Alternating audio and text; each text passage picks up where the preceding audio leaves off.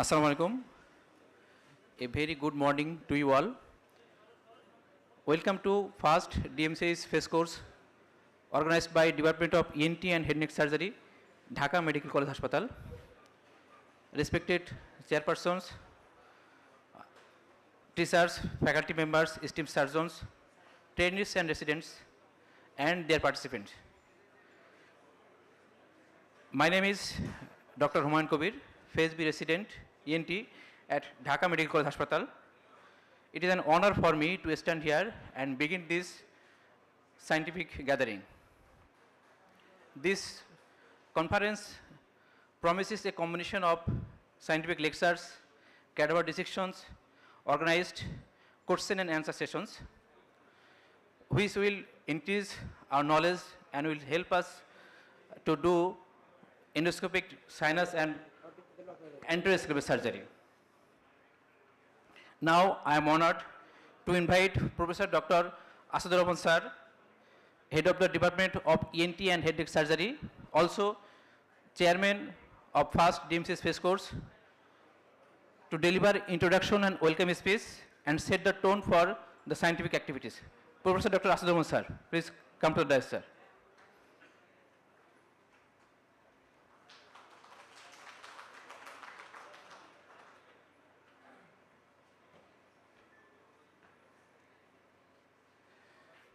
বিসমিল্লাহির রহমানির রহিম। আমাদের এই প্রোগ্রামটা আমরা রমজান মাসে হচ্ছে, তো রমজান মাসে যেহেতু সবাই মোরালেস টায়ার্ড থাকে, আর আমাদের আজকের এই অনুষ্ঠানটা আমরা মানে সোললি একাডেমিক পারপাসে, এটা অন্য কোনো কিছু না। তো সেই ক্ষেত্রে আমরা ইএনটি যারা we are dealing with the subject ENT, আমাদের ENT is rapidly progressing. Rapidly প্রোগ্রেসিংয়ের একটা কারণ হচ্ছে আমাদের enthusiastic participants as well as আমাদের টিচার সামনে যারা বসে আছেন, ওনারা আমাদের সবসময় শিখান এবং ওনাদের এই শিখতে শিখতে আমরা আজকে এখানে এসেছি। এবং আমাদের Dhaka medical college near about 700 to 750 post graduate student আছে, এবং এটা আসলে আন্ডার গ্রাজুয়েট স্টুডেন্ট, হ্যাঁ 1200 আন্ডার, বাট এটা এখন পোস্ট গ্রাজুয়েট ইনস্টিটিউট হিসেবে আরও বেশি কাজ করতেছে। আমরা আমাদের রোগীদেরকে যে সেবা দিচ্ছি, সে সেবার মান উন্নয়ন করার জন্য আমরা সর্বদা সচেষ্ট থাকি।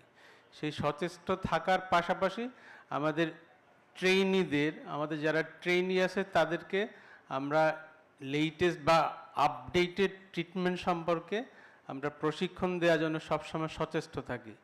সেই সচেষ্টতারই আজকে আমাদের এই উদ্যোগ। তো এখানে আমি আজকের অনুষ্ঠানের প্রধান অতিথি আমাদের মাননীয় প্রিন্সিপাল স্যারের দৃষ্টি আকর্ষণ করে বলতেছি, ওনার জাস্ট এখন একটা মিটিং চলতেছে, বিএমআরসির মিটিং, সেই মিটিং থেকে ওনাকে ধরে নিয়ে আসছি এবং ওনাকে ছেড়ে দিব তাড়াতাড়ি। বাট স্যার এখানে not only from Dhaka medical college, এখানে আপনি সেই বরিশাল সুদূর শেরেবাংলা মেডিকেল কলেজ থেকে আসছে, চিরাং মেডিকেল কলেজ থেকে আসছে, সারা দেশের সব মেডিকেল কলেজ থেকে ট্রেনিরা আছে। তো আমরা আশা করি এই সামান্য আমাদের এই প্রচেষ্টা আপনাদের কাজে আসবে এবং আপনাদের মাধ্যমে আমরা সারা দেশে আমরা যেটা এখন বলি precision surgery, perfect surgery, safe surgery, এই সেফটি লেভেলটা আপনারা শিখবেন আজকে। আপনারা সবাই সার্জারি জানেন, সার্জারি করেন, আমাদের টিচার আর ট্রেনাররা আজকে আপনাদেরকে শেখাবে how to treat a patient with safety guard. তো ইনশাল্লাহ আমরা আজকে সারাদিন শিখব। তো আমি আর বেশি কথা বলবো না, আমি এই বলে আপনাদেরকে সকলকে ধন্যবাদ জানাই এবং ধন্যবাদ জানাই আমাদের সঙ্গে সায়েন্টিফিক পার্টনার হিসেবে যারা আছে বিকন ফার্মাসিউটিক্যালস, ওদেরকে ধন্যবাদ জানাই। ধন্যবাদ।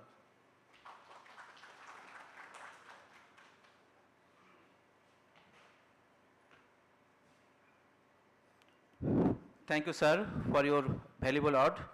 Now, I would like to invite our chief guest, Professor Dr. Farooq Ahmed sir, Principal, Dhaka Medical College Hospital, Dhaka Medical College.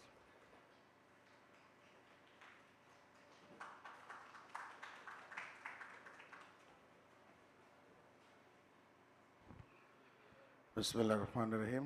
শুভ সকাল, রমজানুল মোবারকের শুভেচ্ছা।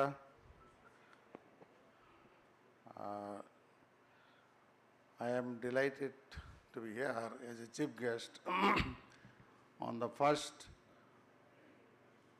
DMC FESS course 2026, organized by the Department of ENT and HNS. Definitely, this type of workshop, especially hands-on training, put in good impact and effective, fruitful impact over the training and over the also the institute also. As a principal of this institute, I always feel proud that our departmental heads, not only the head neck surgery or ENT department, there are so many talented head of the departments. They organizes this type of workshop frequently, and they are teaching their aims to deliberate the standard and the updated training, especially the hands-on training all over the Bangladesh.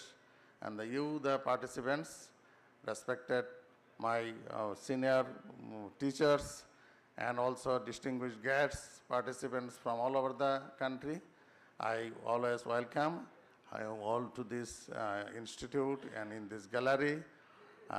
Definitely it will be fruitful and helpful for you, and I think this workshop will give a good impact all over the course as well as your career development. আমি একটু স্বল্প সময় বলেই চলে যাচ্ছি। আমি সারাক্ষণ আপনাদের সাথে থাকার জন্য ইচ্ছা ছিল, যে আপনাদের এই ধরনের টিচিং সেশনগুলো আমি খুবই উপভোগ করি। আজকে থাকতে পারবো না, খুবই গুরুত্বপূর্ণ একটা মিটিংয়ে চলে যেতে হচ্ছে। আমাদের আসাদ স্যার, আপনাকে ধন্যবাদ আমাকে এখানে ইনভাইট করার জন্য। আমার সামনের সারিতে যারা বসে আছেন, অনেক সিনিয়র টিচাররা আমার সাথে আছেন এবং আমার x colleagues Faridpur medical college থেকে আসছেন। আপনাকে আমার এই ইনস্টিটিউটে ওয়েলকাম জানাচ্ছি, শুভেচ্ছা জানাচ্ছি। সবার শুভকামনা। আজকের এই ওয়ার্কশপ যেন আরও ফ্রুটফুল হয়। আমি যতটুকু আশা করছি তার চেয়ে আরও বেশি ফ্রুটফুল হবে, এই আশাবাদ ব্যক্ত করে আমি বিশ্বাস করছি। ধন্যবাদ সবাইকে। আসসালামু আলাইকুম। আমি এখনই বিদায় নিচ্ছি, আমাকে চলে যেতে হচ্ছে। সরি, আপনাদের সাথে থাকতে পারি না।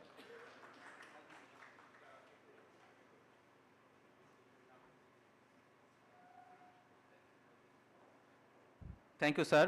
A very short but inspiring word for us.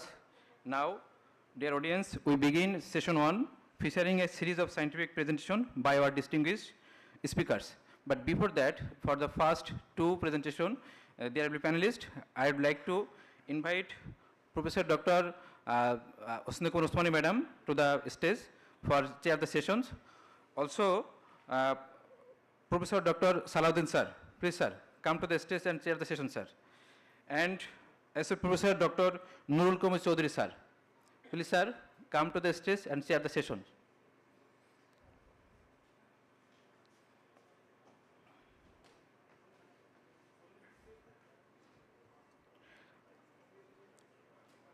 Our first presentation will be on anatomical consideration of face, and I would like to cordially invite Professor Dr.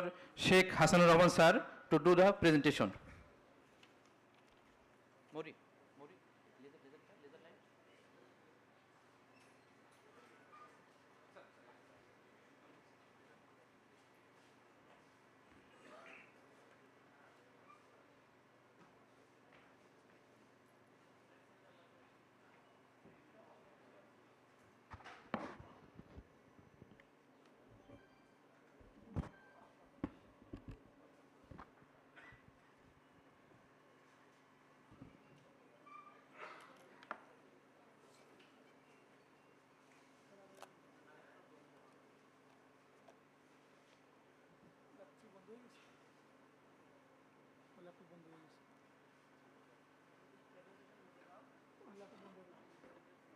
ঠিক আছে, হ্যান্ড পিস আছে নাকি ফোনের?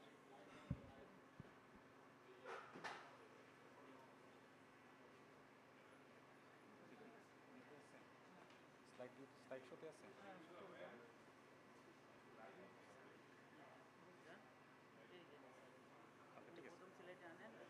ঠিক আছে। হ্যালো, হ্যাঁ একটা করে।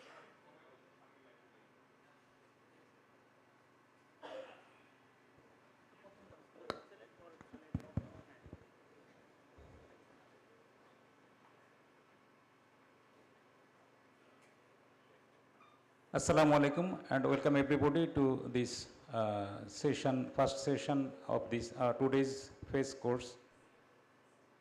Thank you the organizers to invite me and to give me the opportunity to present in front of you the anatomical consideration of FESS.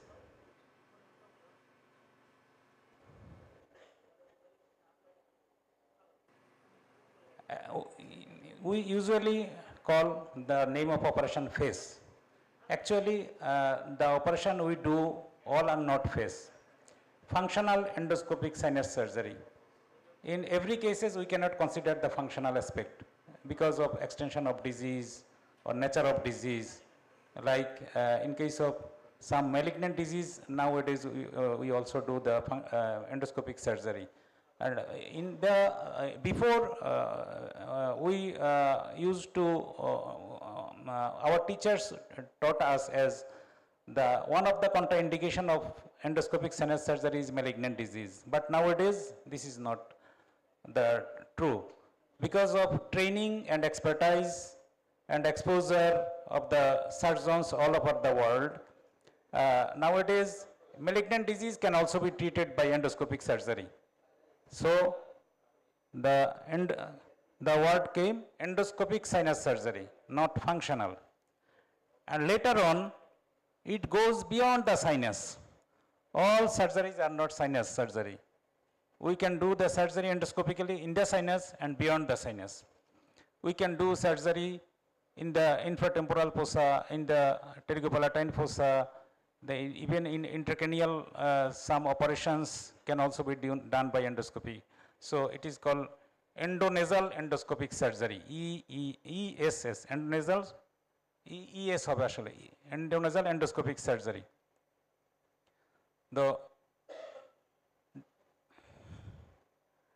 Does the surgery means it is less aggressive? No. Sometimes the extensive surgery can be done endoscopically. It simply enhances the visualization, precision, and no external scar or disfiguration. These are the advantages. এখনো আমাদের কেউ কেউ বলে আপনি এই disease এন্ডোস্কোপিক্যালি করবেন, এ তো হবে না, রিকারেন্স হবে।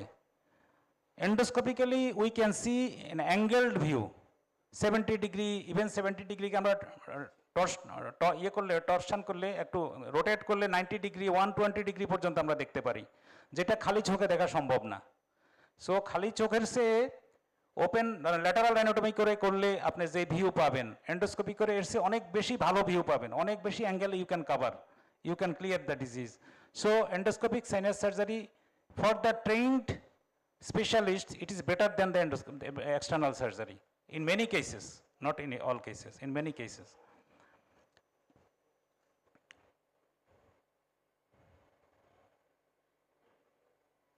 Anatomy of sinuses and skull base. It is an extremely complex anatomy and there is enormous individual variations. So anatomy is essential to know, to understand the spread of the disease, for accuracy of surgery, for safe surgery, and so basic things of anatomy. The lateral wall of the nose is the key to the endoscopic sinus surgery or endoscopic surgery. Special features are, we are going rapidly, middle meatus, infundibulum, agarnese, frontal recess, superior meatus, supremate, and in the skull base, roof of the ethmoid, that is fovea ethmodalis, cribriform plate, frontal sinus, face of the sphenoid, anterior face of the sphenoid, interior of the sphenoid, nasopharynx, infratemporal fossa, pterygopalatine fossa. These will be kept in consideration in this lecture. So the structures in the sinus and skull base are arranged in 3 planes: axial or horizontal, vertical or vertical. There are 2 vertical planes, one is coronal and one is sagittal. So for the postgraduate student, can I ask one question? What is the axial plane? How can you define an axial plane? which divides the plane which divides the body in upper and lower part.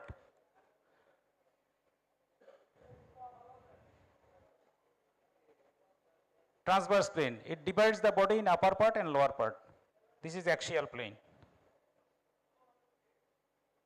The sagittal coronal plane divides the body in anterior and posterior parts. These are the coronal planes. And sagittal plane, it divides the body in right and left parts, right part and left part. This is the axial plane. So we will consider the structures in the sinus and skull base in 3 planes.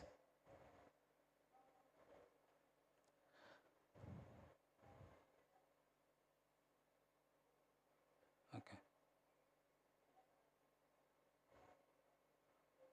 How can we study anatomy? By pictures,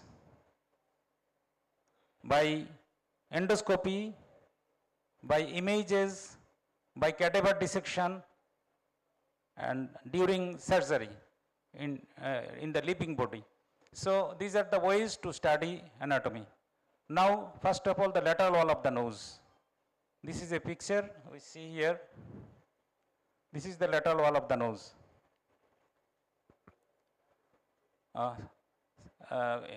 আমাদের লেকচারের মাঝখানে আমি একটু স্যারকে সালাম দিই। Sir আসসালামু আলাইকুম স্যার। স্যার জহিরুল আমিন স্যার আসছেন। উনি আমাদের দেশে বলা যায় একদম প্রথম দিকে ফেস ইন্ট্রোডিউস করছেন। আমার মনে আছে বারডেমের একটা গ্যালারিতে তখন আমরা গেছিলাম দেখতে, আমরা স্টুডেন্ট ছিলাম তখন, পোস্ট গ্রাজুয়েট স্টুডেন্ট ছিলাম। তো স্যার এখানে আছেন, স্যারকে ওয়েলকাম স্যার। আমরা তখন প্রথম ফেসের নাম শুনছি। তো ফাংশনাল এন্ডোস্কোপিক সার্জারি না কি ওইটাও বুঝতাম না আসলে ফেস মানে কি, তখন আমরা প্রথম গেছিলাম আর কি। যাই হোক, তো দিস ইজ স্যারের সামনে প্রেজেন্ট করতেছি, স্যার কোনো ভুল ত্রুটি হলে বলবেন স্যার। জি, this is the lateral wall of the nose. Okay, তো ল্যাটারাল ওয়াল অফ দ্য নোজে ফার্স্ট অফ অল আমরা যদি শুরু করি, this is inferior turbinate, and lateral to the inferior turbinate is the inferior meatus, and then comes the uncinate process, and then the key to the anatomy or anatomical key landmark is the middle turbinate. It is the cut here. This is the attachment. The turbinate is cut to show the middle meatus. So behind the uncinate process is the bulla ethmoidalis, and the uncinate process covers a space, 3-dimensional space called the infundibulum. So when we remove the uncinate process, it is also called uncinectomy or infundibulotomy. Infundibulum covers some structures here, we will show it later. And the middle turbinate is attached in the medial, there are 3 attachments, we will show it later. This is the intermediate part is called the basal lamella, and anterior inferior to the basal lamella, the cells, ethmoidal cells are called anterior ethmoidal cells, and behind this is the posterior ethmoidal air cells. So the anterior most ethmoidal cell is the agar nasal cells. This is the agar nasal area. When the agar nasal cells are more and more pneumatized, it constricts the frontal drainage area from anterior, and if the bulla is hyperpneumatized, then it compresses the frontal drainage area from behind. And there are many more additional cells may be present here. Above the uncinate process anteriorly may be the frontal ethmoidal cells, and below the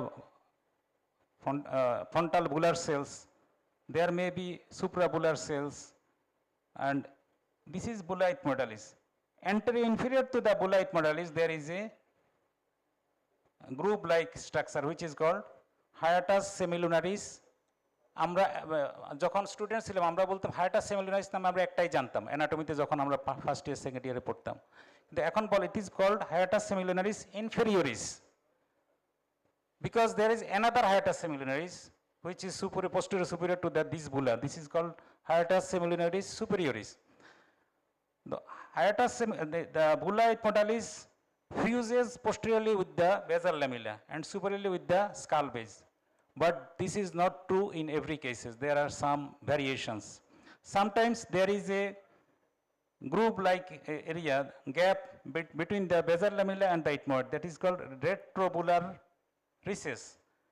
And there may be some recess above the bulla, between the bulla and skull base, that is called suprabular recess. This retrobular recess and suprabular recess together called the sinus lateralis. The sinus lateralis opens through a corridor, through an opening into the middle meatus. This is called hiatus semilunaris superioris. So this is the key features of the anterior osteomeatal complex. The area is called osteomeatal complex between the middle turbinate and lamina papyracea.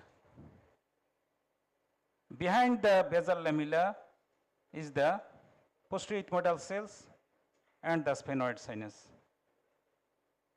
So this is a cadaver and this is uncinate process. Anterior to the uncinate process there is a bulging, this is agar nasal area, and this is bulla ethmoidalis, and this is hiatus semilunaris. If there is a recess, recess does not always exist. If a recess is there, there is retrobular recess, and this is the basal lamella.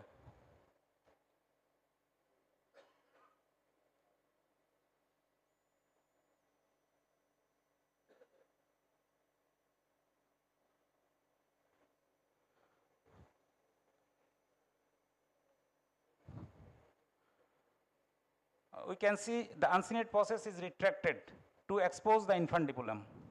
This is the infundibulum. Here, this is the maxillary ostium. This is maxillary ostium, and this is accessory ostium, or it is also called posterior fontanelle. And this is the frontal drainage area, and this is the opening of the bulla ethmoidalis. So anterior ethmoidal air cells, frontal sinus, and maxillary sinus.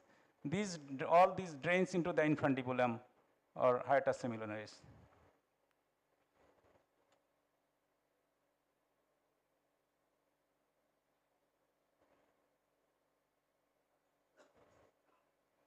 So osteomeatal complex. This is the area between the middle turbinate and the bulla, lamina papyracea. This whole thing is called the osteomeatal complex.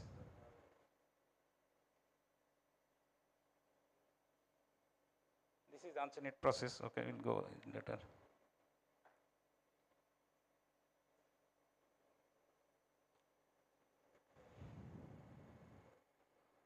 So we'll now go to the sinus anatomy. We discussed something about the sinuses. This is the coronal section. This is the maxillary sinus, and this is the anterior part of the middle turbinate. So in coronal section, we see the now what are the structures we can see in different sections. একটা principal খেয়াল রাখবেন যে coronal সেকশনে আমরা দেখতে পাবো ওই স্ট্রাকচারগুলোকে যেগুলো করোনাল সেকশনে ডিসপোজড না, তার মানে যে স্ট্রাকচারগুলো অ্যাক্সিয়াল প্লেনে আছে অথবা সেজাইটাল প্লেনে আছে সেগুলোকে আমরা করোনাল সেকশনে দেখতে পাবো। তো আমরা যদি বলি nasal septum is disposed in sagittal section, sagittal plane, so এটাকে আমরা করোনালে ভালো দেখতে পাবো। Orbital floor is disposed in axial plane, that is horizontal plane, so এটা coronal section দেখা যাবে। তো যে স্ট্রাকচারগুলো coronal plane এ disposed আছে সেগুলো coronal সেকশনে দেখার জন্য বেশি ভালো হবে না, কারণ ওগুলো মিস হবে। যেমন আমি যদি anterior wall of the maxilla বলি, posterior wall of the maxilla বলি, ফ্রন্টাল সাইনাসের পোস্টেরিয়র ওয়াল বলি, অ্যান্টেরিয়র টেবল পোস্টেরিয়র টেবল, এগুলা করোনাল সেকশনে ভালো বোঝা যাবে না, কিছু মিসলিডিং ইনফরমেশন দিবে। সো এগুলোকে দেখতে হবে, যেগুলা হরাইজন্টালি ডিসপোজড সেগুলোকে দেখতে হবে করোনাল প্লেনে। করোনাল প্লেন হলো দুইটা, axial and coronal. Vertical plane দুইটা, করোনাল অ্যান্ড স্যাজাইটাল। এই দুই প্লেনে আমরা দেখব ওই স্ট্রাকচারগুলোকে। সো যেগুলো ভার্টিক্যালি অ্যারেঞ্জড আছে সেগুলোকে আমরা দেখব হরাইজন্টাল প্লেনে। তো এই প্রিন্সিপালটা খেয়াল রাখলে তখন আমরা যদি মনে করি যে আমার কোন এরিয়ায় ডিজিজ, সেই এরিয়ার উপর ভিত্তি করে আমরা কোনো ইমেজ আমরা করতে চাবো। সো করোনাল যদি একটা করতে হয় তাহলে আমরা করোনাল করি সাধারণত, কারণ আমাদের ম্যাক্সিমাম স্ট্রাকচারগুলো এতে কভার করে যায়। আর দুইটা বললে অ্যাক্সিয়াল অ্যান্ড করোনাল। সো এই করোনাল প্লেন যদি আমরা দেখি, বিভিন্ন প্লেনে বিভিন্নগুলো জিনিস দেখা যায় ভালো। যেখানে আমরা অরবিটের শ্যাডো দেখতেছি, এই অরবিটের শ্যাডোর রিলেশনে যে ইটমোডাল এয়ার সেলগুলো আসে, এবং এখানে দেখি আমরা vertical part of the middle turbinate, that is anterior part of the middle turbinate. এখানে আমরা যে ইটমোডাল সেলগুলো দেখি এগুলো usually ethmoidal air cells anterior to the basal lamella. আর যে স্পেনয়েড সাইনাস আমরা দেখতেছি, দিস ইজ দ্য স্পেনয়েডের এখানে, this is optic nerve area. R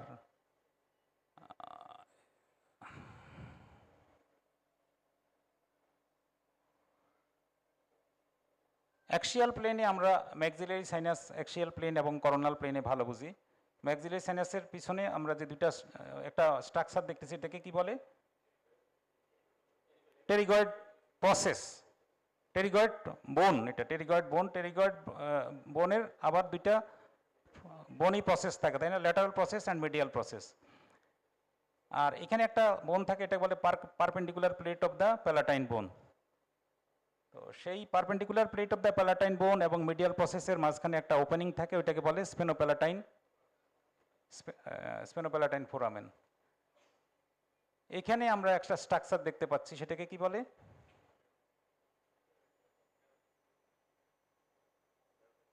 carotid. আচ্ছা, এখানে একটা জিনিস আমরা খেয়াল করি, এখানে একটা বনি পার্টিশন আছে, তাই না? We always remain very much careful of the any septum in the sphenoid sinus. Is there partial or complete যে কোনো septum যদি আমরা দেখি within the sphenoid sinus, we should be careful, কারণ sometimes these are attached to some critical structures.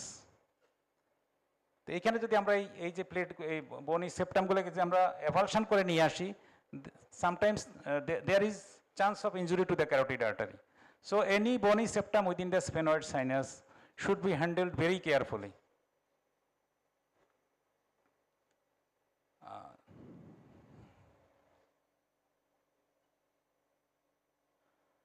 Sagittal plane. Sagittal plane আমরা সাধারণত frontal sinus এবং frontal recess এই এরিয়াগুলো আমরা ভালো স্টাডি করতে পারি, কারণ ফ্রন্টালের অ্যান্টেরিয়র টেবেল, পোস্টেরিয়র টেবেল, এখানে যদি কোনো সাধারণত সিএসএফ লিকেজে ওয়াহিদ আছে, এখানে ওয়াহিদ তো সিএসএফ লিক নিয়ে অনেক কাজ করে, আরও অনেকে এখানে ভালো কাজ করেন। আমরা জানি যদি কোনো জায়গায় কোনো লিক আমরা না পাই, আমরা ফ্রন্টাল সাইনাসের পোস্টেরিয়র টেবেলের দিকে বেশি কেয়ারফুল থাকি। This is one of the মানে not very common site, but তখন আমরা যখন কমন সাইটগুলোতে পাই না তখন আমরা এই দিকে খেয়াল করি। তো ফ্রন্টাল সাইনাসকে দেখতে গেলে sagittal section must be done. Frontal sinus anterior table এবং পোস্টেরিয়র টেবল এগুলো যেহেতু ভার্টিক্যাল প্লেনে, করোনাল প্লেনে আছে, অতএব স্যাজাইটাল প্লেন এবং অ্যাক্সিয়াল প্লেন এটার জন্য ইম্পর্টেন্ট। সো এখানে আরও কি দেখা যায়, ফ্রন্টাল রিসেসের নিউমাটাইজেশনগুলো, কারণ there is tremendous variation of the ethmoidal air cells in the frontal recess, which if these cells are very much pneumatized or numerous cells are present, this frontal recess becomes narrow, and with minimum inflammation the area become blocked, and headache, sinusitis and complications can occur.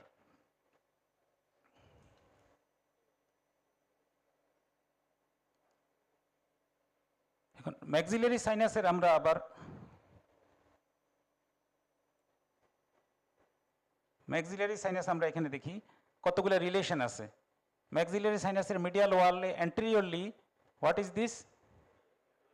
ন্যাজোল্যাক্রিমাল duct. তো যখন আমরা uncinectomy করে reverse biting বা back biting দিয়ে back biting করতে থাকি, তখন there is chance of injury to this nasolacrimal system. So we should be careful here during middle metal antrostomy, during backbiting. Then this is medial wall. Onno kono khub important structure medial wall e nai. Posterolaterally ki thake? This is called infratemporal fossa, তাই না? আর পিছনে থাকে টেরিগোপ্যালাটাইন ফোসা। তো আমরা সবগুলা সেকশনে সব কিছু পাবো না। এই সেকশনে দেখেন যে posterior to the maxillary sinus is the pterygopalatine fossa. This medial opening of the pterygopalatine fossa, this is sphenopalatine foramen. Sphenopalatine foramen. Our lateral opening is called pterygomaxillary fissure. তো আমরা জানি যখন এখানে juvenile nasopharyngeal angiofibroma usually arise করে কোথায়? In and around the sphenopalatine foramen, তাই না? এই ব্যাটারি নেই, ব্যাটারি দুর্বল, ব্যাটারি দুর্বল।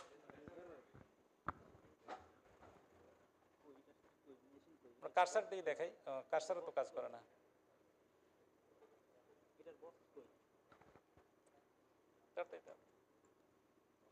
লেট হয়ে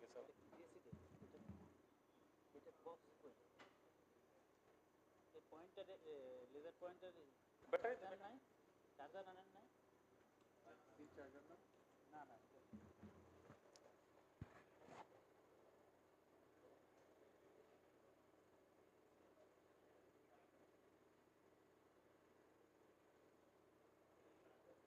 যে কোনো পয়েন্টার নিতে হবে। দেখি ওখানে দুর্বল হলে ওখানে হবে না, খুব দুর্বল ব্যাটারি।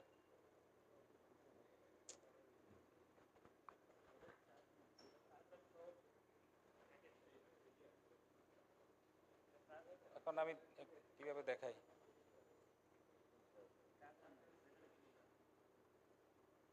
এই স্ক্রিনে তো লেজার কার্সারও কাজ করতেছে না।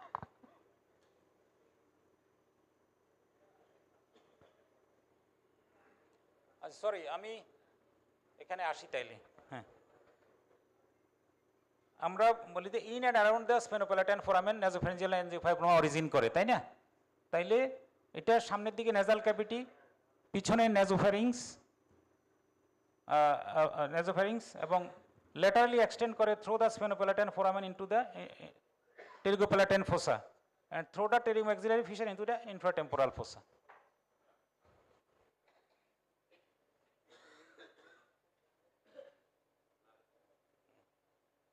So during endoscopic surgery আমরা যখন ইনফ্রাটেম্পোরাল ফোসা এক্সটেনশনও থাকে, আমরা আগে স্টুডেন্ট যখন আমরা ছিলাম তখন আমরা শিখতাম, আমাদেরকে শেখানো হয়েছিল, আমরা জানতাম যে এনজিওফাইব্রোমা যদি নোজ নেজোফ্যারিংসে থাকে তাহলে it can be done এন্ডোস্কোপিক্যালি।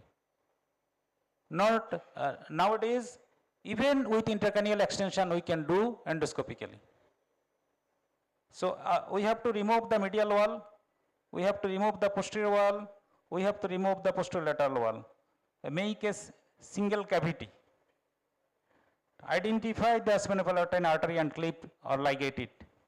Clipping is easier and it can be coagulate as well, bipolar করা যেতে পারে। সব সময় যে খুব বড় থাকে sphenopalatine artery তা না, অনেক সময় ক্যালিভারটা ছোট থাকে।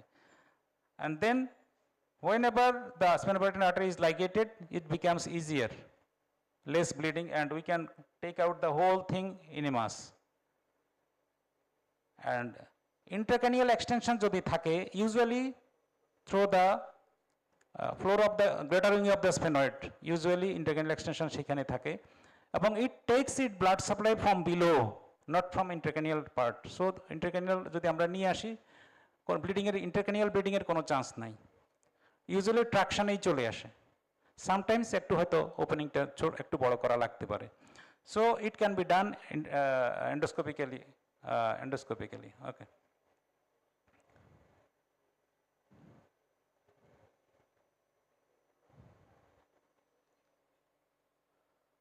এখানে আমরা ম্যাক্সিলারি সাইনাসের সাথে আরো রিলেটেড কিছু স্ট্রাকচারস আছে, সেটা আমরা একটু দেখাই এখানে। সেটা হলো, আচ্ছা, ফর দ্য স্টুডেন্টস এই দুটো এক্সরের মধ্যে ডিফারেন্স কি? দুইটা সিটি স্ক্যানের মধ্যে? Anybody? Rajat? Bone window, very good. This is bone window CT and this is soft window CT. আমি শুধু এটা রাখছি ওদের স্টুডেন্টদের জন্যই আর কি, ওরা বুঝে কিনা দেখি। Very good. সো এখানে আমরা দেখি this is which muscle Rajat? Lateral pterygoid. কেন? ল্যাটারাল থেকে আসে এবং it goes to the condylar process of the mandible, তাই না? পোস্টেরো ল্যাটারালি যায়, আর পোস্টেরো ইনফ্রামিডিয়ালি যায় হলো medial pterygoid to the ramus, ramus of the mandible, medial surface of the ramus of the mandible, and lateral surface of the ramus of the mandible কে থাকে? masseter, just opposite to the masseter. Okay, এই মাসেলতে যেটা আছে, এই মাসেলের anterolaterally is the infratemporal fossa and posteromedially is the parapharyngeal space, and this is fossa of Rosenmuller, and this is the opening of the station, this is the torus tuberalis. ঠিক আছে? So what is the importance of this fossa of Rosenmuller? Approximately 1.5 centimeter পরে carotid, internal carotid artery থাকে. So this parapharyngeal space, আগে আমরা বলতাম pre-styloid space and post-styloid space, তাই না? এখন কি বলে? এখন অনেকগুলো স্পেসে ভাগ করে for the purpose of understanding the disease and for surgical procedures. Understanding এর জন্য আমরা অনেকগুলো ভাগে ভাগ করি। This is the fat space. Fat স্পেসের মিডিয়ালি থাকতেছে mucosal space, this is called mucosal space. এখানে নেজোফ্যারিঞ্জিয়াল আর অরোফ্যারিঞ্জিয়াল ম্যালিগনেন্সিগুলো এখান থেকে হইতে পারে। And this is called, behind the fat space is called the carotid space. এই ক্যারোটিড স্পেসে কি থাকে? Internal jugular vein, carotid artery, vagus nerve এবং কিছু লিম্ফ নোডস থাকতে পারে। তো যদি এই ফ্যাটস, এটাকে বলে বিটুইন দ্য, এখানে স্টাইলয়েড প্রসেস আসে নাই, থাকার কথা, স্টাইলয়েড এবং ম্যান্ডিবুলার, এটাকে বলে স্টাইলোম্যান্ডিবুলার tunnel.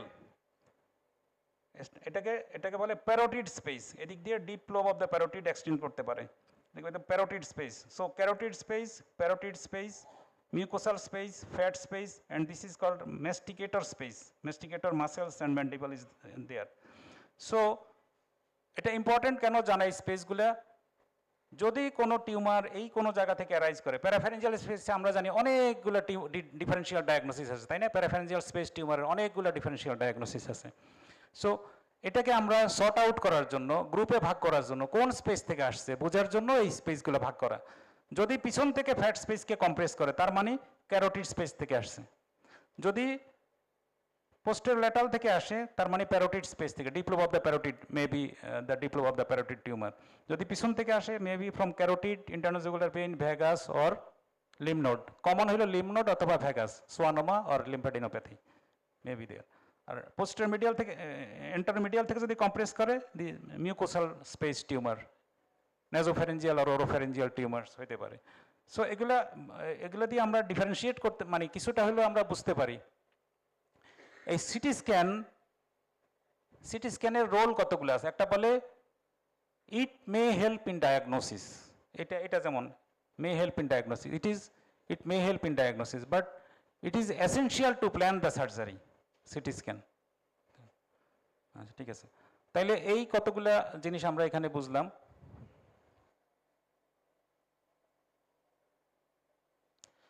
Sometimes within the maxilla there may be some bony septum, incomplete septum থাকতে পারে। সেক্ষেত্রে আমরা যখন মিডল মেটাল অ্যান্টোস্টমি করি, ডিজিজ ক্লিয়ার করি, মনে হয় ল্যাটারাল ওয়ালেতে চলে আসছে, আর ডিজিজ নাই, ক্লিয়ার। বাট যদি আমার কাছে সিটি স্ক্যান না থাকে, preoperative CT scan, there may be some hidden disease here. আর যদি আমি আগে থেকে জানি এখানে একটা সেপ্টাম আছে, তাইলে আমি এটা দেখে প্রথমেই বলবো যে আমি তো এখন সেপ্টাম পর্যন্ত আসছি, অতএব এই সেপ্টামটা আমাকে রিমুভ করতে হবে এবং ওর ল্যাটারালি যে ডিজিজ আছে সেটা ক্লিয়ার করতে হবে। এই জন্য CT scan is essential to plan the surgery. Okay, আমরা টেরিগোপ্যালাটাইন ফোসা সম্বন্ধে বললাম, আমরা তো অ্যাক্সিয়াল প্লেনে দেখলাম। This is the sagittal plane of the pterygopalatine fossa, sagittal plane। পিছনে টেরিগয়েড প্রসেস, সামনে পোস্টেরিয়র অফ দ্য ম্যাক্সিলা, আর উপরে ওর বেস, নিচের দিকে হইল অ্যাপেক্স।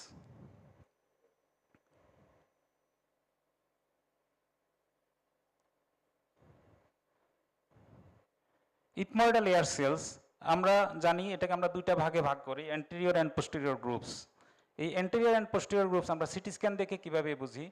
একটা হলো যদি আমরা বেজাল লেমিনা বুঝতে পারি, তাহলে বেজাল লেমিনার সামনে এবং পিছনে, সামনে হলো অ্যান্টেরিয়র গ্রুপ, পিছনে হলো পোস্টেরিয়র গ্রুপ। আর বেজাল লেমিনা যদি নাও বুঝতে পারি, আমরা করোনাল প্লেনে বুঝি, যেখানে যতক্ষণ পর্যন্ত অরবিটের শ্যাডো দেখা যায় ততক্ষণ বলি আমরা অ্যান্টেরিয়র ইথময়েডাল সেল, আর যেখানে অরবিটের শ্যাডো আর নাই, আইবলের শ্যাডো আর নাই, সেখানে আমরা বলি these are posterior ethmoidal. This is একটু রাফ ক্যালকুলেশন আর কি। হ্যাঁ, আবার বলি যে vertical part of the middle terminate যেখানে থাকে, দিজ আর দ্য এই লেভেলগুলো অ্যান্টেরিয়র ইথময়েডাল সেল। এখানে আমরা দেখি মিডল টার্মিনেট উপরের দিকে গিয়ে আবার অরবিটের দিকে চলে গেছে, তাই না? ল্যামিনা পেপারের সাথে অ্যাটাচমেন্ট, এই পার্টটাকে বলে বেজাল ল্যামিনা। এর সামনেরগুলো হলো অ্যান্টেরিয়র ইথময়েডাল সেল, পিছনেরগুলো হলো পোস্টেরিয়র ইথময়েডাল সেলস।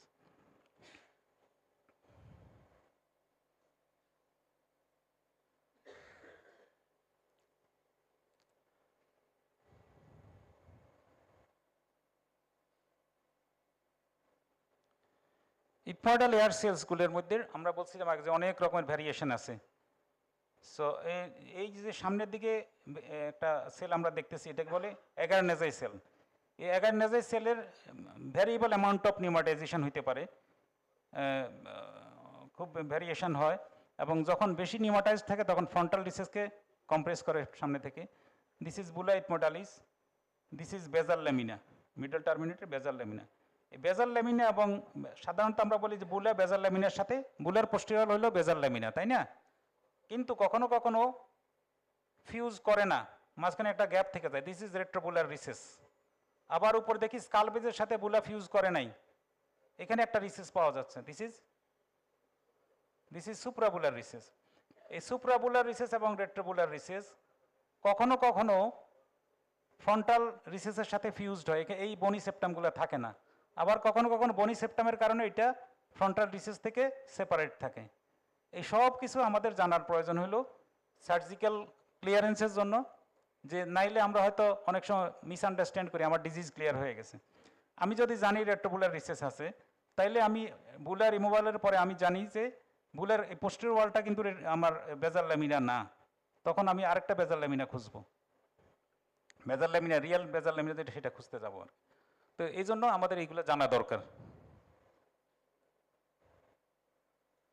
তো ইথময়েডাল এয়ার সেল বা সেজাইটাল সেকশনে আমরা যে ল্যাটারাল ওয়াল অফ দ্য নোজে যখন আমরা ডিসেকশন করি, এটাকে কতগুলো ল্যামিনা, আমরা কাজের সুবিধার জন্য কতগুলো ল্যামিনা বা ল্যামিলার প্যাটার্ন বলে, তাই না? ল্যামিলার প্যাটার্নে ভাগ করা, ল্যামিনা 1 2 3 4 5 এভাবে করে ভাগ করা হয়, তাই না? আমাদের স্টুডেন্টরা জানো কি না যে what is the first lamina? Uncinate process, good. Second, anterior wall of the bulla, then basal lamina, third, fourth হলো, fourth বলে superior terminate, আবার কেউ চারটা বলে, কেউ পাঁচটা বলে, কেউ superior terminate কে ল্যামিনা না বলে বলে যে anterior wall of the sphenoid, চারটে বা পাঁচটা ল্যামিনাতে ভাগ করা হয়। তো আমরা যখন কাজ করি, যখন not only for the beginners, ভালো মেটিকুলাস কাজের জন্য যারা এক্সপার্ট তাদেরও খেয়াল রাখতে হয় ল্যামিনাগুলো, তাইলে যাতে অ্যাক্সিডেন্ট না হয়। আমরা একটা একটা করে ল্যামিনা রিমুভ করি, তাই না? একটা একটা করে ল্যামিনা রিমুভ করি, ওইটাতে কাজ শেষ করে তারপর আরেকটাতে যাই, এটা কাজ শেষ করে আরেকটাতে যাই, তাইলে আমাদের কাজগুলো সুন্দর হয় এবং কমপ্লিকেশন কম হওয়ার চান্স থাকে।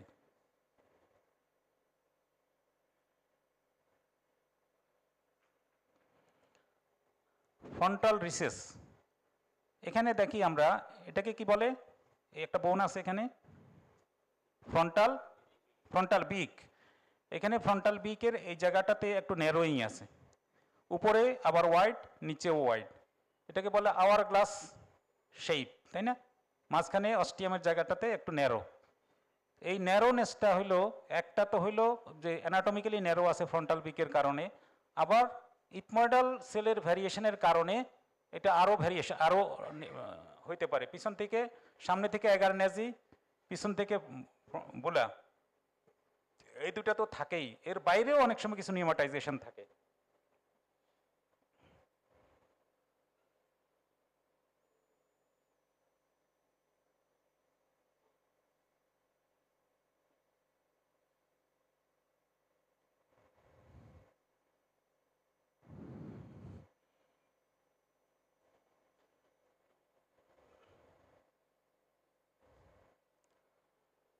Now come to the sphenoid sinus.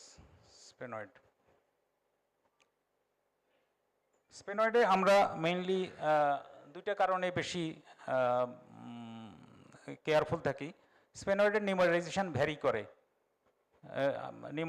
Vary করে এবং এখানে আমরা যেটা দেখি পোস্টেরো ল্যাটারালি ক্যারোটিড আর্টারি এবং অ্যান্টেরো ল্যাটারালি যেটা থাকে অ্যান্টেরো সুপিরিয়রলি অপটিক নার্ভ, এই দুইটা জিনিস আমরা বেশি খেয়াল রাখি।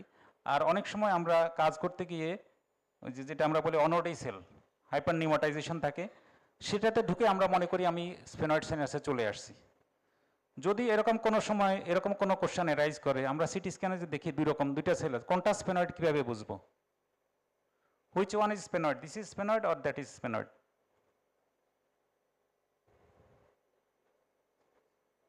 Always inferomedial one is the sphenoid. এখানে মিডিয়াল দেখাচ্ছে না যদিও এই সেকশনে, inferomedial one is always sphenoid.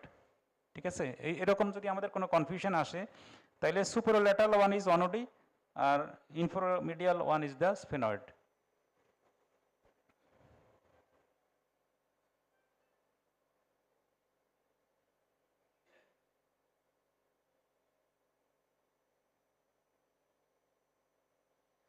Now we come to the middle turbinate.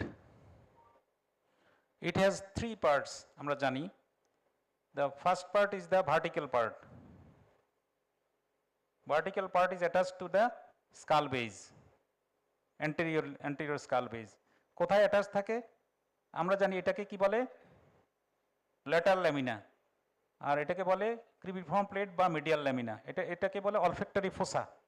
Olfactory ফোসার দুইটা ল্যামিনা আছে, ল্যাটারাল ল্যামিনা, মিডিয়াল ল্যামিনা। ঠিক আছে, ল্যাটারাল ল্যামিনা, মিডিয়াল ল্যামিনা। আচ্ছা, আর এটা কি? ফোবিয়া ইথমোডালিস। ফোবিয়া ইথমোডালিস এবং ক্রিবিফর্ম প্লেট এর মাঝখানে যে বোনটা জয়েন করে, this is called lateral lamina, আর দিস ইজ ক্রিবিফর্ম প্লেট আর মিডিয়াল ল্যামিনা। তাইলে এই ভার্টিক্যাল পার্টটা কোথায় অ্যাটাচ থাকে? Attached at the junction of the medial and lateral lamina. ঠিক আছে, তাইলে আমরা যদি এই মিডল টার্মিনেটকে কোনো কারণে কখনো এভালশন করি, তাহলে কি প্রবলেম হতে পারে? এখানে স্কাল বেজে ইনজুরি হতে পারে, সিএসএফ লিকেজ হতে পারে, পরবর্তীতে মেনিনজাইটিস হতে পারে, তাই না? এজন্য মিডল টার্মিনেট যদি কখনো আমাদের কোনো কারণে কাটতেই হয়, it should be cut, not avulsed. Avulsion করা যাবে না। আচ্ছা, this is the vertical part or first part. And second part, সামনে উপরে এসে আমরা আগে একটা সিটি স্ক্যানে দেখছিলাম, ল্যাটারালি চলে যাচ্ছে, ল্যামিনা পেপেরিয়াসের সাথে অ্যাটাচড হচ্ছে। এটা হলো করোনাল প্লেনে আমরা দেখতেছি। আর third part attach to the lateral wall of the nose, that is to the perpendicular plate of the palatine bone, এখানে অ্যাটাচড হয়।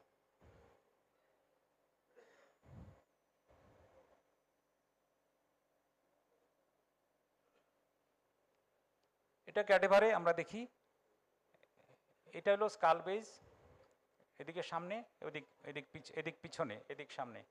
এটা স্কাল বেজে এখানে অ্যাটাচমেন্ট ছিল ভার্টিক্যাল পার্ট বা অ্যান্টিরিয়র পার্টের, যেটা আমরা কেটে ফেলছি। This is the basal lamina. এটাকে অবলিক পার্টও বলে, সেকেন্ড পার্ট বলে, বেজাল ল্যামিনা বলে। It is attach to the medial wall of the orbit, that is lamina papyracea. And this is the third part attached to the lateral wall of the nose, that is to the perpendicular plate of the palatine bone. So এটার importance তো আমরা জানি, বেজাল lamina দুইটা group of সেলকে ভাগ করে, এবং এর সামনে বেজাল ল্যামিনার সামনে যে সাইনাসগুলো ড্রেন করে সেগুলো হলো frontal, anterior ethmoid and maxillary, আর পিছনে পোস্টেরিয়র ইথময়েডাল সেল এবং স্পেনয়েড।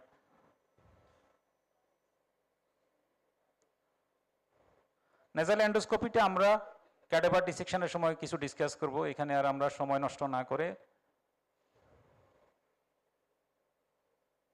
কিছু অ্যানাটমিক্যাল ভ্যারিয়েশনস আছে, যেমন আনসিনেট প্রসেস। আনসিনেট প্রসেসের ভ্যারিয়েশন কি? আনসিনেট প্রসেস নিচে কোথায় অ্যাটাচ থাকে? নিচে হলো ইনফেরিয়র টার্বিনেট, তাই না? দুইটা পার্ট থাকে আনসিনেট প্রসেসের, একটা হলো হরাইজন্টাল পার্ট, একটা হলো ভার্টিক্যাল পার্ট।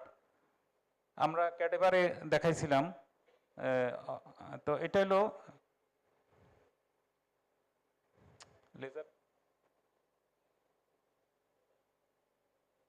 লেজার পয়েন্টার, ওইটা ঠিক আছে না? এটা ওখানে তো কাজ করে, লালগুলো তেমনি এখানে জ্বললে ওখানে তো জ্বলবে না, এখানে ভ্যারিয়েশন আছে তো, ওইটা ওই পর্দায় জ্বলবে না লালটা বেশি। আচ্ছা, এখানে আমরা প্রথম পিকচারটাতে দেখি আনসিনেট প্রসেস ল্যামিনা পেপারিটির সাথে অ্যাটাচমেন্ট নিয়েছে, তাই না? দিস ইজ দ্য কমনেস্ট, মোর দেন 85% বা 90% কেসেসে এটাই থাকে। সো আনসিনেক্টমি করার সময় একইভাবে মিডল টার্মিনেটেড অ্যান্টিরিয়র পার্ট যেমন আমরা এভালশন করি না, আনসিনেক্টমি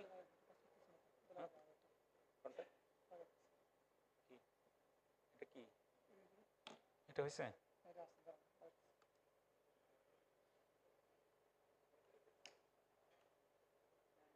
কালার ব্যাটারি না,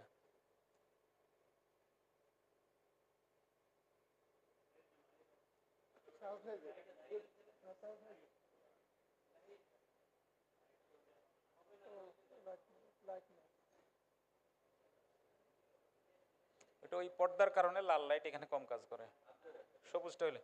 আচ্ছা, তাইলে যদি আমরা এটাকে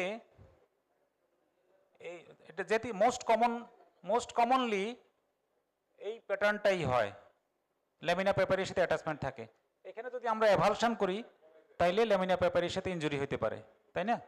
তাইলে ল্যামিনা পেপারের আনসিনেট প্রসেসকে এভালশন করা যাবে না, এটাকেও থ্রু কাট দিয়ে অথবা খুব জেন্টলি নিয়ে আসতে হবে যাতে এভালশন না হয়। আর সেকেন্ড অ্যান্ড থার্ড কেস যেগুলো বেশি কমন না, সেটা হলো it may be attached to the middle terminate or to the skull base, সোজা স্কাল বেজের দিকে চলে যেতে পারে। এই স্কাল বেজের দিকে যখন চলে যায় তখন কিন্তু ফ্রন্টাল সাইনাসের ড্রেনেজটা কিন্তু নর্মাল পাথ হইতে হয় না, তখন সে ড্রেন করে through the hiatus semilunaris into the maxillary sinus, ঠিক আছে? তো this are the variations of the uncinate process. CT স্ক্যানেও আমরা দেখতেছি এই যে এখানে attach to the lamina papyracea, attach to the middle turbinate, attach to the middle turbinate and attach to the skull base.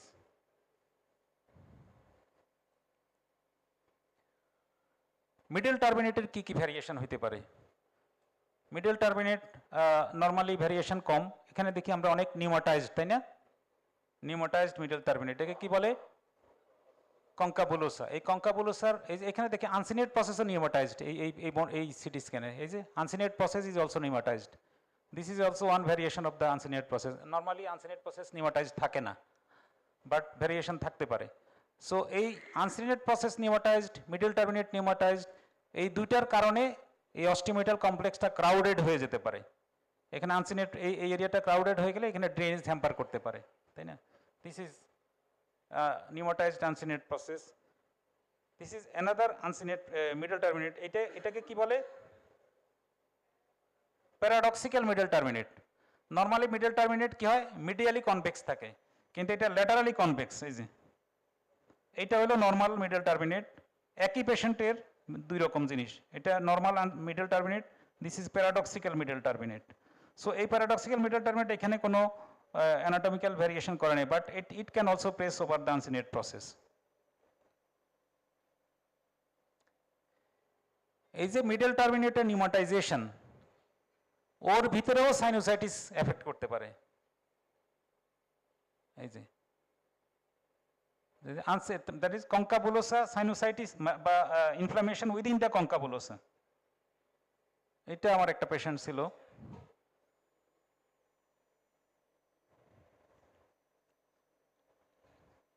Now the variation of cribriform plate or olfactory fossa. আমরা আগেই বলছি what is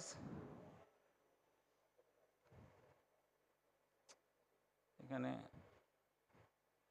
what is this is cristagalli, তাই না?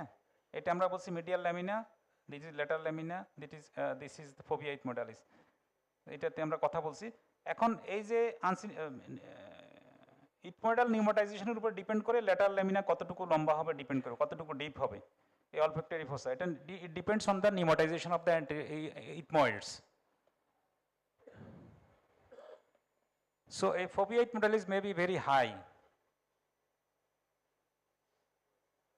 এখানে যেমন this is ফোভিয়েট মোডালিস, এটা খুব high, high হওয়ার কারণে কি হলো, অলফ্যাক্টরি ফোসার ডেপথ অনেক বেড়ে গেছে, তাই না? আবার ওটাতে শ্যালো, এই শ্যালো এবং ডিপের কি সুবিধা অসুবিধা আছে সেটা আমরা পরে বলবো। এটাকে 3টা ভাগে ভাগ করে, তাই না? 3 রকমের ক্লাসিফিকেশন করে, এটাকে কি বলে? কেরোস ক্লাসিফিকেশন। তো এটা যদি আমরা বলি 3 পর্যন্ত থাকে বা 4 পর্যন্ত থাকে, কে বলে এটাকে বলে টাইপ 1, আর টাইপ 2 হলো আপ টু 7 মিলিমিটার ডেপথ, আর তার থেকে বেশি হলে এটাকে আমরা টাইপ 3। এই টাইপ 1, টাইপ 2, টাইপ 3 এর কি অসুবিধা হইতে পারে? এটা আমরা একটা সিটি স্ক্যানে দেখতেছি, type 1, type 2, type 3 very deep, তাই না? আবার একই পেশেন্টে 2 রকমও হইতে পারে, এই যে এদিকে অবলিক, এদিকে ভার্টিক্যাল। সো এটা আমাদের প্রি অপারেটিভলি জানা দরকার, নাইলে আমরা এটাকেও ভার্টিক্যাল মনে করে উপরের দিকে আগায় যাব আর এখানে ইনজুরি হয়ে যেতে পারে।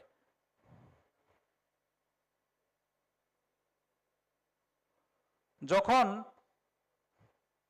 অ্যাডভান্স টাইপ 2 অথবা টাইপ 3 থাকে তখন কি হয়, তখন এই ক্যাভিটির মধ্যে, ইথময়েডাল ক্যাভিটির মধ্যে অ্যান্টেরিয়র ইথময়েডাল আর্টারিটা মেজেন্টারির মধ্যে ঝুলে থাকে, এক্সপোজড থাকে into the ethmoidal cavity, the fovea ইথময়েডালিসের নিচে, স্কাল বেজের নিচে।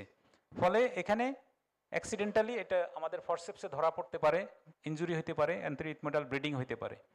এবং anterior ethmoidal bleeding is not very dangerous, এটাকে আমরা কটারি বা পেক দিয়ে বন্ধ করে দিতে পারি, বাট সামটাইমস ডেঞ্জারাস হইতে পারে যদি ল্যামিনা প্যাপারেসের কাছাকাছি ইনজুরি হয় এবং এটা রিট্রাক্ট করে অরবিটে ঢুকে যায়, তখন অরবিটাল হেমাটোমা হইতে পারে। সে অরবিটাল হেমাটোমাও আবার বিভিন্ন ডিগ্রির হইতে পারে, মিনিমাম হইতে পারে, অনেক হইতে পারে।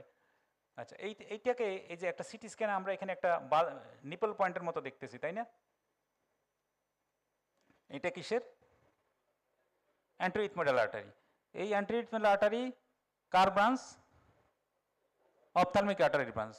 তো অপথ্যালমিক আর্টারি থেকে এটা আমরা এখানে দেখতেছি মিডিয়াল রেকটাস এবং সুপেরিয়র অবলিক, দুইটা মাসেলের মাঝখান দিয়ে ঢুকে এদিক দিয়ে ইথময়েডাল ক্যাভিটিতে চলে আসে, তারপর আবার ল্যাটারাল ল্যামিনাকে ইয়ে করে ছেদ করে পেনিট্রেট করে চলে আসে ক্রিমিফর্ম প্লেট পর্যন্ত এসে তারপরে সামনের দিকে চলে যায়, গিয়ে নেজাল ক্যাভিটিতে ঢুকে, তাই না?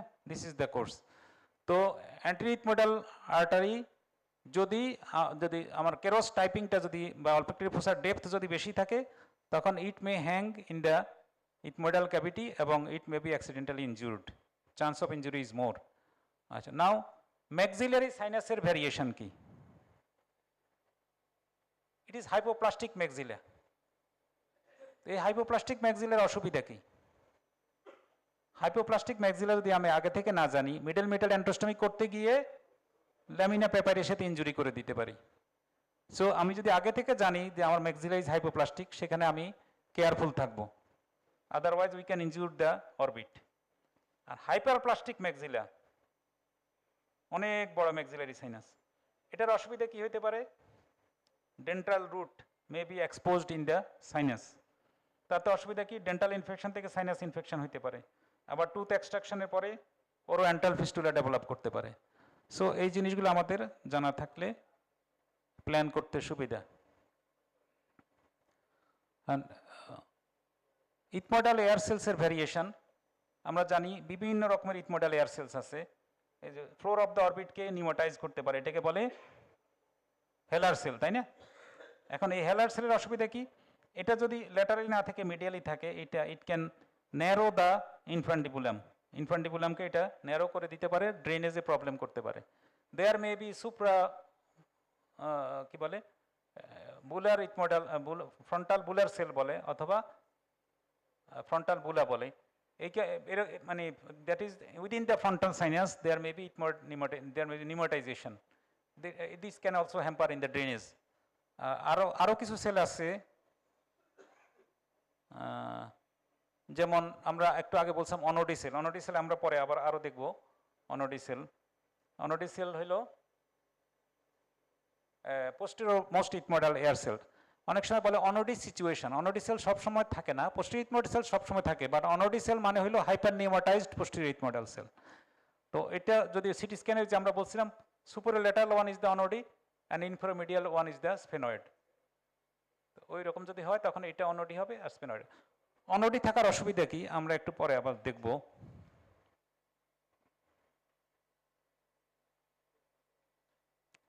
আচ্ছা, অনডির আগে আমরা frontal sinus, frontal ethmoidal sell নিয়ে আরেকটু কথা বলি। ইথময়েড সেল এবং ফ্রন্টাল সেলের মধ্যে খুব ওতপ্রোত সম্পর্ক আছে। যদি অ্যান্টেরিয়র ইথমোডাল সেলগুলোর নিউমাটাইজেশন উপর ডিপেন্ড করে ফ্রন্টাল ড্রেনেজ এর কিছু বিষয় আছে। Most anterior ethmoidal cell is called agger nasi cell, তাই না? অ্যাগারনেজি সেল থাকে হলো ফ্রন্টাল বিকের নিচে, ফ্রন্টাল বিকের নিচে।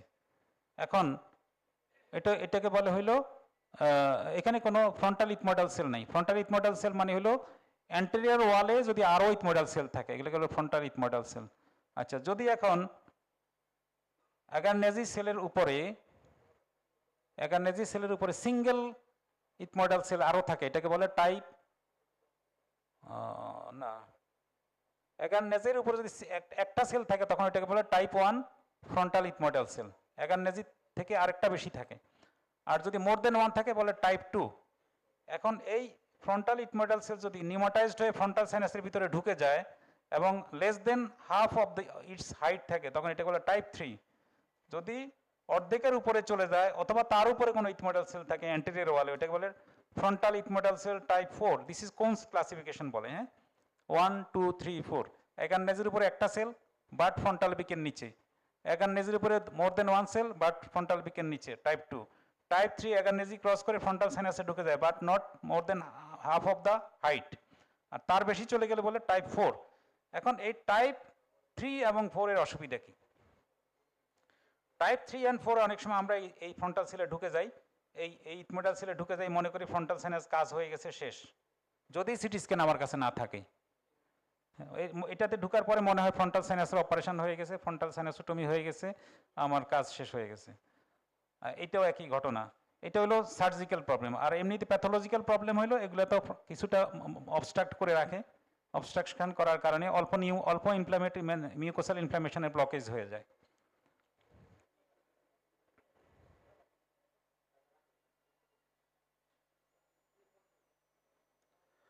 অনেক সময় কিছু সেল ফ্রন্টাল সাইনাসের রুফে থাকে, সুপ্রাঅরবিটাল কিছু সেল থাকে, এগুলো সুপ্রাঅরবিটাল ইথময়েড, এগুলো আমাদের সিটি স্ক্যানে দেখতে হবে, খেয়াল করতে হবে। কখনো কখনো ইন্টারফ্রন্টাল সেপ্টাম যেটা আছে, ইন্টারফ্রন্টাল সেপ্টামকে নিউমোটাইজ করে।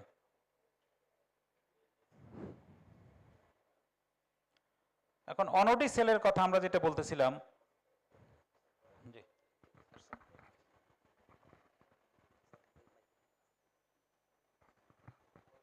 অনডি sell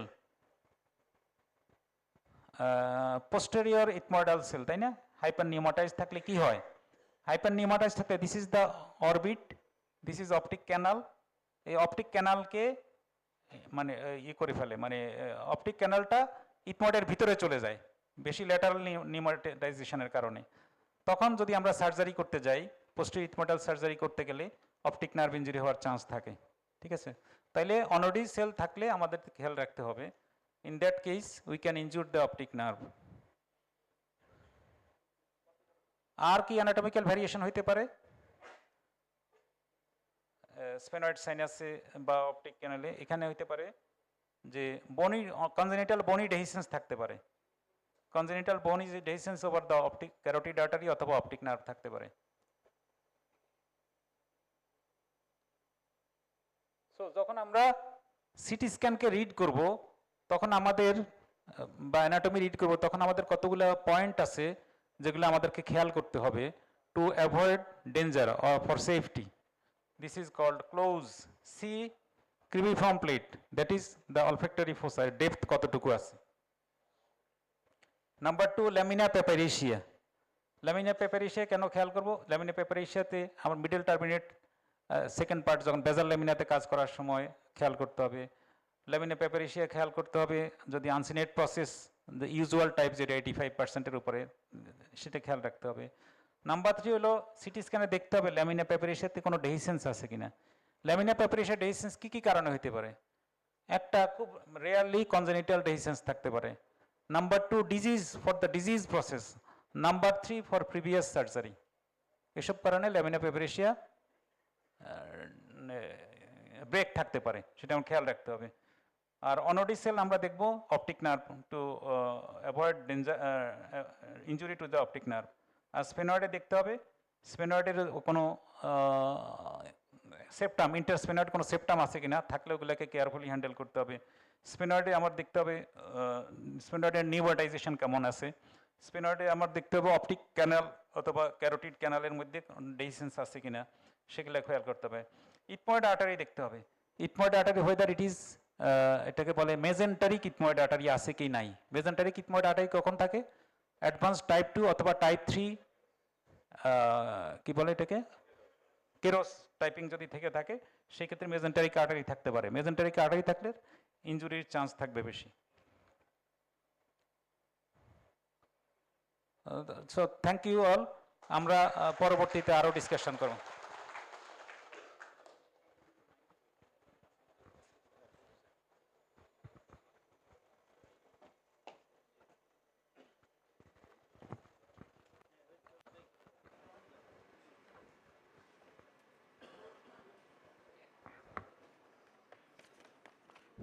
Thank you, sir.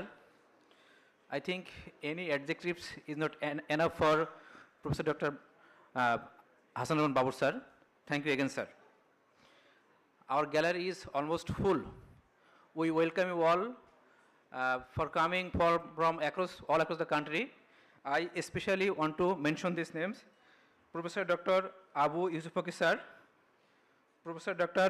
Ranjit Kumar Mistri, sir, Professor Dr. MD Yusuf Haidar, sir, Professor Dr. Johir Alamin, Professor Dr. Nipendranath Bishwas, Professor Dr. Akhil Chandra Bishwas, Associate Professor Dr. Wahiduzzaman,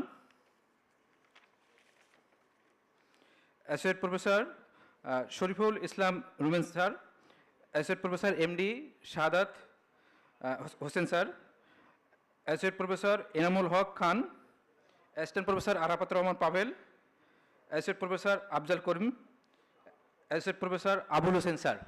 We welcome you all, sir, and your presence has enlightened our conference. Now for the next presentation, our next presentation on basic steps of FESS, and our next presenter is Assistant Professor Dr. Abdullah Maun, sir.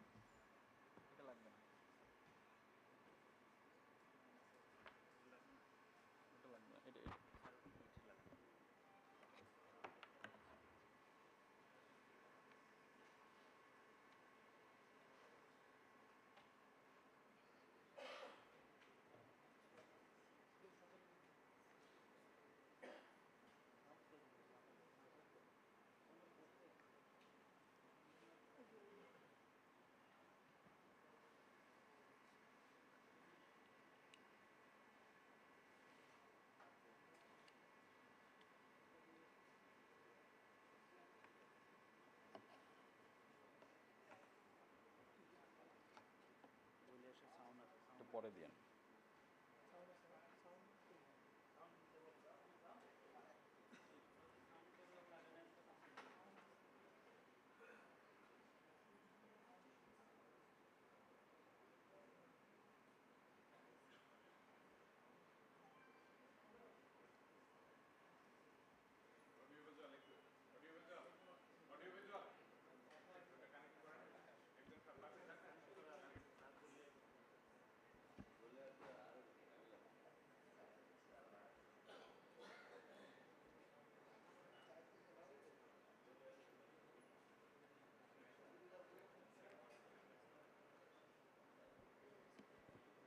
Assalamu alaikum. Respected chairpersons, honorable professors and faculty members, and dear colleagues, good morning. I am Dr. Muhammad Abdullah Mamun, Assistant Professor of ENT, Dhaka Medical College. Today I am honored to present steps of endoscopic sinus surgery, a basic dissection approach. Functional endoscopic sinus surgery is not just a sequence of surgical maneuver. It is a disciplined anatomical journey. In this presentation, I will walk through a systemic and stepwise approach to endoscopic sinus surgery grounded in cadaveric anatomical principles.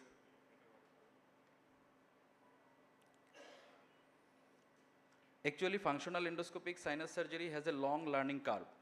If someone wants to be a good sinus surgeon, he has to focus on two things. Number one, proper training on endoscope and instrument handling, and number two, hand-eye coordination. This is how you can avoid unnecessary morbidity and mortality.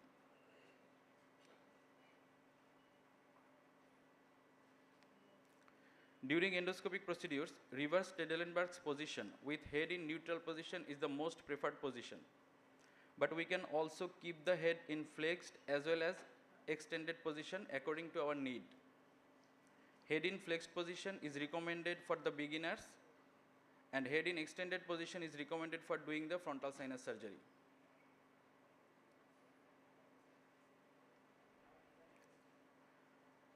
This is how we should hold the endoscope. Please everyone focus on the image. The scope should be held like a flute. Although most of us are used to hold the camera, this is not advisable. Keep the cable of the camera and light source to the left of the patient.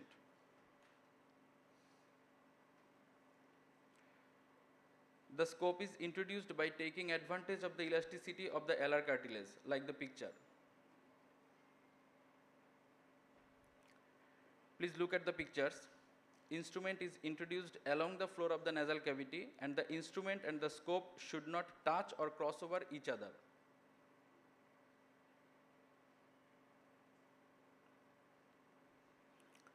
The endoscopic view of the instrument tip should always be maintained while introducing the nasal cavity, especially the sharp-tipped instrument. The distance between the endoscope and instrument tip should always be constant, 1.5 to 2 cm in face and 2.5 cm in skull base surgery. The scope and instrument should advance simultaneously.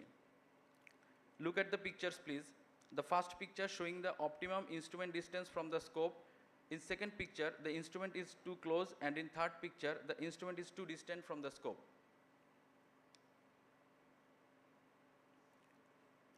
Before start, you should have a panoramic view of the operating area. Never pull or cut tissue unless you see the instrument tip. Always use the instrument below the telescope except operating the frontal sinus area. This may take you to unnecessary danger.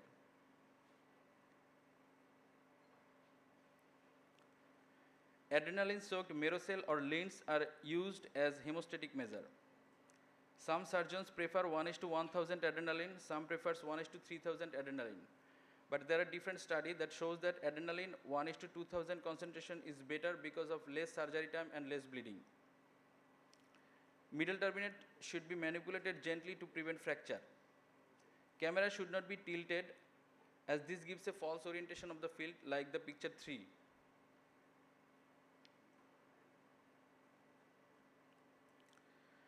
Now we will talk about the dissection. Dissection starts with uncinectomy. First, identify the structures like anterior attachment and free border of the uncinate process, bulla ethmoidalis, middle turbinate, hiatus semillunaris, etc. Uncinate is horizontally cut at the junction of the upper 2/3 and lower 1/3 by a backbiting forceps till the maxillary line. Do not bite if resistance or heartburn is encountered.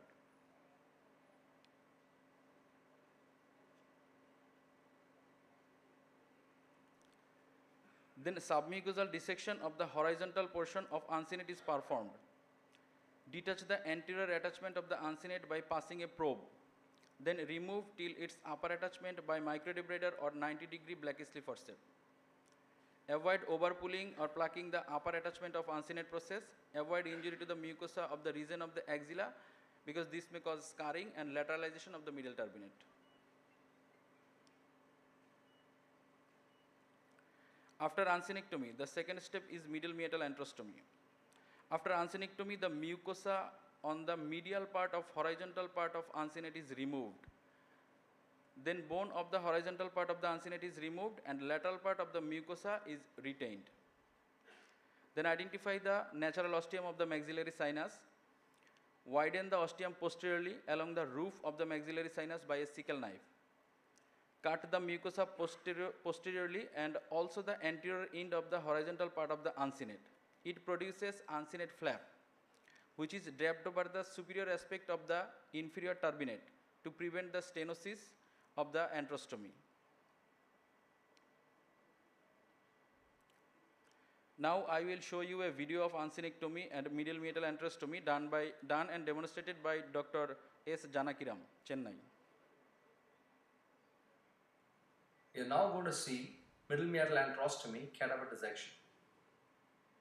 That is the lower border of the uncinate, the right nasal cavity, that's the free border of the uncinate process which I'm showing you, and then we will see the bulla there, and then the hiatus similaris inferioris leading on to the infundibulum, hiatus similaris superioris.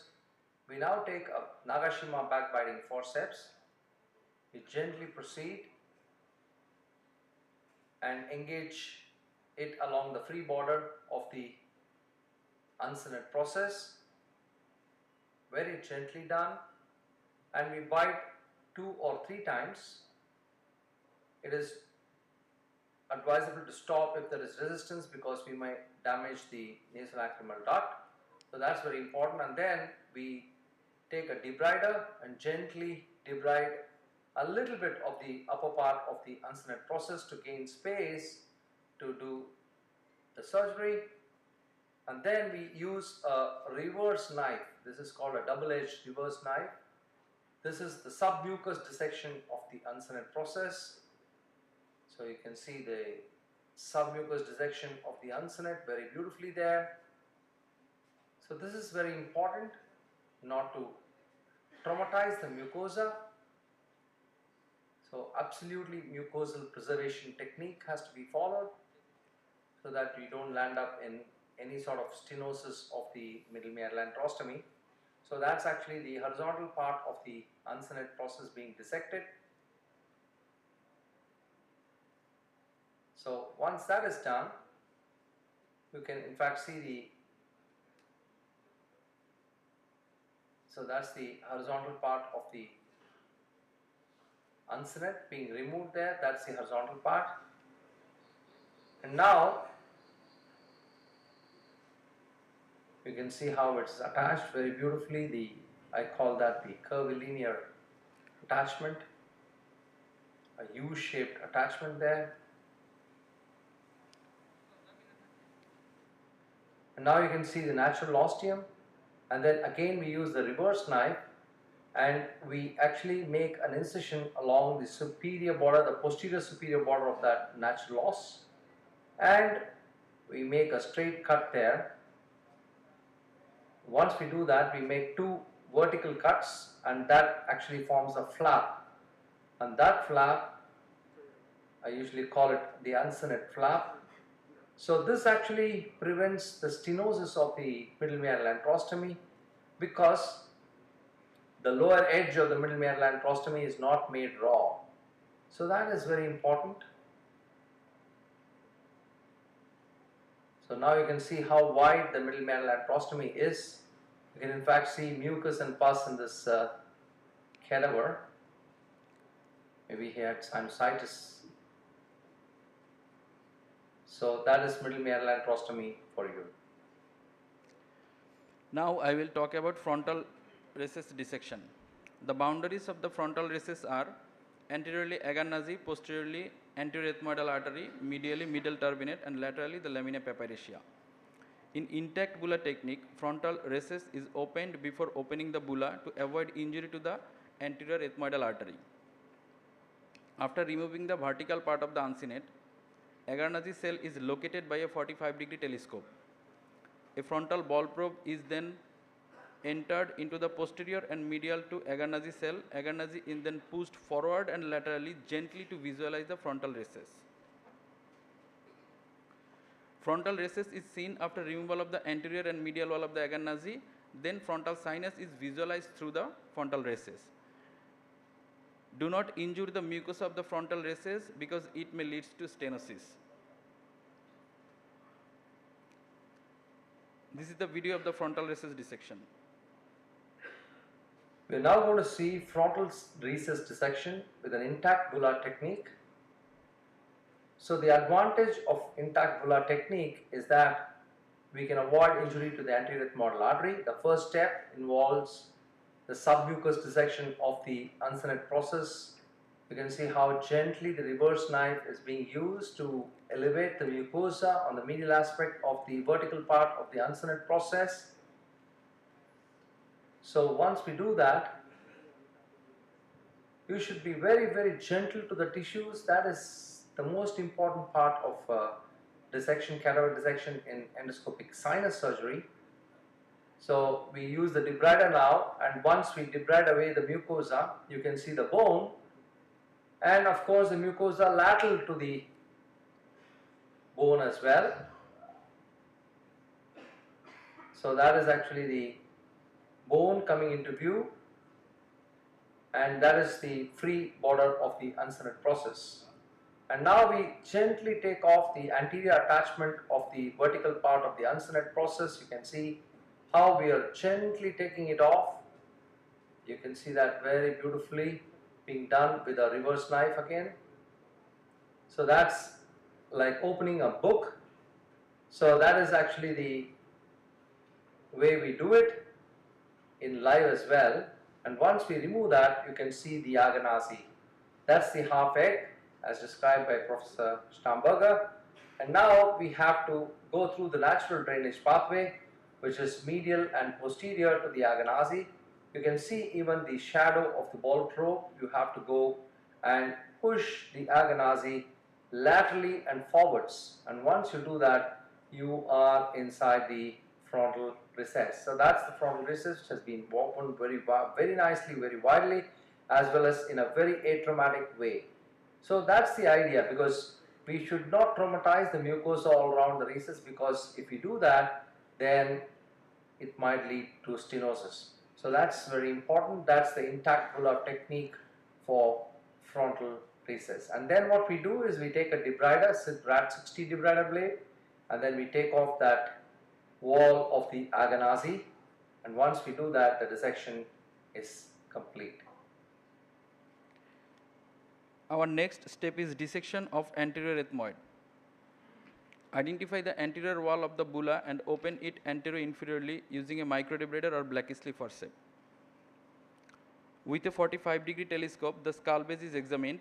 If the skull base is not visualized, it means presence of suprabular cell, which is then removed using a microdebrider or frontal ball probe. You can use a different instrument here like ball probe or suction flares. Then we will enter to the posterior ethmoid cell. Identify the ground lamella. A Blackishley forceps is gently slide along the horizontal attachment of the middle turbinate. Then the basal lamella is perforated medially and inferiorly using the forceps. All cells are removed till the posterior skull base is identified. Then we will enter the sphenoid sinus. The inferior wall of the bulla is followed backward toward the posterior end of middle turbinate. A microdebrider is then used directing blade medially, taking care not to damage the septal mucosa. The anterior end of superior turbinate is identified and is gently pushed laterally to identify the sphenoid os. A true cut forceps is used to resect the inferior third of the superior turbinate. The sphenoid os is then visualized. The sphenoid os is then widened using a Stamberger mushroom patch or any other instrument according to surgeon's preference. The following structures are then identified like orbital apex, optic nerve, internal carotid artery and a sellar floor. Please follow the video for better understanding. Now we are going to see anterior posterior ethmoidectomy, sphenoidotomy and skull base dissection. So we proceed with the dissection of the bulla.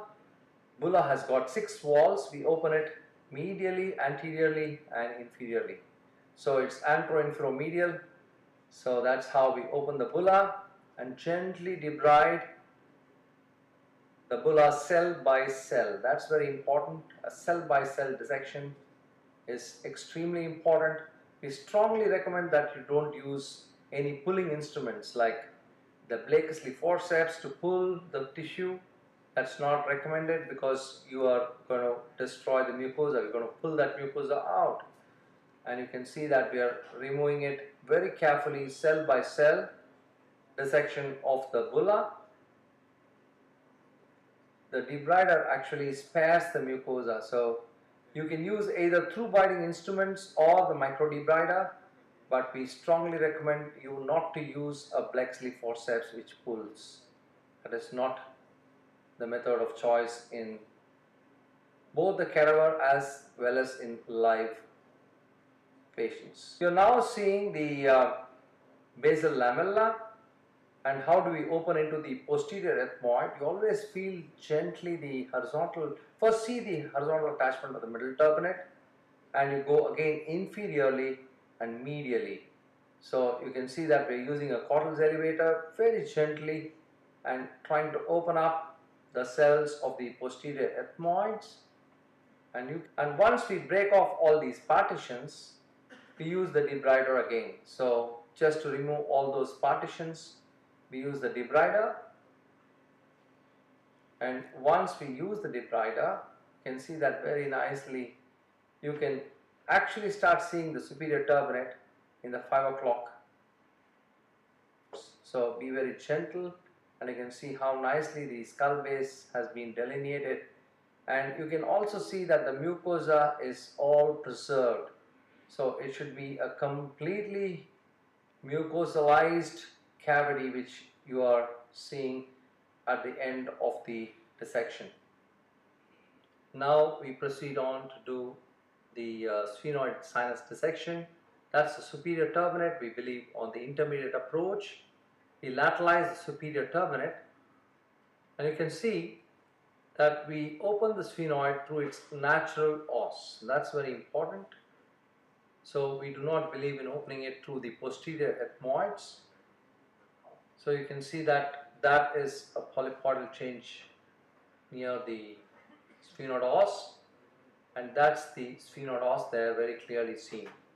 So we can widen the sphenoid os, and just to demonstrate in a cadaver, what I will be doing is to resect the lower third of the superior turbinate. You don't have to do it in a live patient, but just to show you how wide we can open the sphenoid sinus, we are now using a through biting forceps, ethmoid.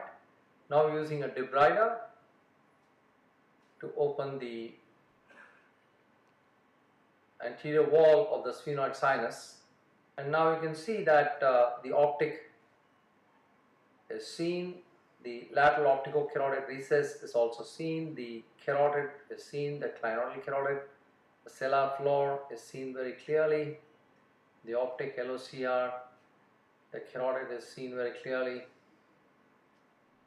And that necessarily completes our dissection of the frontal, the anterior posterior ethmoid, and the sphenoid sinus. So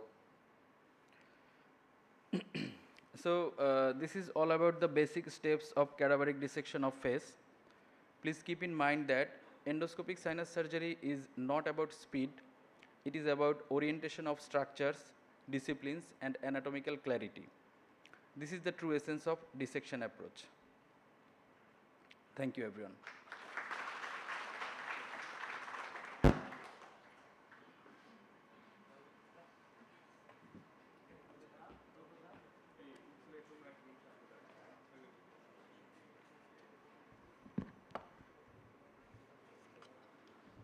Thank you, sir, for your brilliant presentation. After two presentations, we will close the sessions. Now, I will go for the panelist.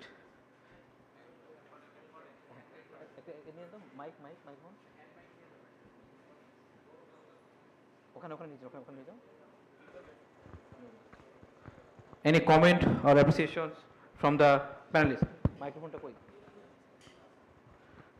আসসালামু আলাইকুম, সবাইকে স্বাগতম জানাচ্ছি। মঞ্চে সামনে আমাদের উপবিষ্ট আমার অনেক শিক্ষকবৃন্দ আছেন এবং আমার কলিগরা আছেন, আমাদের অনেক ট্রেনি আছেন, অতিথিবৃন্দ আছেন যারা বিভিন্ন জায়গা থেকে এসেছেন, সবাইকে অনেক অনেক ধন্যবাদ জানাচ্ছি। আমরা জানি যে সার্জারির জন্য অ্যানাটমিটা অনেক জরুরি।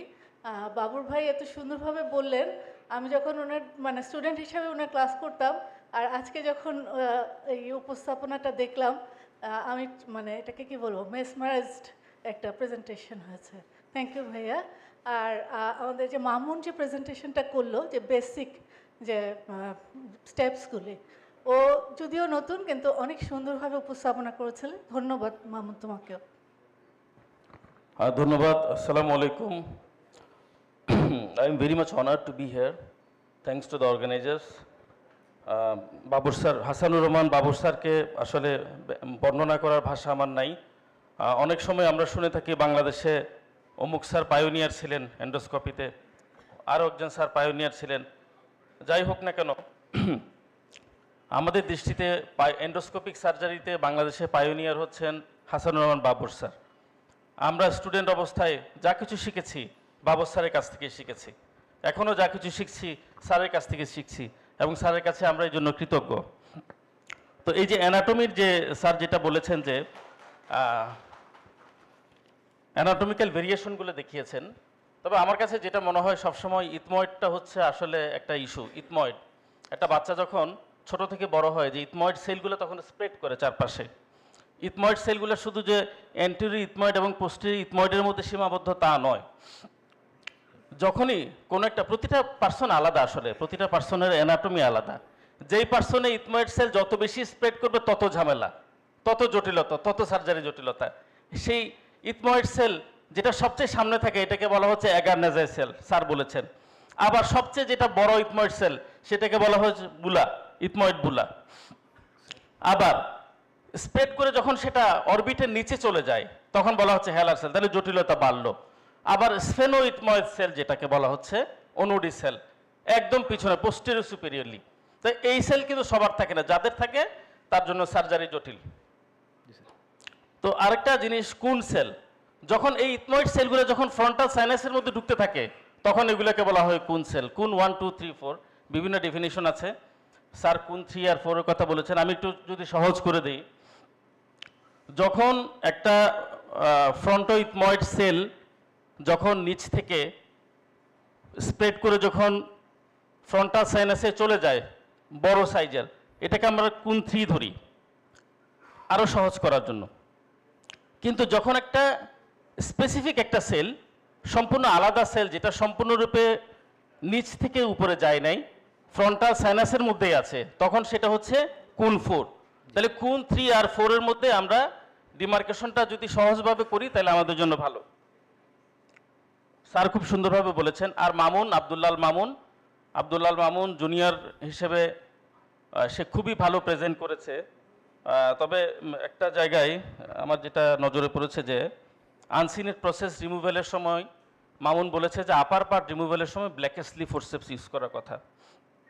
তো আমরা ইতিমধ্যে দেখেছি বাবর স্যারের ক্লাসে যে আনসিনের প্রসেসের অ্যাটাচমেন্ট, আপার অ্যাটাচমেন্ট 3 জায়গায় হয়, তাহলে এটা কিন্তু রিস্কি। তাহলে আপার অ্যাটাচমেন্ট স্কালবেজের আশেপাশে যে কোনো অ্যাটাচমেন্টে আমরা ব্ল্যাকেসলি ইউজ করবো না, আমরা থ্রু কাট ইউজ করব। এটা হচ্ছে একটা সবার জন্যই বলি। স্কালবেজের কাছাকাছি যে কোনো টিস্যু আমরা রিমুভ করার সময় এবং স্ফেনোইড সাইনাসে আমরা ব্ল্যাকেসলি ইউজ করব না, আমরা থ্রু কাট ইউজ করব। তাহলে যে কোনো কমপ্লিকেশন সহজে এড়ানো যাবে। আর আরেকটা লাস্ট কথা, এটা হচ্ছে 0 ডিগ্রি এন্ডোস্কোপ। এন্ডোস্কোপ আমাদের আছে 0 ডিগ্রি, 30 ডিগ্রি, 45 ডিগ্রি এবং 90 ডিগ্রি। যত বেশি 0 ডিগ্রি ইউজ করা যাবে তত সার্জারিটা সহজ হবে। আমরা চেষ্টা করব সর্বোচ্চভাবে 0 ডিগ্রি ইউজ করার, তাহলে এই সার্জারি ইজি হবে, কমপ্লিকেশন কম হবে। একদম যেখানেই দরকার নেই সেখানে আমরা অ্যাঙ্গেলড এন্ডোস্কোপ ইউজ না করি। তো এ পর্যন্তই। আমি সবাইকে একই সাথে আমার শ্রদ্ধেয় শিক্ষক সহ যারা আজকে অর্গানাইজার সবাইকে ধন্যবাদ জানিয়ে শেষ করছি। Thank you sir. এখানে আসলে অনেকগুলি প্রেজেন্টেশন এখনো কিউতে আছে, বেশি কথা বলতে চাচ্ছি না। আমি এখানে উপস্থিত আছেন আমাদের শ্রদ্ধেয় জহির আলমিন স্যার। আমি আমার স্কোপটা ফ্লোরটা আমি জহির আলমিন স্যারকে বলতে চাচ্ছি যে because he is the actually the pioneer of face surgery in Bangladesh. So I like to give the floor to the Professor Zohir Al-Amin to criticize this session.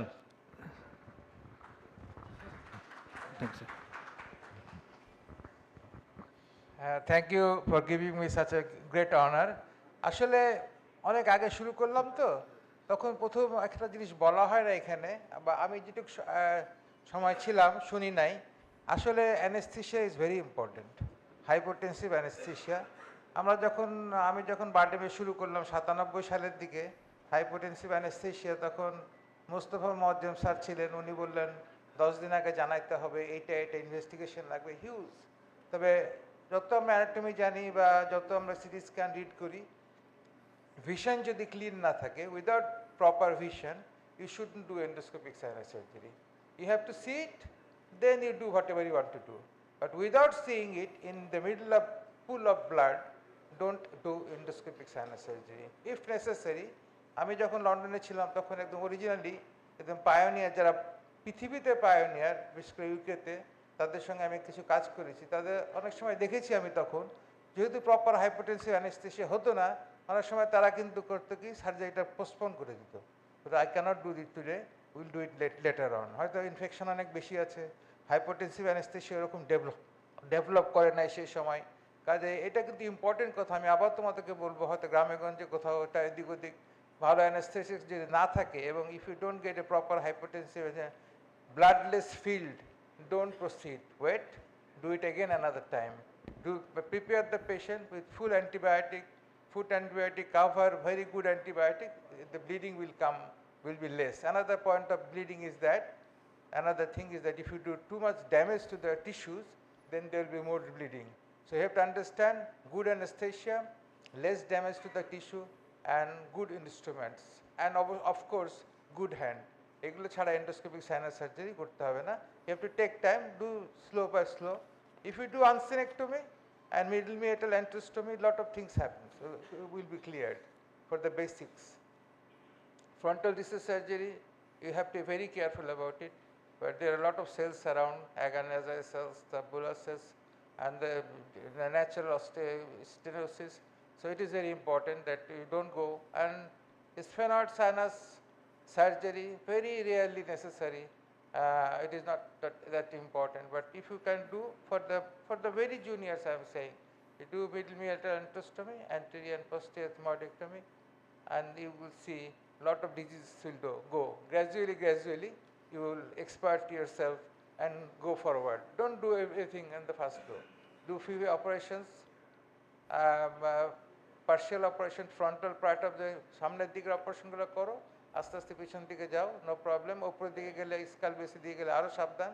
But একটা অপারেশনের, প্রথম অপারেশনে সব কিছু করার চেষ্টা করাটা আমি মনে করি উচিত না। আই উইল স্ট্রংলি বলবো, অ্যানেস্থেসি যদি ভালো না পাও, যদি তোমার ইনস্ট্রুমেন্ট ভালো না পাও, এবং আস্তে আস্তে যাও, go slowly, eventually will learn. Everybody learn like that. একদিনে সব কিছু করার কোনো দরকার নাই। এই বলে আমার বক্তব্য বলছি। থ্যাংক ইউ ভাই। Thank you, sir. Thank you, sir, সবাইকে thank you for your valuable words. Now, for the next session, the next session will be conducted by Dr. Sanjita Mori. Please come to the dais.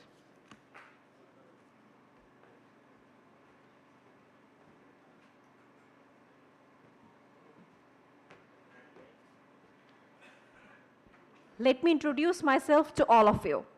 It's Dr. Atia Sanjita Mori, currently working as FCPS Part 2 trainee in ENT and head neck surgery, Dhaka Medical College Hospital.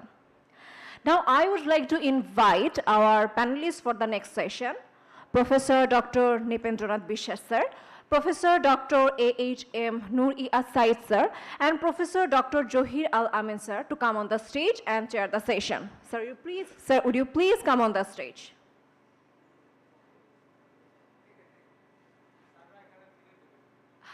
Okay, sir, as you say, we should have to follow your order.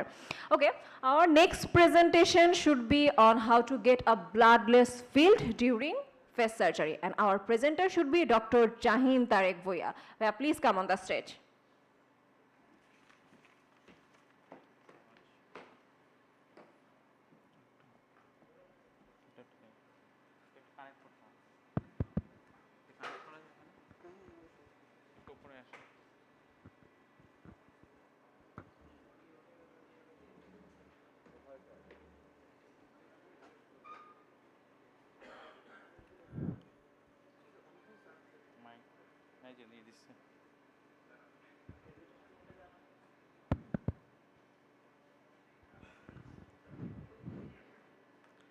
Assalamu alaikum, Bismillahir Rahmanir Rahim. Thank you all for coming up here in the Holy Ramadan. It's very, very tiring for getting from all the corners of the country. And thanks to the organizing committee to arrange such a befitting, time-befitting workshop that is a FESS, because those who are practicing or those who are going up as an emerging practitioner, you'll see the changes in the diagnosis of sinusitis, how it's being so much common right now. Because look at the year of the Dhaka and our country, the air quality index, the weather, everything else is getting more gloomy, and in future, I think the rhinosinusitis will be a kind of epidemic, and for that, I think FESS is very much befitting to fight off those diseases. Now, I am Dr. Muhammad Jain Taikbham, working as registrar here in this Department of ENT and Head Neck Surgery, Dhaka Medical College and Hospital. The important part, along with the anatomy and the dissection, how to get bloodless field in face. There are so many ways and techniques to get the bloodless field. If you are in the pool of blood, you have to swim in there, but you can't operate the patient properly. So why this is important actually? For so many reasons. For making the surgery complete and successful, to avoid damage to the structure, because you can't see anything else in the blood actually. So you have to keep your field bloodless. Actually, it's very difficult to keep the field bloodless. Some amount of oozing might be there, some amount of blood or RBC might be there, but how much we can minimize that bleeding during a surgery, it's our challenge. So this is on the slide that we see there are so many things I am coming to make how I can make the field bloodless. It's very important. So measure. The first thing is starting of the making the field bloodless from the diagnosis. If I have got the patient diagnosis of chronic rhinosinusitis with polyposis or without polyposis, you have to take up the preparation from then. You have to keep the patient on a very infectionless. You have to keep the patient, or the patient has got any morbidity like hypertension or the snoring or OSA or upper air resistance syndrome, or patient has got diabetic or overwhelming sinusitis or polyp there, or patient has got bronchial asthma or the allergic fungal rhinosinusitis. So from the very beginning of your diagnosis to discharge, you have to make a very good plan for your patient to make the surgery successful and to prevent further recurrence. Now the first thing is the positioning of the patient. It has been mentioned earlier why this is important. We always prefer to make the patient the reverse Trendelenburg. We are going to pick up every single point in detail later on. This is the highlight that the measures to make the field blood free. Patient position. So why this is important? The reverse Trendelenburg. Reverse Trendelenburg means you have to put the head up. How much extent? Either is 30 degree, 45, no. You have to keep the patient, optimize the patient actually. 15 to 20 degrees is very enough, and look at the changes. If you just raise up by 2.5 centimeter elevation, there will be changes of the blood pressure of 2 millimeter mercury. So it's very, very important to make proper positioning. Those who are beginner or we are working on the field, sometimes we are in a hurry, we didn't notice the position of the patient. Patient is lying on the Trendelenburg, oozing is there, you are just crumbling in the surgery. So that will make the field worse and worse later on. So this is a very, very first thing that you need to notice, that the position of the patient. The magic trick. The true thing regarding the bloodless field in face is the general anesthesia. So which sort of anesthesia should we prefer? Whether you should be going for local anesthesia, whether you should be going for general anesthesia. If we are going for minimal surgery, some surgeons might prefer local anesthesia, just like uncinectomy or middle metal endostomy. It's depending upon the disease. But if you are going for full house face, that means you are opening up all the sinuses, reaching up to this one and opening up the frontal sinus properly. Always go for general anesthesia, please, please, please. Because in the middle of the surgery, you have to abort the surgery, you are in danger, and you are keeping the patient in the pool of troubles. So this is very important. The first thing is the general anesthesia you should be going for. Now the laryngeal mask or entrach. Actually, this is depending upon the facility. all the places in our country will never have the LMA, that is isogel, and the endotracheal intubation. Many of the surgeons are preferring the anesthesia and having the endotracheal intubation actually. But the best thing to have for face is laryngeal mask airway. And if you put the LMA there, patient might be in a very good control of the anesthesia for anesthesiologist. So grading system, how we can grade actually? When you're just getting into the field, we see that so many bloods out there, so many tissue damages there. There are a couple of grading systems. How we can grade the bleeding during surgery? That is the Bozet and Banner-Marwick grading system. Look at the no bleeding, just like we get few of the patients. If you can optimize the patient properly, controlling the infection, controlling the hypertension, optimizing the patient for surgery, keeping up the prednisolone or the corticosteroid before surgery if the patient has got CRS with polyposis, then sometimes you will have nearly no bleeding during surgery. But despite there might be some bleeding, just like the grade 1, 2, 3, 4, 5. If you are in 3 and 4, you have to be very, very cautious, because you are going to complete the surgery along with complications like orbital compression or opic compression, and resulting in the damage of the eyesight, or might open up the dura to have the CSF leak. So 3 and 4 is very, very careful stage. What about the level 5 actually?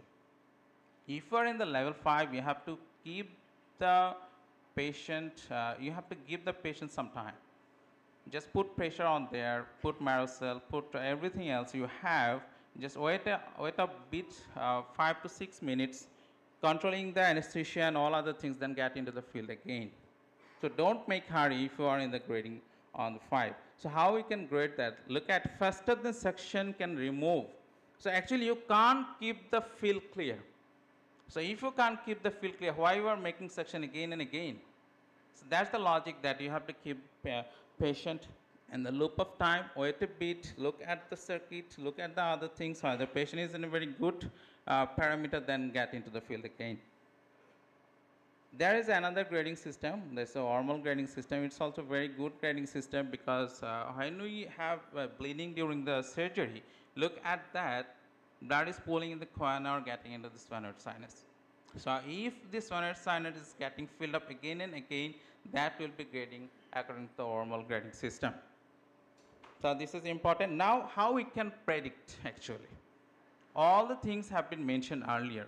The predictability is very, very important, because patient on the couch, you are holding the endoscope and you can't access into the field, it doesn't make nothing else. So you have to predict from the diagnosis whether patient has got any comorbidity, patient has got any active infection. Look at the CT scan very fairly, whether any edematous change is there, whether the patient has got on any OSA or upper airway resistance syndrome, or the patient is the recurrent case. So all these factors are very much predictable. We can predict it just on our outpatient department. It's not that you have to keep up the patient in the loop of follow-up to have the predict. It's very easy to predict whether you are going to have. Just you need to keep up the lens that patient has got all the factors during your planning of surgery. Now the important part, the topical vasoconstrictor. We use so many solutions, so many strengths, but confusions out there, which one is best, which one we should use. The number one thing for vasoconstriction, use the adrenaline. This is the one thing. What should be the ideal strength and how we can make the ideal strength? The ampoule we have got in the market is 1 in 1000. So this 1 in 1000 adrenaline strength, how we can make dilute to proper optimization of the bloodless field? It's very easy. So topical vasoconstrictor, in which way we should use it?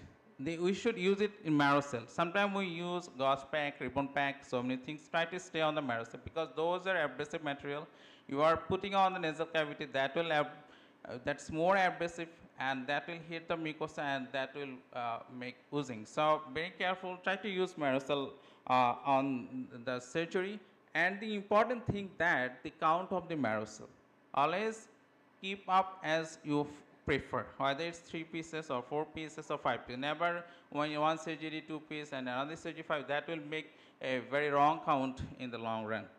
So 1 in 1000 adrenaline. So how we can make proper, I am coming to the next slides. So how long we should keep it there? After induction of the surgery, there is a very shoot up of the heart rate and the blood pressure. So if you are putting Marocel that is soaked with adrenaline, please give patients 5 minutes at least, and it will save you 30 minutes for sure. And in very few of the literatures, it has been evident that if you give that 5 minutes after induction of the surgery, that will save nearly more than 30 minutes in the control group and in the operative group. So these 5 minutes is very, very important. And how this is control the mucosal bleeding. It shrinks the mucosa, it open up the nasal cavity space, and that's make us very easy for instrumentation and for dissection. Local infiltration, it was popular, but right now it's not that extent popular, but with combination of the topical vasoconstrictor, it's very, very handy to have very optimized field. Now the ideal solution. The most recommended solution for topical vasoconstrictor is 1 in 10,000. So how we can make that? Just 1 ampoule mixed with 9 ml, not 10 ml saline. It should be 9 ml, make it 10 ml, and you'll have 1 in 10,000. So it's very easy. Just 9 ml solution, 10 cc syringe, just make a solution and it will be using as topical vasoconstrictor. The issue is that it's very strong and it's very good concentration to have a very rapid action and to have very good field. But if the patient has got any cardiac issues like hypertension or tachycardia, then you have to dilute it a bit more than what it should be actually. So the safe strength. There are so many surgeons, actually there are so many eminent surgeons for face in our country. They are using the solution preferably, that is 1 in 20,000. So how you can make it? Just 1 ampoule 19 ml solution.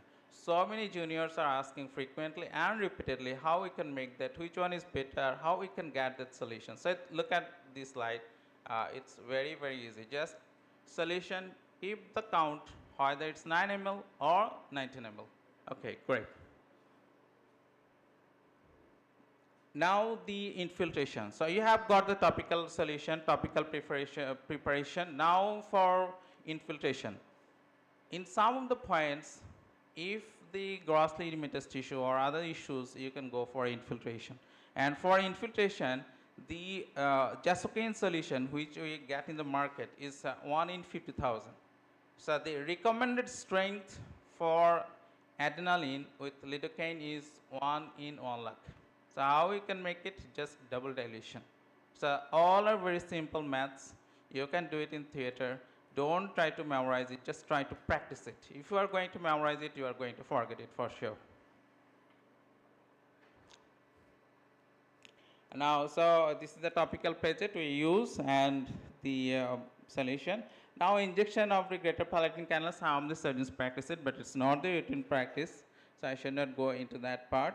The surgical technique. So you have prepared the field. There are vasoconstrictor, your field is ready, now we are going to get into it, the telescope. Before getting into the field, I want to say one thing, that you have to grow up the surgical ergonomics.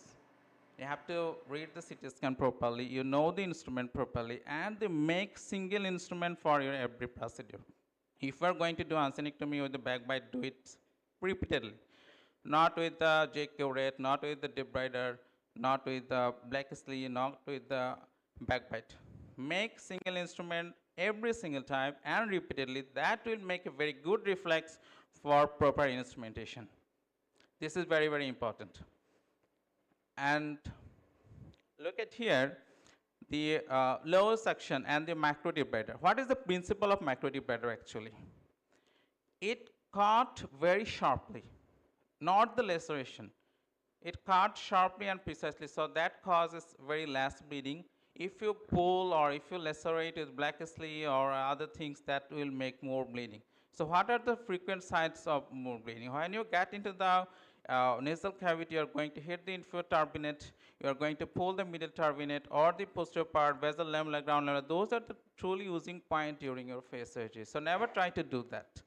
Make a sharp cut, whether it's the throat cut or whether it's a microdebrider. Never try to make laceration, never try to pull the tissues from the nasal cavity. It will make more bleeding and it will make more exhaustion during surgery. And it happens to junior.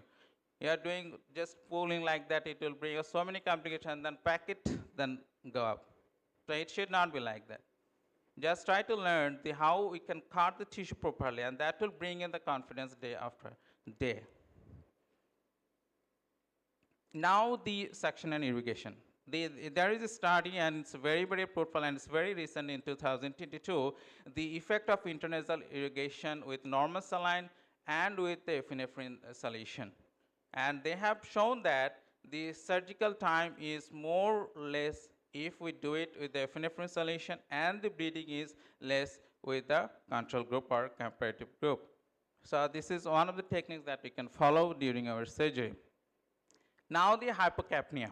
The end-tidal carbon dioxide should be the 30 to 35. It depending upon the surgical anesthesia technique. If there are any facilities, try to lean on it. Never make hypercapnia, because that make the vasodilation, that make more mucosal bleeding. Because look at the nasal cavity, there are actually no specific artery or vein. All the things are coming from the capillaries and the mucosa. So it's very easy for us to control that bleeding. Only pressure or the optimizing patient that will help us to have very good field. Now the control hypotension. Control, it's not the hypotensive anesthesia, it should be the controlled hypotensive anesthesia. So how much extent we should ask to the anesthesiologist? It's a very, very good thing and the important thing to carry out your surgery. The most important thing that we need to ask the anesthesiologist from the very outside of your surgery to keep the patient on the map that is 60 or 55 to 65, and the heart rate should be 60. You are asking for MAP, the heart rate is going up 120, no. So always try to request your anesthesiologist to keep the MAP. What is MAP actually? The mean arterial pressure that has been calculated with the diastolic blood pressure with 1/3 of pulse pressure. So diastolic BP is very important. Before induction, if you see that DBP is more than 120, 130, you can't request your anesthesiologist to keep it to up to 60. It might be very difficult for the anesthesiologist if the patient has got other comorbidities like obstructive sleep apnea and other issues. So the first thing that you should be asking MAP, make it habit. Sir, can I have the MAP of 60? Can I have MAP 65? Can I have pulse rate 60? Make it habit before outset. Not ask in the middle of the surgery, because it's very difficult for anesthesiologist. You can't make any request in the middle of the surgery, because he or she has to optimize the patient beforehand, because you need the timing of the surgery, you need to complete the surgery, and the anesthesiologist needs so many things and logistics to control these PP, and it's also sometimes very difficult for anesthesiologist to bring up the MAP 55. So MAP is 60, so how we can get that? In many of the anesthesia, I think many of our sirs have experienced these sort of things, that if I ask for BP, they bring up the GTN. So which one is best actually? Whether it's a GTN, whether it's a Levicard, whether it's amifantanine, whether it's nitroglycerin, whether it's isoflurane, or any other things. So let's come to the conclusive decision. Now, one of the thing is that the ramifantanil. Ramifantanil has its opioid. It suppresses the cardiac function, and it reduces the blood pressure along with the heart rate. This is the one good point. Another good point is that it is short acting. So if you just ask the anesthesiologist, he'll do it in 6 minutes. So it's magic. Good. But if you continue the surgery for 2 or 3 hours and giving the patient multiple doses, that might cause the respiratory depression later on in the post-op. And if the patient is OSA, you are in danger. So ramifantanil has a very good action to control the blood pressure and to make the MAP 60. So this is number one goal for you. The second point is Levicard, because it acts on alpha receptor and beta receptor, and it reduces the blood pressure, and it doesn't make the reflex tachycardia. What do you want? So MAP is 60, my heart rate is 60, it's good. Okay, jump on it. So Levicard is our second choice. Never go with the GTN because it reduces the blood pressure, but it causes the reflex tachycardia, and that will make the mucosal bleeding. So you will have more bleeding. So look at that here, and controlling the BP will be very fast, but you will have no advantage. So if your anesthesiologist is going to give the GTN, please request him. Please don't go for GTN. Please optimize the patient in other ways. If you have got Levicard, go for it. And if you have got remifentanil, go with that. Okay, so decision is very conclusive. You have got remifentanil. If you have got no remifentanil, then go in the Levicard.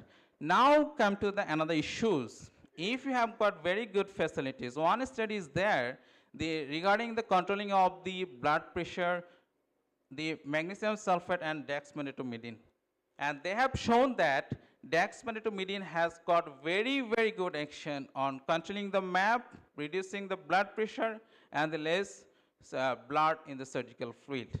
So it's another option to have that dexmedetomidine is a very good control of the MAP, that is the mean arterial pressure. Now this is another study, how we can get the control hypertension. This is the main important part for us because this is very common. That is the combination of the propofol and the isoflurane and without isoflurane. And they have made the study that with propofol and isoflurane, the surgical bleeding amount is 115 ml compared to the only propofol that is 140 ml. So more bleeding on the propofol group, less bleeding on the propofol and isoflurane. And propofol and isoflurane is very much available in our theater. So this is our another option to go with propofol with isoflurane. And now back to the previous slide. That is propofol and remifentanil. So we can go with the Levicard, we can go with the remifentanil, we can go with propofol. So you have got the topical vasoconstrictor, you have got the local infiltration, you have got now the controlled hypotension. Section and bipolar, if you have got the major artery like anteroethmoidal artery and the posteroethmoidal artery, control of infection. It's sometime in many of the journals they have advised for us to have the routine antibiotic prescription if CRS with polyposis or active sinusitis or bacterial infection is out there. And it's very easy for us to control, but it's very, very mandatory. Because in case of children, if you are going for FESS and the patient has got infection, you are truly, truly in trouble. You have to take so much time to complete your FESS. So controlling the infection. Now the question is how you can control it if it is completely blocked. Because ostium is completely blocked, polyp is there, mass is there, practically you can't completely control the infection. Some amount of infection or pus might be there. That is why I'm going for FESS. So you have to keep that in mind that you are not going to control it completely.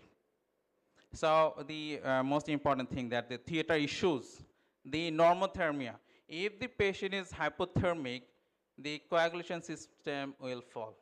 So there will be more bleeding because platelet dysfunction might be there. There might be the coagulation factor disruption, so there might be more bleeding.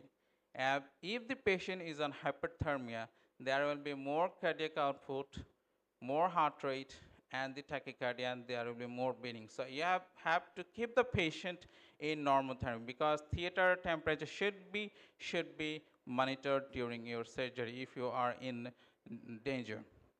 Good endoscopic hygiene. You are doing everything else right, and your endoscope is very, very old and blurred, and you will see everything else pink. Your mucosa is pink, your blood is pink, your tissue is pink, and you are going to be blush and you will be also pink. So be careful about your endoscope. Now the clear communication. So you have to make communication very early with the anesthetist, make a plan with him, how to control the MAP, how to have the very good amount of BP throughout the procedure and the post-op recovery because nose is going to be blocked for a while. So all these things are very, very mandatory for a patient to have a bloodless field. And that's all. If I've got any ask, please ask me. And thank you, organizer, for giving me this privilege to spread out this amount of knowledge. Thank you again. Please big hand for them, and thank you all for coming up here. Assalamu alaikum wa rahmatullah.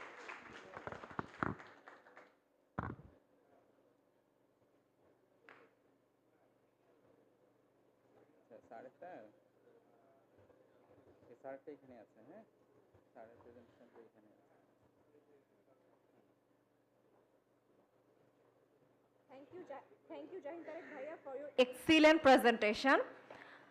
I think 80% of the success of a surgery actually depends on pre and post-operative management. Yes, our next presentation will be on pre and post-operative management of FESS surgery, and our presenter will be Professor Dr. Jahidul Islam, sir. Sir, please come on the stage.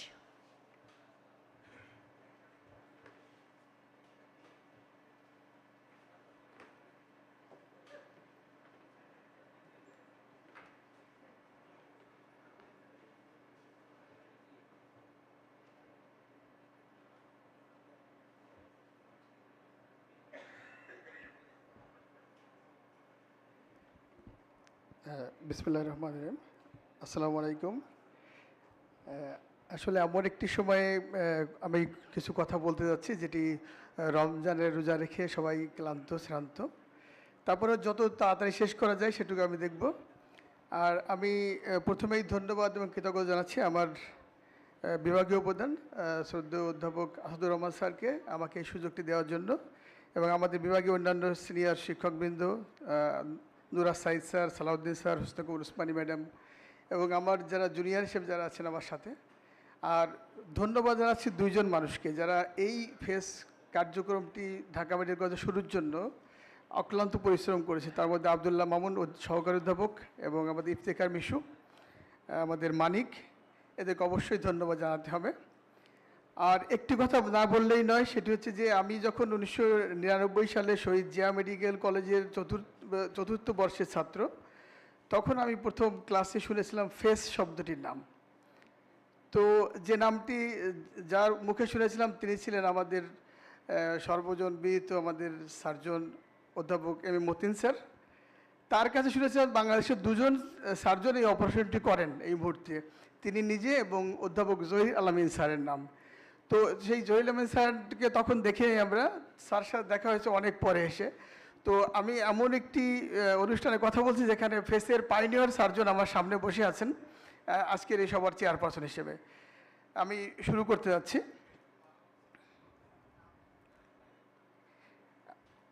আমার পরিচয় বলেছ, আমি professor doctor Zahidul ইসলাম। ঠিক recently না হলেও কিছু মাস হলো আমি ঢাকা মেডিকেল কলেজে ট্রান্সফার হয়ে এসেছি। আমি এখন ঢাকা মেডিকেল কলেজে অধ্যাপনা করছি।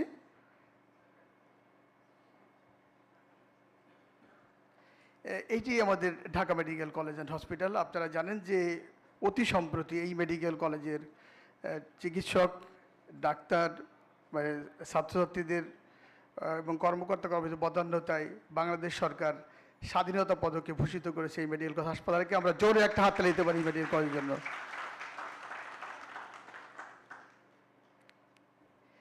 FESS has revolutionized the management of sinusal diseases.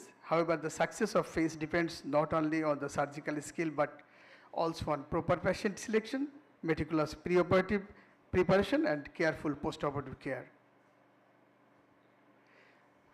Preoperative care of FESS. Preoperative standard care for functional endoscopic sinus surgery focuses on optimizing the nasal mucosa, reducing bleeding risks, and preparing patient for general anesthesia. Key steps includes medical optimization with steroids and antibiotics, blood thinning medication and adjustment, and preoperative fasting and others. Medical optimization. Patient may prescribe oral steroid, that is prednisolone, for 1 to 2 weeks prior to surgery to shrink nasal polyps and reduce inflammation. A course of antibiotic might be used if active infection is present. Jahin যেটা বলছিল যে infection থাকা অবস্থায় করা যাবে না, আসলেই করা উচিত নয়, কাভার দিয়ে নিতে হবে। Blood thinners. Some patient is prescribed with blood thinners, sometimes aspirin, non-steroidal anti-inflammatory drugs, ibuprofen, naproxen, sometimes herbal supplements the ginkgo biloba, garlic tablets, ginger, vitamin E should be stopped at least 7 to 14 days prior to surgery to reduce the risk of bleeding. Cardiac medication. Patients taking anticoagulants, that is warfarin, clopidogrel often stop them 5 days prior to surgery, though antihypertensive medication should be continued. Even in the OT day, the patient should prescribe to take on antihypertensive medication with sips of water. Preoperative instruction like smoking cessation. Patients are advised to stop smoking at least 3 to 4 weeks before surgery to reduce inflammation and promote better healing. Fasting, patient must refrain from eating, drinking for at least 6 to 8 hours before, and nasal hygiene. Preoperative evaluation, সকালে আমি বাবর স্যারের ক্লাসটি করছিলাম, স্যারের নামটি আলাদাভাবে স্মরণ করতেই হয়। স্যার আমি পোস্ট গ্রাজুয়েশন যখন প্রথম শুরু করি তখন স্যারের কাছে পার্ট নেওয়ার কিছু সুযোগ আমার হয়েছিল। এখানে আমি প্রথমে বলতে আমি মিস করে গেছি, আমার এখানে উপস্থিত আছেন, আমি যখন MS করতেছিলাম তখন আমার সরাসরি শিক্ষক ইউসুফ ফকির স্যার, যিনি আমাকে পার্ট দিয়েছেন অনেক। তো যেটা বলতে চাচ্ছি যে প্রিঅপারেটিভ ইভালুয়েশন খুবই গুরুত্বপূর্ণ। এই current CT scan of sinus is essential to map anatomy and guide the surgical plan, যেটি স্যার দেখিয়েছিলেন, আমি আবার দেখা যাচ্ছে না, শুধু আমরা বলি যে এই ক্ষেত্রে আমাদের অ্যাটলিস্ট ক্লোজের কথা আমাদের মাথায় রাখতে হবে। ক্লোজ যদি কোনো সিটি স্ক্যানে ক্লোজকে না দেখে কেউ ওটি করতে চায়, সেটা মানে বিজ্ঞানসম্মত এবং আমাদের হবে না, অ্যাপ্রোচ হবে না।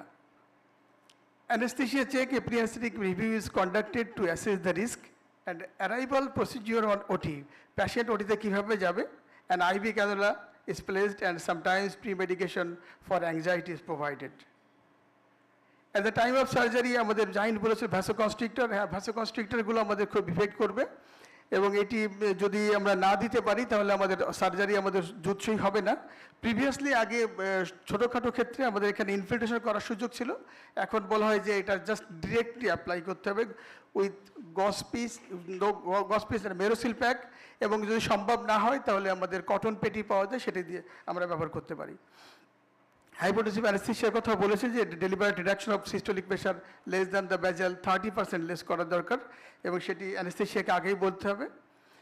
Preoperative checklist, confirm the diagnosis, review previous medical treatment, optimise the immediate preoperative condition and check that relevant investigation have done, review the previous medical history like allergy, asthma, hypertension, etc., preoperative CT checklist, planning of the procedure, and informed consent. So this up to the preoperative preparation, and now postoperative.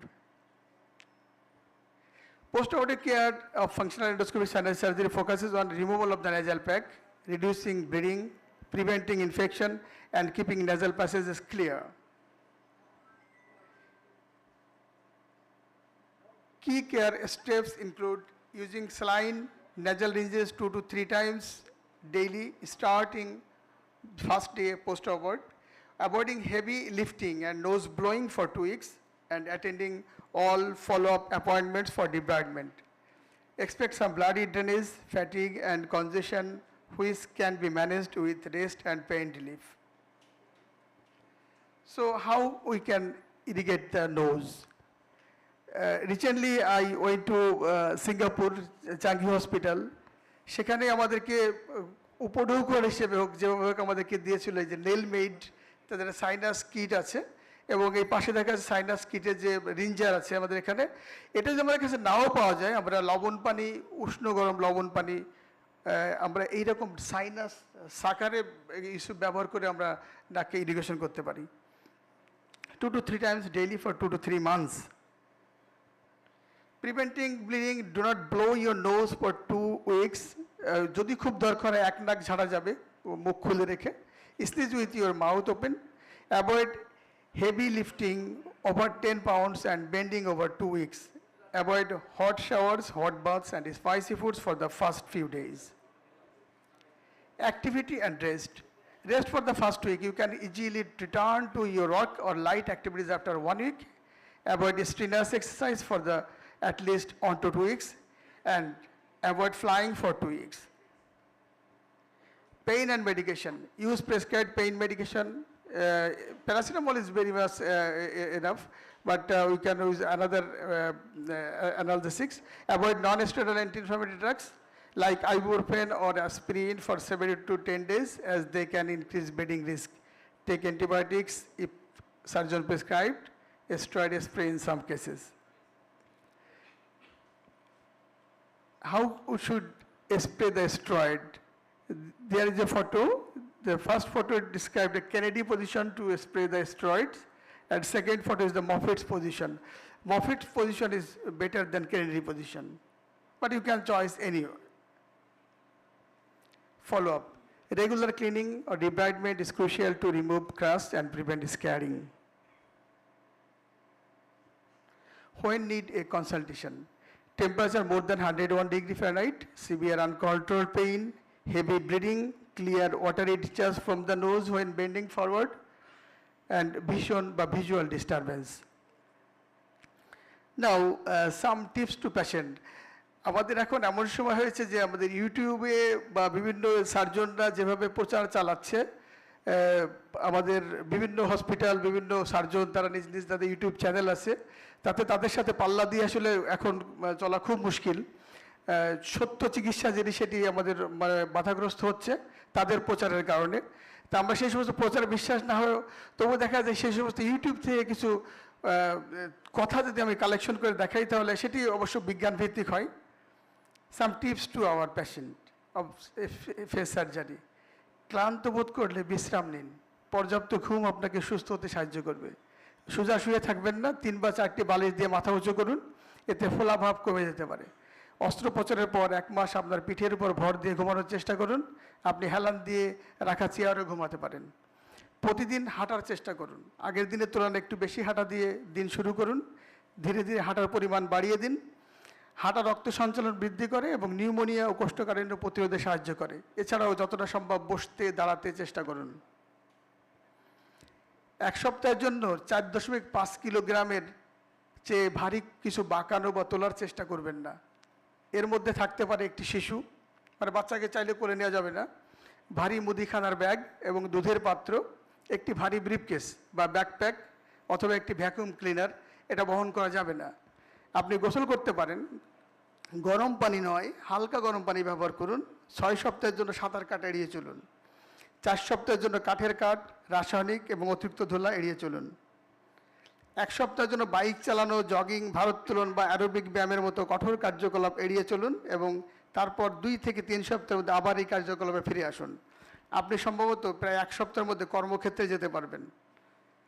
প্রায় 3 সপ্তাহের মধ্যে আপনার স্বাভাবিক রুটিনে ফিরতে পারবেন, তবে এটি আপনার কাজ এবং আপনার অস্ত্রোপচারের পরিমাণের উপর নির্ভর করে পরিবর্তিত হয়। এটা ঠিক যারা ইউটিউবে প্রচার করে এরকম নয়, আমরা এই তথ্যগুলো যদি জেনে রাখি রোগীদের জানাতে পারবো আমরা। আমাদের হয়তো ইউটিউব করা দরকার হবে না, রোগীকেই আমরা জানাতে পারবো সরাসরি। Now the concluding session of my presentation, this conclusion, preoperative care and subsequent postoperative management is very important but not very complicated. Nasal and paranasal sinus washing, rinsing with a limited number of suction cleanings and orally given steroid should be sufficient. We have to be very much careful about our patient. Otherwise, simple irritation to life-threatening complication may arise. Good preparation makes safe surgery and good follow-up makes successful surgery. Safe surgery starts before operation and success continues after it. That is the essence of good practice. Thank you very much. Thank you all.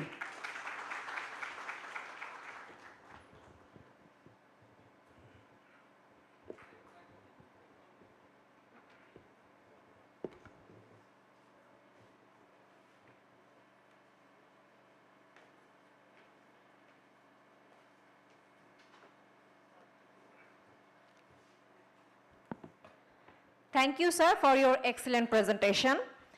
Our last presentation will be on complication of face with management. And I would like to invite Professor Dr. Sheikh Hassanur Rahman, sir, to come on the stage and proceed with your presentation. Thank you, sir.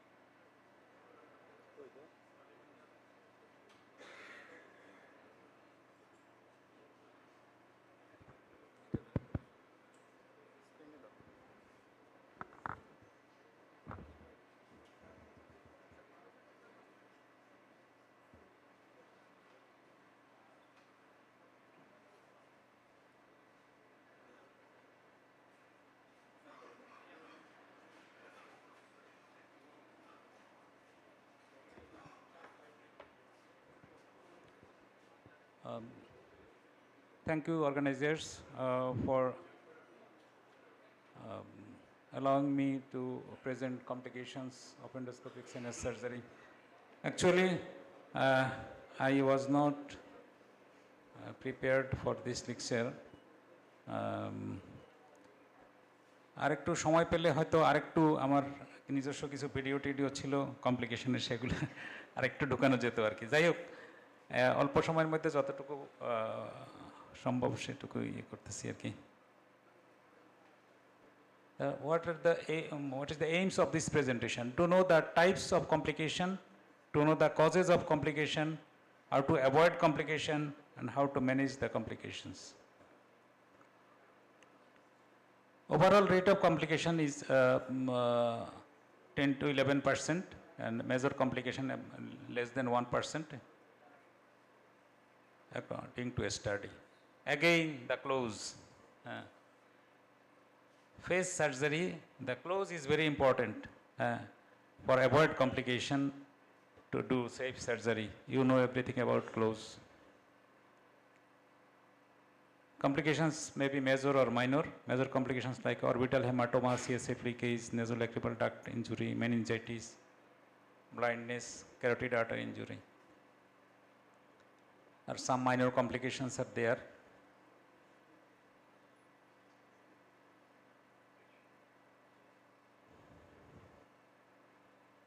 Again, to avoid complication, Keros typing, we have talked about this. And if there is type 3 Keros, what is the problem? We told about that there is lateral lamina. Lateral lamina is long lateral lamina, and there is mesenteric anteroethmoidal artery. These two are dangers of type 3 Keros olfactory fossa. In that case, we can injure the lateral lamina, and CSF leakage or intracranial infection may occur. So what to do? In this case, where we are working on the anterior ethmoidal air cells, we have to direct our instrument superolaterally, not superomedially. We have to direct the instrument like this, not like this. Number one, and we have to cut by the side of the forceps, not by the tip or any sharp instrument. Any pointed instrument দিয়ে আমরা কাজ করব না, side of the forceps দিয়ে কাজ করব, এবং forceps should be directed superolaterally, not superomedially. Number one. And number two, to prevent injury to the carotid anteroethmoid, we have to do we have to know about the CT scan beforehand.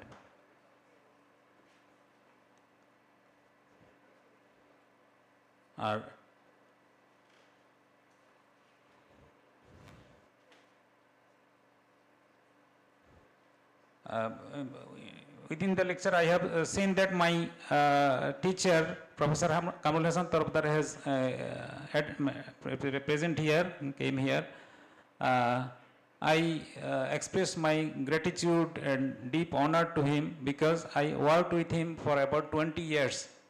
After my joining in Bangladesh Medical University, I worked with him except for about 6 months, where I was in the head neck surgery. Otherwise, I worked with him and under his guidance. স্যারকে দেখে আমি খুবই খুশি আসলে, sir আসছেন এখানে, তো স্যারের সামনে কথা বলতেও একটু চিন্তা করে বলতে হবে আর কি। So anterior ethmoid artery and posterior ethmoid artery, anterior ethmoid artery and posterior ethmoid artery. Anterior ethmoid artery is slightly oblique.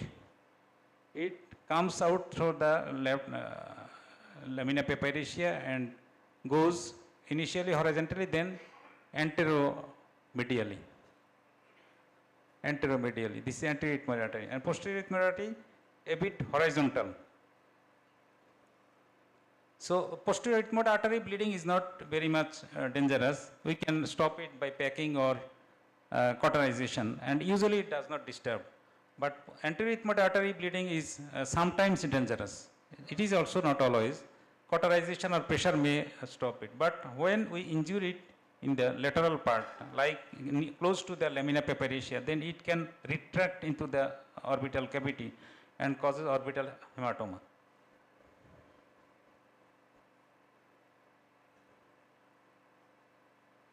So mesenteric ethmoid artery, we told about it in case of Keros type 3, there may be mesenteric internal anterior ethmoid artery, we have to be careful.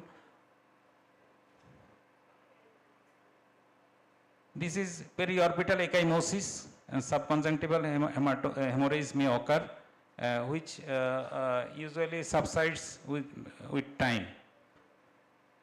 But sometimes there may be orbital hematoma and orbit may be tight or interorbital pressure may rise. And in that case, we have to be careful and we have to emergency and immediate attention, we should be attend immediately.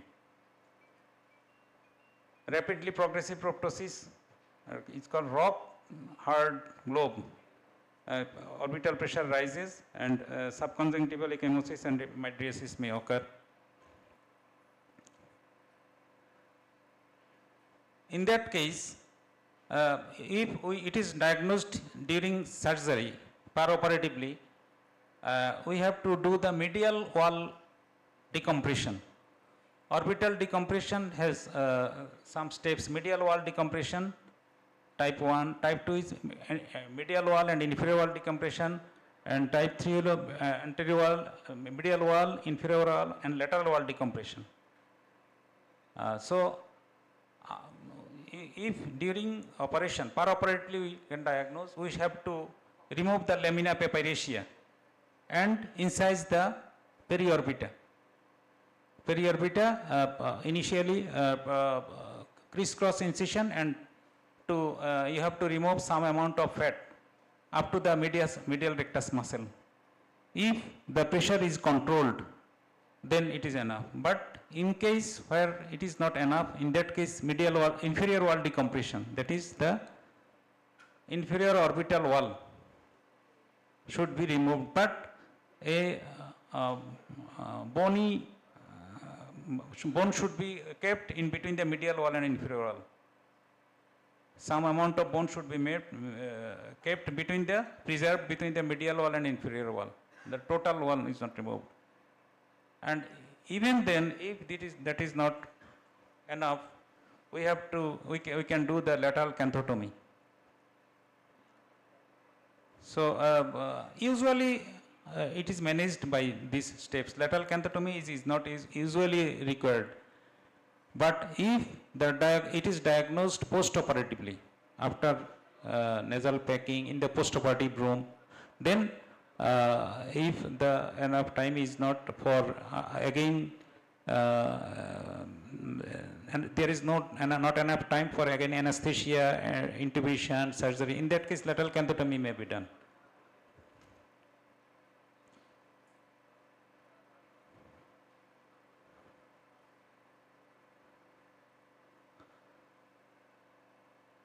Another hemorrhage may be from internal carotid artery during sphenoid surgery. If there is congenital dehiscence or dehiscence may be due for disease. For disease, pathological bone may be dehiscent in there. In that case, accidental injury can occur. This is a very dangerous situation.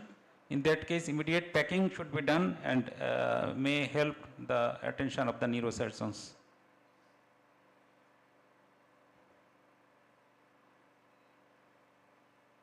Orbital complications, lamina papyracea may be injured. If the lamina papyracea is removed and periorbita remains intact, that is no problem. But if the lamina papyracea is injured and then periorbita is also injured, in that case fat may come out. That is not also a very major complication. But in that case, we have to be careful. We have not to take out the fat. And suction and instrumentation should be avoided in this location. Medial rectus injury can occur. These are not very common complications, but in that case, some medial rectus weakness, some squint may be present for a few days, and usually self-limiting condition. Optic nerve injury, that usually occurs in the during posterior ethmoidectomy. The usual complication occurs during posterior ethmoidectomy if there is ONOD condition, ONOD cells, and in some cases there is congenital mesenteric optic nerve. The optic nerve is completely outside the canal. So in that case, the chance of optic nerve injury is more even in the sphenoid sinus. So we have to know our close, we have to follow our close very carefully. So to prevent optic nerve injury, what to do? If our forceps direction, instrument direction is superolaterally, then it can hit the optic nerve. So our instrument's direction should be not superolaterally, but should be inferomedially, posterior-inferomedially. This should be the forceps direction to avoid complication. And of course, the field should be bloodless to see clearly.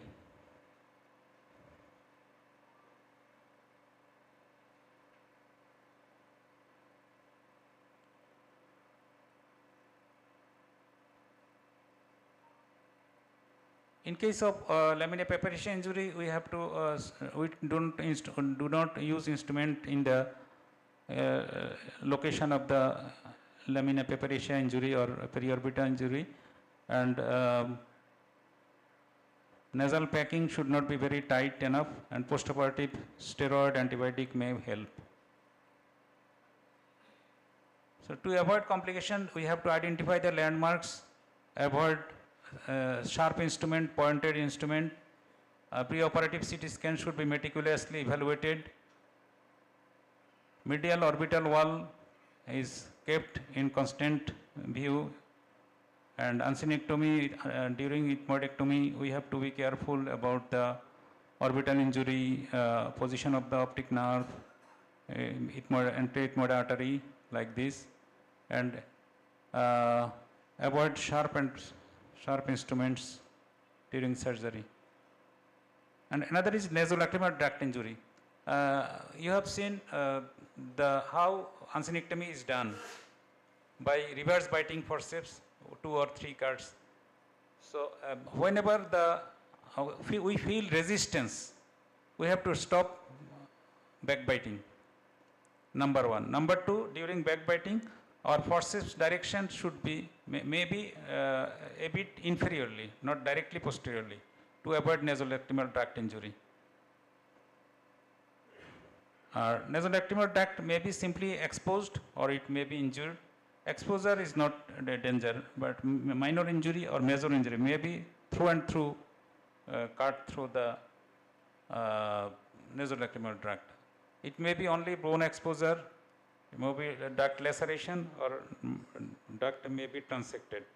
So in third case, we can do dacrocystomy and with or without tube.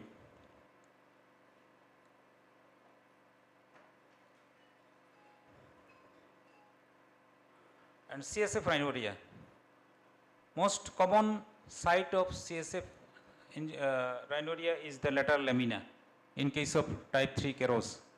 And second common site of iatrogenic CSF leakage is fovea ethmoidalis.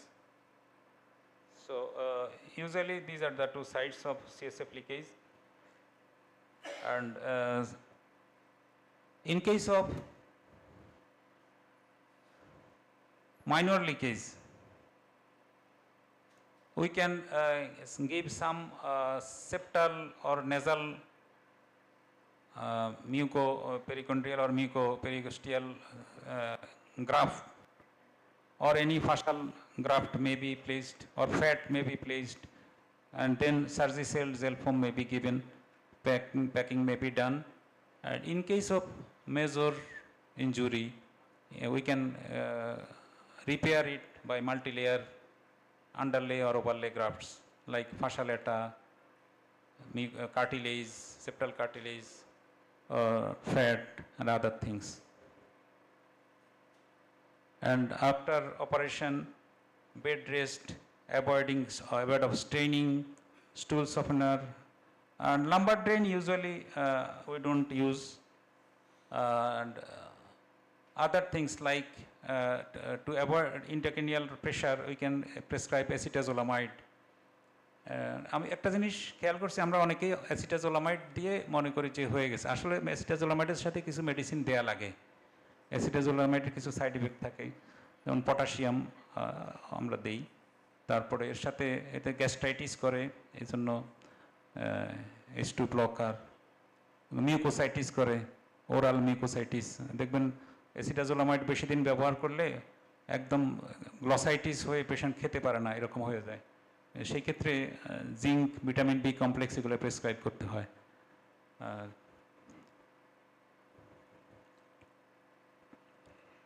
And some minor complications like synechiae is a very one of the common complications, synechiae. Synechiae যেমন আমাদের কিছু speaker বলে গেছেন যে আমরা গজ দিয়ে packing করা, অপারেশনের আগে গজ দিয়ে লিগনোকেইন দিয়ে আমরা প্যাক দিয়ে রেখে দিই, বা অপারেশনের সময় আমরা গজ প্যাকিং ইউজ করি, এগুলো অ্যাভয়েড করার জন্য। এগুলো মিউকাসাল অ্যাব্রেশন করে এবং পরবর্তীতে সাইনিকিয়া করে। নাম্বার 2, অ্যাসোসিয়েটেড যদি সেপ্টাল ডেভিয়েশন থাকে সেগুলো কারেক্ট করার প্রয়োজন আছে। আর পোস্ট অপারেটিভ প্যাকটাও আমাদের, যদি আমরা মেরোসিল হয়, মেরোসিল স্মুথ প্যাক, অথবা অনেক সময় কটন ইউজ করতে পারি ইন বিটুইন, যেগুলো মিউকোসাল অ্যাব্রেশন করে না। আর লাস্ট অফ অল হলো আমরা যে স্প্লিন্ট দিয়ে থাকি স্পেসিং করার জন্য, স্প্লিন্টটা আমরা অ্যাটলিস্ট 10 days দিয়ে রাখলে ভালো, to avoid postoperative synechiae. So to avoid complications, and we must have enough knowledge of anatomy. আমি আমার টিচাররাও আমাদেরকে বলতেন এবং আমরাও আমাদের ছাত্রদেরকে বলি, ভালো সার্জন হতে গেলে ভালো অ্যানাটমি জানতেই হবে। অ্যানাটমির নলেজের কোনো বিকল্প নাই। And proper evaluation, pre operative evaluation, not only by CT scan, আমাদের জাহিন যেটা বলছে, pre operative and post operative, Zahid, professor Zahid, pre operative evaluation, pre operative management, these are very important to avoid complications. And proper evaluation by CT or MRI for spread of for extension of the disease, for anatomy, situation of the anatomy, for any congenital variations, evaluate all these things. During operation, when there is bleeding, we cannot see the structures, we cannot see the locations. In that case, in case of severe bleeding, we must stop the procedure and we can reschedule the case. But we should not injure the patient, we should not throw the patient in a severe complication. Image-guided surgery can be done if facilities are available in critical cases. Like আমাদের দুই একটা case আমাদের ইনস্টিটিউটে করছিলাম, যে fibrous dysplasia with intracranial complication. We could totally, completely remove the dysplasia from the intracranial frontal lobe in 2-3 cases. And at that time, the image guide was present in our institute. But now this is non-functioning. So in those cases, for complete removal, we must have image guide facilities. Image guide is for complete surgery and to avoid complications. And consent of the patient for major risk. This is for not for the patient safety, this is for surgeon safety as well. কারণ আমাদের যদি ওই consent না থাকে, আমরা consent না নিই, অনেক সময় আমরা মনে করি কিছুই হবে না। এটা আমার মতে এটা কখনোই বলা উচিত না, কিছুই হবে না। হাইয়েস্ট কমপ্লিকেশন কী হতে পারে সেটা সম্বন্ধেও পেশেন্টকে আইডিয়া দিতে হবে। আমাদের কেউ কেউ বলেন যে এত এত কাউন্সেলিং করলে তো রুগীই থাকবে না। তো আমি বলি যে না, রুগী অবশ্যই থাকবে। কাউন্সেলিং, আমি যখন ঢাকা মেডিকেল কলেজে ছিলাম অ্যাসিস্ট্যান্ট রেজিস্ট্রার, তখন আমার পিরিয়ডে আমাদের ইউনিটে, আমি আর ইউসুফ স্যার এক ইউনিটে ছিলাম, তা আমাদের ইউনিটে আমার 2 বছর পিরিয়ডে 18টা টোটাল ল্যারিঞ্জেক্টমি হয়েছিল। আর আমাদের পাশে আরেকটা ইউনিট ছিল, পেশেন্ট রাতে টোটাল ল্যারিঞ্জেক্টমির জন্য ভর্তি হলে সকালবেলা ফজরের নামাজের আগেই তাহাজ্জুদ পড়ে রোগী ব্যাগ গুছায় চলে যেত। তো কাউন্সেলিং ইজ অ্যান আর্ট। এমনভাবে কাউন্সেলিং করতে হবে রোগী তার কমপ্লিকেশন সম্বন্ধেও জানবে, আবার রোগী অপারেশন করতে রাজিও হবে। তো আমি একটু প্রেজেন্টেশনের বাইরের কথাই বলতেছি। আমি রুগী যদি বলে স্যার কোনো কমপ্লিকেশন আছে, প্যারোটিড করবো না, আমি হ্যাঁ আপনার মুখ বাঁকা হইতে পারে, পানি খেতে মুখ দিয়ে পড়ে যেতে পারে, মুখের ভিতরে খাবার জমে থাকতে পারে। বলে স্যার এটা তো ওই স্যার জন্য বলছে, এই জন্যই তো আমি আপনার কাছে আসছি। আমি হ্যাঁ হইতে পারে, ওনার হাতেও হইতে পারে, আমার হাতেও হইতে পারে। আপনি বিমানে চড়ছেন কোনো দিন? হয়তো বলে যে চড়ছি বা চড়িনি। আপনার আত্মীয় স্বজন কেউ গেছে? হ্যাঁ, সৌদি আরবে আমার ছেলে চাকরি করে। তো সৌদি আরবে চাকরি করে বিমান অ্যাক্সিডেন্ট হলে কি হয়? সব মানুষ মরে যায়। তা আপনার ছেলেকে কেন পাঠাইলেন আপনি? কমপ্লিকেশন হবে জেনে সার্জারি করবে না কেন? কমপ্লিকেশন হবে, সার্জারিও করতে হবে। বিমানে অ্যাক্সিডেন্ট করবে বলে সৌদি আরব যাওয়া বন্ধ করে দিছে আপনার ছেলে? করে নাই। চলতে গেলে আপনি রিক্সায় যাবেন শান্তিনগর থেকে মালিবাগ মোড়ে, রিক্সা ধাক্কা মেরে আপনাকে ফেলে আপনাকে মেরে ফেলতে পারে। রিক্সায় চড়বেন না আপনি? অবশ্যই চড়বেন। কমপ্লিকেশন হবে জেনে ঘরে বসে থাকলে তো চলবে না, জীবন চলবে না। কমপ্লিকেশন হবে জেনে আপনি রোগ পারলে হবে? কমপ্লিকেশন হতেই পারে, কিন্তু আমরা কেয়ারফুল থাকবো যেন না হয়। আর আপনিও কেয়ারফুল থাকবেন, আপনিও জেনে রাখবেন এরকম হইলেও হইতে পারে। তো আমার রুগী তো কাউন্সেলিংয়ের পরে 2-1 চলে যায়, যায় না তা না, কিন্তু তাই বলে কি আমি কাউন্সেলিং করব না? অবশ্যই করব। তো এই জন্য আমি আমার স্যাররা তো আসেনি, আমি আমার জুনিয়রদের জন্য বলতেছি, counselling must be done properly and adequately, even tonsillectomy, septoplasty, সব জায়গায়। তাইলে দেখবা রুগীর কমপ্লিকেশন হয়ে যাবে, কিন্তু রুগী তোমার সাথে অনেক খাতির, তোমার জন্য সে কমপ্লিকেশনের পরেও বাড়ি থেকে মাছ নিয়ে আসবে, ফল নিয়ে আসবে। আর কাউন্সেলিং না করলে অপারেশন করে একটু আরাম পাবে না, শান্তি পাবে না, তোমার বদনাম করে বেড়াবে। যেন proper counselling should be done. Thank you sir.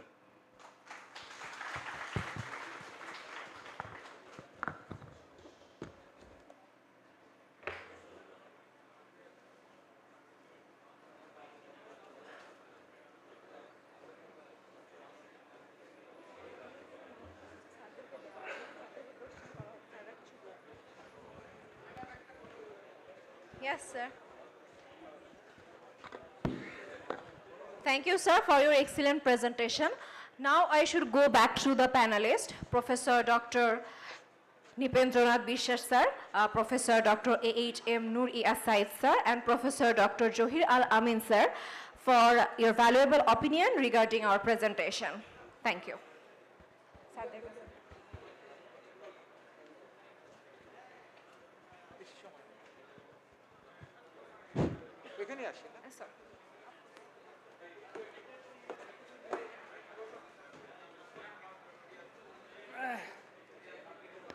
আসসালামু আলাইকুম, শোনা যাচ্ছে? আমি তো মনে করি এখানে এক্সটেন্সিভ কভার করা হয়েছে, সমস্ত প্রবলেম কিভাবে করতে হয় সব কিছুই বলা হয়েছে। তবে I am not talking about for the seniors, যারা জুনিয়র, যারা ট্রেনি আছে, তাদেরকে আমি কিন্তু একটা কথা একটু প্লিজ এর একটা মনোযোগ দিয়ে শুনতে হবে। সব কমপ্লিকেশন, বেশিরভাগ কমপ্লিকেশন শুরু হয় কিন্তু না দেখে কাজ করার জন্য। এন্ডোস্কোপিক সাইনাস সার্জারিতে ভিশন নাই, জিনিস দেখতে পাচ্ছি না, কাজ করে যাচ্ছি, বড় বড় কমপ্লিকেশন হয়েছে। অপটিক নার্ভ পুরো টেনে নিয়ে চলে আসছে, চোখ বাহির করে নিয়ে চলে আসছে। যেরকম ল্যামিনা প্যাপিরেশিয়া, প্রায় ল্যামিনা প্যাপিরেশিয়া অ্যাবসেন্ট থাকে, ডেহিসেন্স থাকে, ভেঙেও যায়, চলে আসে। কিন্তু যে এখানে একটা পেরিওস্টেম আছে, ওটা কিন্তু ভেরি রেজিস্ট্যান্ট।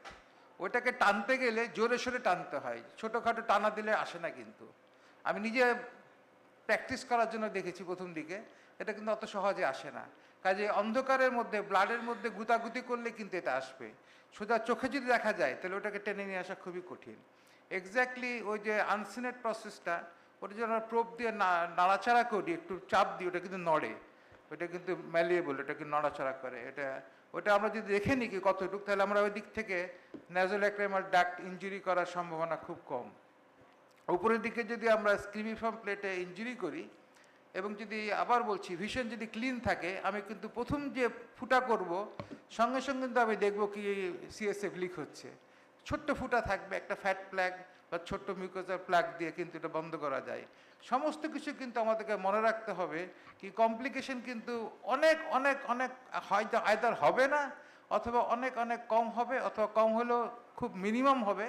সেটা যদি আমরা ঠিকমতো দেখে দেখে করি, দেখে দেখে না করলে কিন্তু কমপ্লিকেশন হবেই। অন্ধকারের মধ্যে করলে চলবে না। আমরা যখন অপারেশন করি টাইম অনেক সময় চলে যায় বেশি, মনে হয় কি আমার ভিজিটটা বোধহয় কমে যাবে, কারণ ওটির কস্টটা বেড়ে যাবে। প্রথম দিকে যখন আমরা শিখব তখন আমার ওটির কস্ট, আমার অ্যানেস্থেটিস, দামি অ্যানেস্থেটিস নিতে হবে, এক্সপেরিয়েন্স অ্যানেস্থেটিস নিতে হবে। আরেকটা ইম্পর্টেন্ট জিনিস হলো কিন্তু ভালো অ্যাসিস্ট্যান্ট, সেও কিন্তু ভেরি ইম্পর্টেন্ট ফ্যাক্টর। এই তিনটা যদি জিনিস আমরা কম্প্রোমাইজ না করি, এই তিনটা জিনিসকে আমাদেরকে অনার করতে যেয়ে আমাদের কিন্তু আমাদের ব্যক্তিগত যে অংশটা আমাদের সার্জারি থেকে পাই আমরা প্রাইভেট বিশেষ করে, সেই অংশটা কমে যায়।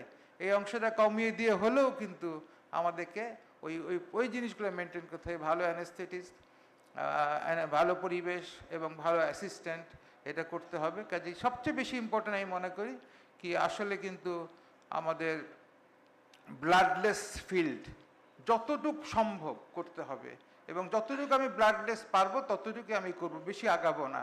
অন্তত আমি বলছি জুনিয়রদের জন্য বলছি, ভাই আমি সিনিয়রদের কথা বলছি না। আমরা অনেক সময় পালপেশন করে অনেক কিছু করে ফেলি হয়তো না দেখেও, যদি এটা উচিত না, কিন্তু আমাদের অভিজ্ঞতা হয়ে গেছে, আমরা জানি কতটুকু চাপ দিলে কতটুকু ইঞ্জুরি হবে, আমরা বুঝি এটা কোথায় আছি অতখানি না দেখেও। কিন্তু যারা জুনিয়র, যারা ট্রেনিং আছে তাদেরকে আমি বলবো প্লিজ প্লিজ না দেখে কোনো টিস্যুতে হাত দেওয়া যাবে না, না দেখে টিস্যুতে হাত দেওয়া যাবে না। আর একটা কথা ছিল কি পোস্ট অপারেটিভ ম্যানেজমেন্ট। আসলে পোস্ট অপারেটিভ ম্যানেজমেন্ট একটা ইম্পর্টেন্ট জিনিস হলো কি, আমাদের একটা জিনিস হয়তো এখানে ওটাভাবে আসে নাই। আসলে ইনফেকশনটা কিন্তু আসে বাতাস থেকে। আমাদের যে ইনফেকশনগুলো যে আমাদের বেশিরভাগ ইনফেকশন নিজের পার্সোনাল ইনফেকশন, এন্ডো কি বলে এটা থেকে আসে। এক্সোজেনাস ইনফেকশন কম, কিন্তু আসে কিন্তু বাতাস থেকে, এবং বাতাস থেকে আসে লোকজনের ভিতর থেকে। কাজেই প্রথম 2 সপ্তাহ অন্তত, কারণ আমাদের এটা নাকের ভিতরে একটা উন্ড হিল করতে প্রায় 2 সপ্তাহ সময় লেগে যায়, এই 2 সপ্তাহ পাবলিক কন্ট্যাক্ট থেকে দূরে থাকতে হবে। আমার সঙ্গে রুগী দেখা সাক্ষাৎ হয়ে গেছে, কাজে সে আমার ইনফেকশন চিনে, আমার ব্যাকটেরিয়ার সঙ্গে তার ব্যাকটেরিয়া যোগাযোগ হয়ে গেছে। কিন্তু যারা নতুন নতুন লোক এই যে বেড়াতে আসে, রুগী দেখতে আসে, এরা কিন্তু মারাত্মক ক্ষতি করে, কারণ এরা প্রত্যেকে কিছু কিছু কিছু তাদের নাকের মধ্যে দিয়ে কিছু ইনফেকশন ক্যারি করে নিয়ে আসে, এবং ওখানে একটা বিগ সোর্স অফ ইনফেকশন এটা। কাজে পাবলিক প্লেসে যাওয়া, বেশি বেশি আত্মীয় স্বজনকে ইনভাইট করা বাসায়, এটা কিন্তু অ্যাভয়েড করতে হবে। আমি মনে করি কি এখানে এটা আই হ্যাড এ ওয়ান্ডারফুল, মানে আমি নিজে অনেক কিছু শিখেছি এখান থেকে, অনেক কিছু জেনেছি। তবে আমি সবাইকে একটা কথা বলার জন্য এখানে আসছি, কিন্তু না দেখে যারা জুনিয়র আছে ভাই প্লিজ, যারা ট্রেনি আছে, না দেখে তোমরা কিন্তু আগায়ও না, দরকার হলে পোস্টপোন করো। আমি কিন্তু যখন অরিজিনাল যখন আমরা লন্ডনে যখন দেখেছি, আমি যখন একদম ফার্স্ট লাইন 90s ঘরে যারা প্রথম ডিগ্রি গ্রেডে যারা এন্ডোস্কোপিক সাইনাস সার্জারি করতো, তারা কিন্তু আমি অনেক সময় দেখেছি কিন্তু নামি দামি সার্জন, তারা কিন্তু অপারেশন পোস্টপোন করে দিছে, অপারেশন কিন্তু পোস্টপোন করে দিছে। কাজেই করতেই হবে এটা না, এটা কোনো ইম্পর্টেন্ট কথা না। কমপ্লিকেশন না করাটা হলো বেশি ইম্পর্টেন্ট কথা। কমপ্লিকেশন হলে কিন্তু অনেক ঝামেলা হয়, এবং সেটা এখানে অনেকে জানে কি আমি কীরকম ঝামেলায় পড়েছি। তা একটা কথা মনে রাখতে হবে, আর একটা কথা বলে রাখি। একটা রুগী আমাকে বলল কি স্যার আপনি তো মনে করেন কি আপনি যেরকম সার্জন, আপনার সবাই আশেপাশে সবাই একই রকম। এই কথাটা কিন্তু ঠিক না। কথাটা তখন থেকে আমি শিখলাম কি আমি শুধু ভালো হলে চলবে না, আমি যখন রাস্তাতে গাড়ি চালাই, আমি ভালো ড্রাইভার হলে হবে না, ট্রাক ড্রাইভারও কিন্তু আমাকে মেরে দিতে পারে। এক্স্যাক্টলি আমি যখন আমি যখন অপারেশন করব, তখন কিন্তু আমার অ্যানাস্থেটিস ইজ ভেরি ইম্পর্টেন্ট, কিন্তু ভেরি ইম্পর্টেন্ট। আলটিমেটলি যখন কেসটা খাবার তোমরা বা একটা সমস্যা হবে, তখন কিন্তু ওই অ্যানাস্থেটিসকে 1 নম্বরে ধরবে না, 1 নম্বরে কিন্তু তোমার নাম থাকবে।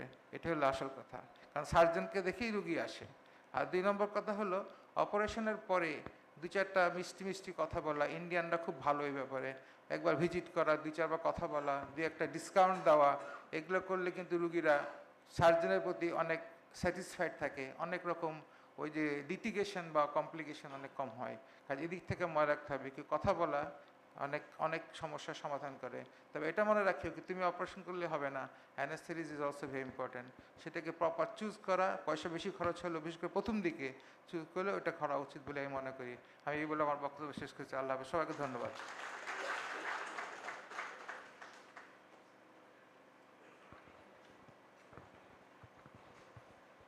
আসসালামু আলাইকুম। আসলে এখন নামাজের সময়, কিছুক্ষণ পরে ক্যাডাভার ডিসেকশন শুরু হবে।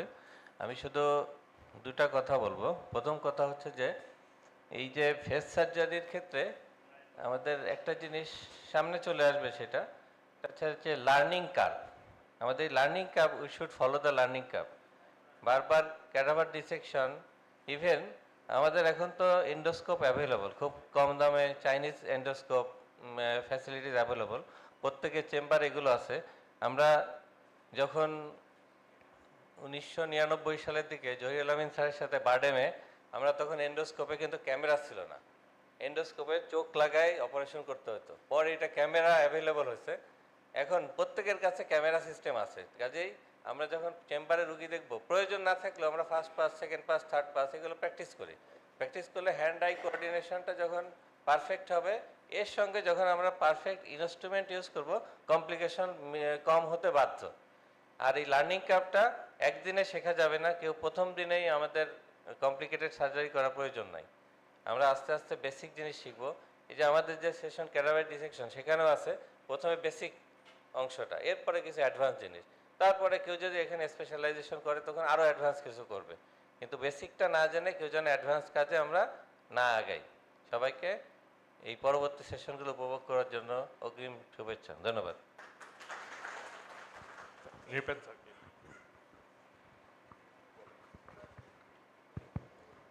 Thank you for giving me this chance. আসলে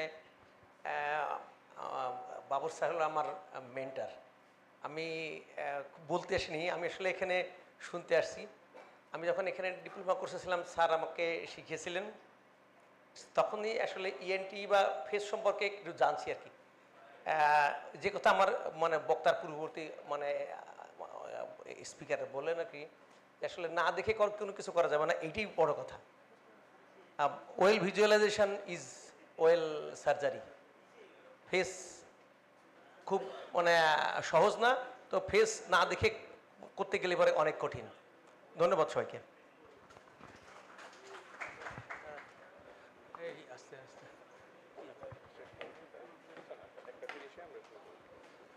আমাদের এখানে মানে মানে আমাদের সিনিয়র স্যাররা আসছেন। আমি এখন আমাদের প্রফেসর কামরুল হাসান স্যারকে কিছু বলার জন্য বলছি।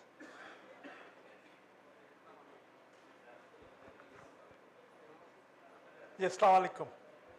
সবাই ভালো আছেন? আসলে এই যে একটু আগে বললেন, ডক্টর জহির আলমেন বলল, ট্রেনিংয়ের কোনো বিকল্প নাই। এটা নিজের দেশে বলেন, বিদেশে বলেন। আর এন্ডোস্কোপিক সাইনাস সার্জারি না, যে কোনো অপারেশন, যে বলতেছে নেক্সট মান্থে, আজকে দেখলাম আগামীতে থাইরয়েডের সেশন হবে সিঙ্গাপুরে, আমরা দেখলাম একটা সেশনে দিছে, আমি এখন ভয় পাইতেছি। পড়তে দুনিয়া কোথায় আগায় গেছে। এখন তো লাইট আর নর্মাল লাইট নাই। একসময় তো আপনি হেডলাইট দিয়ে ইএনটি দেখতেন, এখন তো আপনি চেম্বারে চিন্তা করতে পারেন উইদাউট 0, 30, 45, ইভেন 70 দেখতে হবে, তারও ভালো কোয়ালিটির লাইট লাগবে। নর্মাল না, এই চাইনিজগুলা একসময় দেখছেন, হবে না। আপনার 3D 4D আসছে, এখন 4D আসছে না, তো লাইট যত প্রপার হবে, এক নম্বরে অ্যানাটমি জানতে হবে, প্রপার অ্যানাটমি কি করতেছেন, ইউ হ্যাভ টু নো। প্রথম তো বেসিক, তারপরে অ্যাডভান্স। আর এখন দুনিয়া এইভাবে আগাইছে, এখন তো ইমেজ গাইড ছাড়া কি এন্ডোস্কোপি চিন্তা করতে পারে বলেন? আপনি নর্মাল ভিউ কয়টা থাকবে? একটা হলো আপনার চোখের ভিউ, তারপরে আপনার radiological view. Radiology specially without city and MRI, এখনও অনেকে অপারেশন করেন, নাকের সার্জারি করেন, সেপ্টোপ্লাস্টি করেন, এটা কতটুকু praiseworthy? At least you should go for a 1 CT scan. Axial coronal হলে বেটার, 3D CT স্ক্যান হলে better. You should know the anatomy, where is there, minimum septum না আদার স্ট্রাকচারগুলো কোথায়, কি প্যাথোলজি। শুধু সেপ্টাম করে তো লাভ নাই, তাহলে আপনাকে সেম প্যাথোলজিটা কোথায় আছে, weather it is a polyp, it is a multiple polyposis, maximum এই দুইটাই তো থাকে। তারপরে এই দুটো যে পলিপ ভালো অপারেশন করতে সব কিছু পারে, কোথায় ইনভলভ হয়েছে, যে you should know the sinus. Maximum এখনো আমরা ফ্রন্টাল সাইনাস দিয়ে ভয় পাই। এই যে ডক্টর ইউসুফ বৈশা আছেন ট্রেনিং করার জন্য, স্প্যানোডাল সাইনাস ঢুকতে আমরা ভয় পাই কেন? ওইখানে ওই যে দেখালো যে ক্যারোটিড অপটিক অ্যাঙ্গেল, ওই যদি অ্যানাটমি জানেন, স্পেশাল বুঝেন, ওইখানে যদি প্রপার ভিশন না থাকে তাহলে আপনি ইনজুরি করবেন। পোস্টেরিয়র ইথময়েড যখন যাবেন আপনি জানবেন পোস্টেরিয়র ইথময়েডে কোথায় যেতেছেন, কতটুকু ইনজুরি করবেন, জিনিসগুলো তো ইজি। তো ফ্রন্টাল সাইনাস সেম, আপনি মেইনলি হইলো অ্যানাটমি। তো থ্যাংক ইউ, তুমি যেভাবে সবার জন্য ট্রেনিংয়ের কোনো বিকল্প নাই। আমি তো জানি মিনিমাম 100 জন ডাক্তার এখন অপারেশন করেন, কিন্তু এখনও আমরা প্রচুর রুগী পাই সেপ্টোপ্লাস্টি করছেন, সেপ্টাল পারফোরেশন, এখনও পাই স্যাডেল নোজ ডেফর্মিটি, এখনও পাই পলিপ প্রচুর recurrence, patient crusting, infection, proper surgery. কারণ nose is the only area আপনি কি করে দিলেন কেউ দেখলো না, বাট রুগী বলবে তার সমস্যা কি। তাহলে যারা করবেন ফর গডস সেক, বহু আগে আমাকে বলছিল আমার বিদে ফ্রম ইন্ডিয়া, তো বলছিল যে এখনো এসএমআর করেন অনেকে, বলছিল SMR is done by surgeon, septoplasty is done by surgeon. তো আমরা যে সার্জন হই, সার্জন হলে আমরা টার্মিনেটকে খুব কাট করি অনেকে, এখনো আমি নিজেও কাটি, বাট এটা না কাটতে পারলে বেটার। টার্মিনেটকে আপনি ইনজুরি করবেন না। মিডিল টার্মিনেট যেমন আপনার ধ্রুবতারা, inferior turbinate it is the mainly protector of the nose, it is the air conditioner of the nose, it is the total humidifier of the nose. তো I should cut it. এটা কাটলে অর্ধেক function তো নিয়ে গেলেন। আর laterally যত যাবেন কাটবেন তখনই তো লেজন এক্টিমাল ডাক্তারকে ইনজুরি করার স্কোপ থাকবে। এন্ট্রামে ওপেন করেন, ইপনেসে এখন দেখছে আবার জয়রামেন খুব দরকার হলে আপনারা একটা সাবলেভিয়াল ইনসিশন দেন, যদি দেখেন সব কিছুতে না পাওয়া যেতে পারে, ইট ইজ অলসো ইনভলভ। এই 0 ডিগ্রি টেলিস্কোপ যদি অ্যান্ট্রাম ক্লিয়ার করতে চান, আমার মনে আছে এখনো, আমি মনে করি প্রফেসর আলাউদ্দিন স্যারকে, যে আমরা রাইনোস্পোরোডিসিস অনেক রিকারেন্ট কেস পাইতাম, নিশ্চয়ই আপনারাও পান, 7বার 8বার অপারেশন হয়, কেন হয়? তো এই যে ল্যাটারাল ওয়াল অফ নোজ থেকে হয়, if you know the Denker's operation, খুব তো লস কিছু নাই, সরাই দিলে অসুবিধা তো নাই। আর জয়রাল বললেন যে সিএসএফ লিক, হ্যাঁ আমার জীবনে অনেক 2-3 বারই হয়েছে, আমরা অপারেশন করতে যেয়ে দেখি লিক হয়েছে। তাই ভয় পাওয়ার কিছু নাই, সিএসএফ লিকটা তো সিম্পল বন্ধ করা যায়, এটার জন্য যে এত কিছু করতে হয় তাই নাই। আমি দেখছি ম্যাটসন হার্ভার্ডে সিম্পল একটা কার্টিলেজ নিয়ে শুধু এখানে গ্লুটা লাগাই দেয়, আপনি দেখতেছেন কোথায় হইতেছে, এত কিছু করার দরকার নাই। আন্ডারলে আনলে যত কিছু, ছোট লিক, বড় হইলে পরে আলাদা কথা। তো সিএসএফ লিক নিয়ে ভয় পাওয়ার কিছু নাই। এই ইথময়েডাল আর্টারি ব্লিডিং আপনি যদি সাইড বুঝেন, নাকে অপারেশনে স্প্যানোডাল আর্টারি যদি সাইড বুঝেন, এই ব্লিডিং কটারিতে ম্যাক্সিমাম বন্ধ করা যায়। আর এখন তো লাইগাশিওর আছে, এখন আপনি বের করে ইচ্ছা করলেই তো পয়েন্ট বন্ধ করে দিতে পারেন। যারা নতুন, আমি মনে করি ঢাকা ইনস্ট্রুমেন্টের কোনো বিকল্প নাই। আমি রিকোয়েস্ট করব আমাদের এইসব জায়গাতে ইমেজ গাইড থাকা উচিত। আপনি যদি একটা proper radiological view, endoscopic view, এই ইমেজ গাইড ভিউ, 3টা ভিউ পাশাপাশি থাকলে পরে আপনি তো ইনজুরি করবেন না। আপনি দেখার পর তারপরে আপনার প্রপার ইনস্ট্রুমেন্ট দরকার, প্রপার মাইক্রোডেব্রিডার দরকার, প্রপার হারমোনিক স্ক্যালপেল বা ব্লিডিং বন্ধ করার জিনিস দরকার। ব্লাইন্ড হইলে পরে ব্লাইন্ড, অ্যানেস্থেশিয়া বললো is very important, hypotensive anaesthesia দরকার, লো ব্লিডিং যাতে হয় এটা নিয়ে করা দরকার। লেস ব্লিডিংয়ে কিছুক্ষণ ওয়েট করেন উইথ প্রপার প্রিপারেশন। পেশেন্টকে প্রিপারেশন না করে অপারেশন করবেন না, at least you should give 4-5 days steroid, তো উইথ কন্ট্রোলিং ইউর ইনফেকশন, তারপরে দেখবেন অপারেশন অফ ইজি। আর যখন বলতো আমার স্যার বলতো, যখন you are in with trouble, এক নাকে সমস্যা হয়েছে, এই নাকে প্যাক করে 10 মিনিটে চলে আসেন, অন্য নাকে ঢুকে যান, অন্য নাকে কাজ করেন, তারপরে দেখবেন এখানে ব্লিডিংও নাই। তো সবাইকে ধন্যবাদ, সবাই ভালো থাকেন, best of luck. Thank you স্যারকে। আমরা এরপরে আমাদের ক্যাডাভারি ডিসেকশন হবে, ক্যাডাভারি ডিসেকশনের মাঝখানে আমরা মনে হয় নামাজ পড়তে পারি। আচ্ছা, আমরা বলি নেজো এন্ডোস্কোপি। নেজো এন্ডোস্কোপি করার সময় আমরা 3টা পাস বলি, তাই না? First pass, second pass, third pass. সেই জিনিসগুলো কি আমাদের স্যাররা তো আছেন, স্যাররা তো জানেনি। আমরা টকিং ফর দ্য আমার পোস্ট গ্রাজুয়েট স্টুডেন্টস। হ্যাঁ, ফার্স্ট পাস হলো দিস ইজ, আমরা যখন ঢুকি তখন প্রথমে আমাদের চোখে কি পড়ে? ইনফিরিয়র টার্মিনেট, তাই না? Inferior terminate. তারপরে সামনে এটা পড়তেছে মিডিয়াল টার্মিনেট।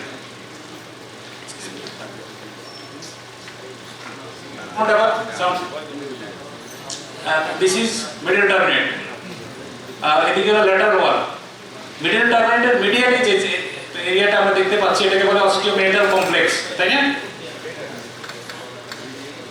অস্টিওমেটাল কমপ্লেক্স। এখন this is the lateral wall of the nose আর দিস ইজ মিডল টার্মিনেট। আমরা এখন চলে যাই ফার্স্ট পাস কি during naso endoscopy. We go forwards along the floor of the nose. Floor of the nose follow করে আমরা এগিয়ে যাচ্ছি। হ্যাঁ, this is the posterior pharyngeal wall.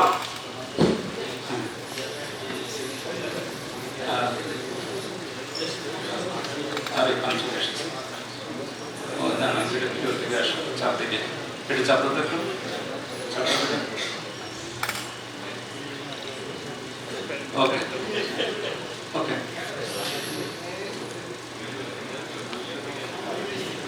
posterior pharyngeal wall এ আমরা কি দেখতেছি? This is the nasopharyngeal lymphoid tissue, তাই না?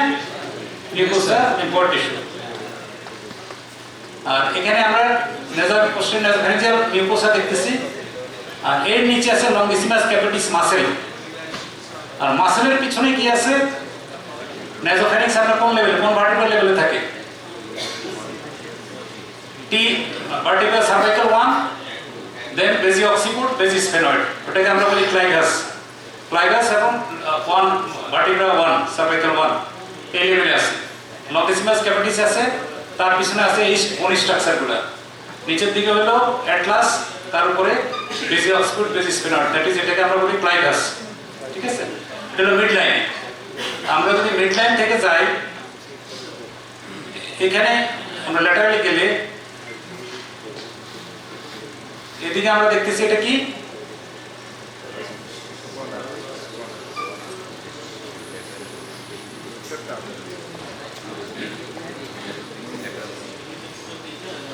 This one, station tube opening,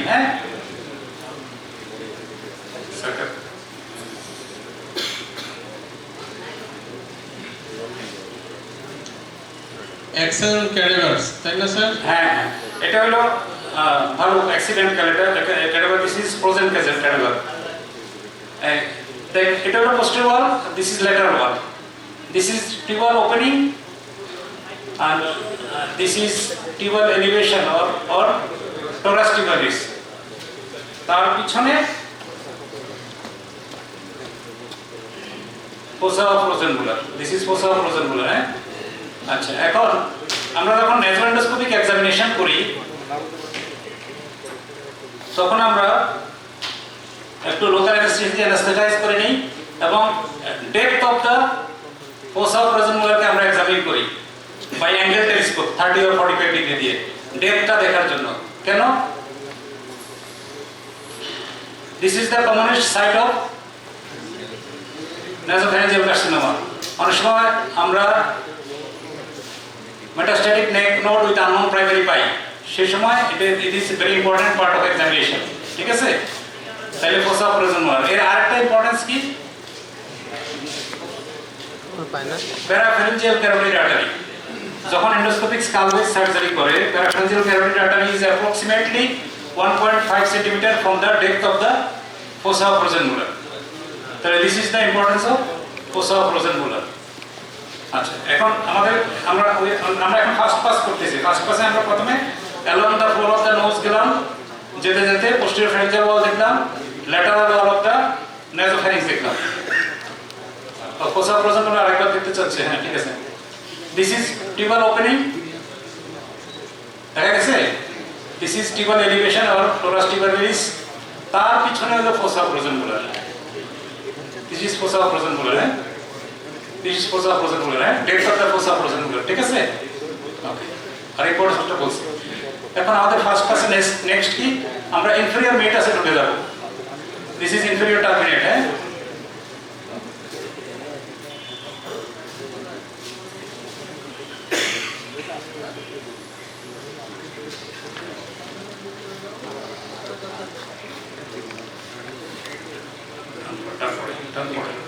টান পড়ে, সাকার টান পড়ে।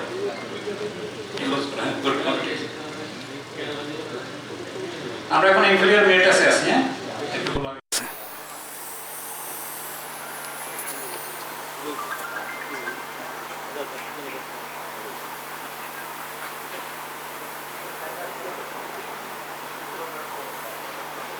This is inferior meatus, eh?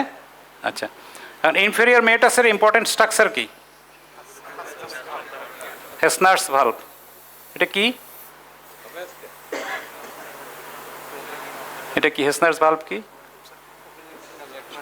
নেজোল্যাক্রিমাল ডাক্টের opening, হ্যাঁ? ওকে, থাকে ওখানে। তাইলে আমরা ইনফেরিয়র মেটাস, এটা কোথায় থাকে? হাইয়েস্ট পয়েন্ট থেকে কয়েক মিলিমিটার নিচে, আর anterior end of the middle turbinate বরাবর থাকে ল্যাটারাল ওয়ালে, তাই না?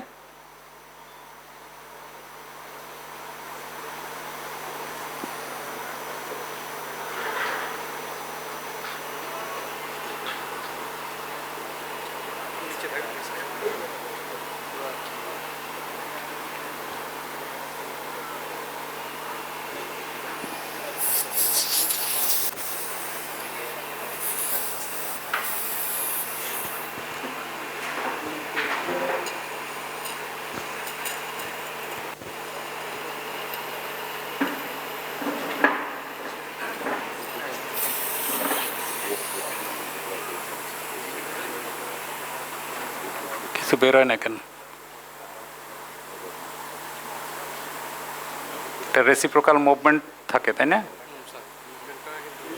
বোঝা যাচ্ছে না তো অন্যদিকে।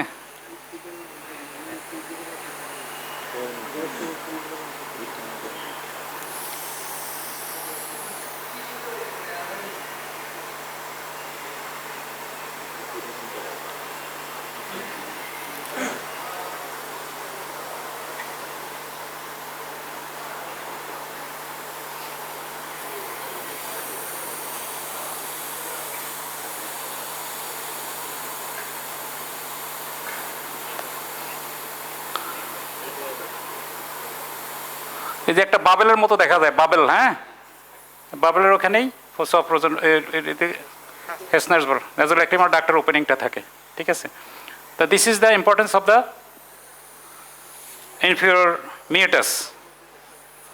এখন this is the first pass, not what is the second pass. Second pass, again we go to the floor of the nose, see the posterior pharyngeal posterior wall, then what is this thing? Nasal septum. Nasal septum. This is called roof of the posterior choana, তাই না? হ্যাঁ, এই থেকে শুরু করে আমরা we look between the middle turbinate and the nasal septum, ঠিক আছে?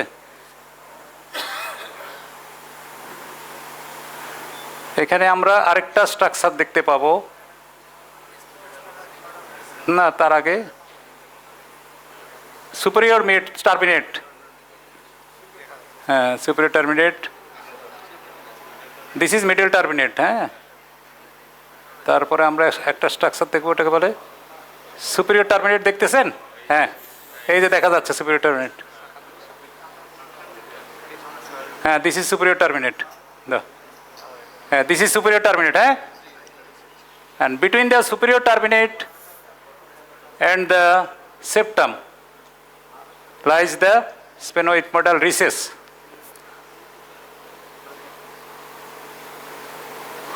What is the important structure in the sphenoethmoidal recess?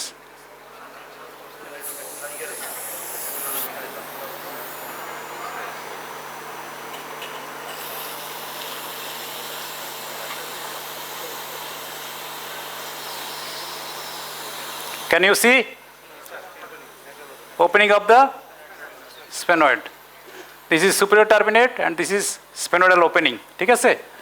তাইলে এটা কতটুকু দূরে থাকে?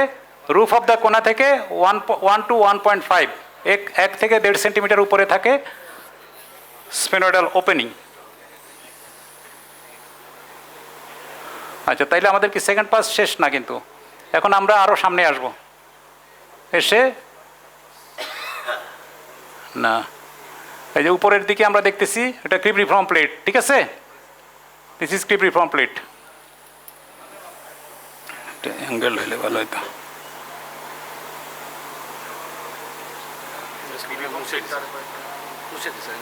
দাঁড়াও, হ্যাঁ, এই উপরে আমরা দেখতেছি দিস ইজ ক্রিপ্রিফর্ম প্লেট, ঠিক আছে? ওয়াহিদ আছো? ওয়াহিদুজ্জামান? আছি স্যার আমি। ওয়াহিদ আছে নাকি? জি স্যার আছি স্যার আছি। আসসালামু আলাইকুম স্যার। ওয়াহিদ? জি স্যার। তোমার তো অনেক এক্সপিরিয়েন্স হয়েছে, অ্যারাউন্ড তোমার 60-70 সিএসএফ রাইনোরিয়া করে ফেলছো স্যার। আমার তো অ্যাপ্রক্সিমেটলি 400 হয়ে গেছে। তো তুমি তো জানো what is the commonest site of CSF leakage আমরা পাচ্ছি। বইপত্রে কি আছে সেটা ইম্পর্টেন্ট না, তোমার নলেজ কি? ক্রিপ্রিফর্ম প্লেট স্যার। ক্রিপ্রিফর্ম প্লেট, হ্যাঁ আমারও তাই। আমরা সবচেয়ে বেশি লিক পাই ক্রিপ্রিফর্ম প্লেটে। আচ্ছা, ইন দ্য মিন টাইম আমি একটা কথা বলে রাখি, যেহেতু এখানে আই এম লাকি, আমি অনেকে একসাথে পেয়ে গেছি, অনেক সিনিয়র জুনিয়র অনেকে আছেন। কোনো সার্জনের কাছে যখনই সিএসএফ রাইনোরিয়া যায় সঙ্গে সঙ্গে একটা ইনভেস্টিগেশন অ্যাডভাইস করে, সেটা হলো CT cisternography. CT cisternography is not the first line of investigation. হ্যাঁ, এটা internationally accepted. This is not the first line of investigation, কারণ this is not without any complications. So প্রথম হইল CT scan, high resolution CT scan with bone window, axial, coronal and sagittal. This is the first investigation. আমি মনে করি ওয়াহিদ আমার সাথে একমত হবে, মোর দেন 99% কেসেসে আমরা we can diagnose the site of leakage. কি ওয়াহিদ, ঠিক কিনা? Sir, if it is failed then we will come to another investigation. Number 1, TT weighted MRI. That's correct. TT weighted MRI works like CT cystogram. কেন? এখানে CSF acts as a contrast media. Sir আপনি যেটা বলছেন, আপনারা তো প্রায় 500 case করে ফেলছেন বিএমইউতে। আপনাদের কাছে কমনেস্ট কজ কি মনে হচ্ছে? Commonest cause is idiopathic. Wahid আমার সাথে এগ্রি করবে কিনা জানি না। হ্যাঁ, যদিও অনেক সময় বইপত্রে লেখা আছে ট্রমাটিক, এটা ট্রমাটিক লেখা, এগুলো যখন ফেস প্রথম শুরু হয় তখনকার কথা এগুলো, ভিজে। হ্যাঁ, এই 450 কেস কতদিনে করছেন স্যার? আমি শুরু করছি 2007-এ, 2006-এর শেষ দিকে, 2006-এর শেষ দিকে। আচ্ছা, তো এখন সেটা ইম্পর্টেন্ট না কত কেস করছি বা করি নাই, কিন্তু আমরা যাই করছি আমাদের কাছে মনে হয়েছে, ওয়াহিদ আমার সাথে একমত, আমাদের কাছে মনে হয়েছে commonest site is cribriform plate এবং কমনেস্ট কজ ইজ ইডিওপ্যাথিক। তো এখানে আমাদের উদ্দেশ্য সিএসএফ নিয়ে বলা না, আমার উদ্দেশ্য হলো আমরা যদি এই সেকেন্ড পাসটা খুব ভালো করে না জানি, সেকেন্ড পাসটা ভালো করে না বুঝি, তাইলে আমরা ক্রিপ্রিফর্ম প্লেট হ্যান্ডেল করতে পারবো না এন্ডোস্কোপিক্যালি। আমার কথা বলার উদ্দেশ্য হলো এইটা। তাইলে সেকেন্ড পাস কি? সেকেন্ড পাস হলো আমরা গেলাম পোস্টেরিয়র, হ্যাঁ পোস্টেরিয়র ফ্যাঞ্জিয়াল ওয়ালকে ফলো করলাম, রুফ অফ দ্য কোনায় গেলাম, দেন আস্তে আস্তে মিডল টার্মিনেটকে হালকা রিট্যাক্ট করবো যাতে অ্যাভালশন না হয়। তখন দেখলাম আমরা মিডল টার্মিনেট, সুপিরিয়র টার্মিনেট পাওয়া গেল, দেন আমরা স্পেনোইথময়েডাল রিসেসে ঢুকলাম, স্পেনয়েডের ওপেনিং আমরা দেখতে পাচ্ছি, তাই না? তারপরে আমরা স্পেনয়েডের ওপেনিংয়ের পরে কি থাকে, এটাকে বলে anterior face of the sphenoid ওপেনিংয়ের পরে, দেন আসলো ক্রিপ্রিফর্ম প্লেট। এই দিস ইজ ক্রিপ্রিফর্ম প্লেট। হ্যাঁ, দিস ইজ, আমি 0 ডিগ্রিতে আসি তো 30-45 বলে আরও ভালো দেখা যেত ক্রিপ্রিফর্ম প্লেট, ঠিক আছে? তো এই হলো আমার second pass. Now come to the third pass, যেটা আমাদের ইউজুয়াল ফেসে থার্ড পাসটা আমাদের খুব ইম্পর্টেন্ট। থার্ড পাস হলো lateral to the middle turbinate, ঠিক আছে? দিস ইজ মিডল টার্মিনেট, ঠিক আছে? Lateral to the middle turbinate. এখন এই মিডল টার্মিনেটটা আমরা বলছি এর কতগুলো অ্যাটাচমেন্ট থাকে? 3টা পার্ট থাকে অ্যাকর্ডিং টু ইটস অ্যাটাচমেন্ট, তাই না? First attachment goes to the vertically two the skull base. Skull base কোথায় অ্যাটাচ করে? At the junction of the medial and lateral lamina, ঠিক আছে? মিডিয়াল ল্যামিনা মানে ক্রিপ্রিফর্ম প্লেট, আর ল্যাটারাল ল্যামিনা তো জানো এর জাংশনে থাকে ভার্টিক্যাল পার্টটা, পার্ট 1। হ্যাঁ, নাম্বার 2 সেকেন্ড অ্যাটাচমেন্ট, দেখো এই যে সোজা ভার্টিক্যাল গিয়ে গিয়ে গিয়ে এটা এইদিকে চলে আসছে, এই যে চলে আসছে, তাই না? এদিকে কোথায় চলে গেল? ল্যামিনা পেপারের সাথে অ্যাটাচমেন্ট, এটা হলো সেকেন্ড পার্ট। আচ্ছা, তারপরে সেকেন্ড পার্টে ফলো করো, আস্তে আস্তে যাও নিচে, তারপরে কই চলে গেলো? এখানে lateral wall of the nasal cavity, এটা হলো প্যালাটাইন বোন, হ্যাঁ, perpendicular plate of palatine. This 3 attachments, হ্যাঁ, first attachment, second attachment, third attachment, এই তিনটা। এটাকে বলে বেজাল ল্যামিনা। এই বেজাল ল্যামিনার সামনে যতগুলো ইথমোডাল সেল পাওয়া যাবে সবগুলো হইলো অ্যান্টেরো ইথমোডাল সেল, আর তার পিছে হইলো পোস্টো ইথমোডাল সেল। আচ্ছা, অ্যাটাচমেন্ট আরেকবার বলি, বলপ্রুফ তিনটে অ্যাটাচমেন্ট। হ্যাঁ, vertical attachment, it goes vertically to the base of the skull. Okay, then vertical attachment এই পার্টটা শেষ হলো, এই ভার্টিক্যাল পার্টটা শেষ হলো, এটা it is oriented in the sagittal plane. তারপরে second part it oriented in the coronal plane. এই this is the second part. হ্যাঁ, সেকেন্ড পার্ট, ঠিক আছে, it goes to the lamina papyracea. আর third part goes to the lateral wall of the nose, this is the perpendicular plate of the palatine bone. আচ্ছা, এখন এই যে lateral ওয়ালে একমাত্র মোবাইল স্ট্রাকচার কি? Uncinate is the mobile structure, আর সবই হলো fixed, only uncinate, and this is the free margin of the uncinate process. Uncinate প্রসেসের কয়টা পার্ট থাকে? দুইটা। ওয়ান ইজ ভার্টিক্যাল পার্ট, এটা হলো জাংশন, দেন গোজ হরাইজন্টালি পিছনের দিকে চলে গেল, ব্যাকওয়ার্ডস। হ্যাঁ, this is the third part, ঠিক আছে। আচ্ছা, আছে সিরিঞ্জ আছে, সিরিঞ্জ দিয়ে একটু পানি মারা যাবে কিনা? দিতে বলো, অসুবিধা নেই, এখনই লাগবে তা না, জোগাড় একটু পানি আর সিরিঞ্জ দিতে বলো, একটু ক্লিন করা যাবে। হ্যাঁ, আচ্ছা, বলপ্রুফ। হ্যাঁ, সিরিঞ্জ আর পানি দাও, সরি। আচ্ছা, তারপরে তাহলে আনসিনেট প্রসেসের এটা হলো vertical part, this is horizontal part or second part. Horizontal part, এখানে কোনো বনি অ্যাটাচমেন্ট নাই। ইনফেরিয়র টার্মিনেটের সাথে মেমব্রেনাস অ্যাটাচমেন্ট আছে, মিউকোসা দিয়ে অ্যাটাচড। হ্যাঁ, দাও পানি মারো। আমরা একটু ভিতরটা একটু ওয়াশ করে দিতেছি। দাও চাপ দাও। কই?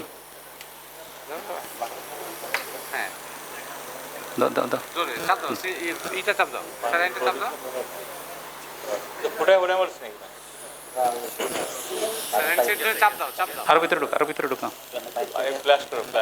দাও।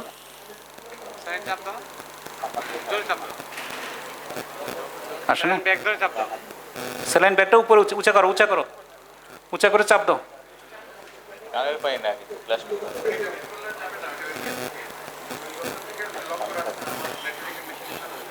ও মেশিনের সাথে লক করা, অন্য একটা সিরিঞ্জ সেট।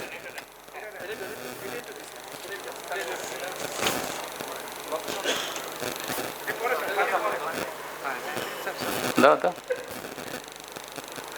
ভিতরে। হ্যাঁ, ভিতরে দাও।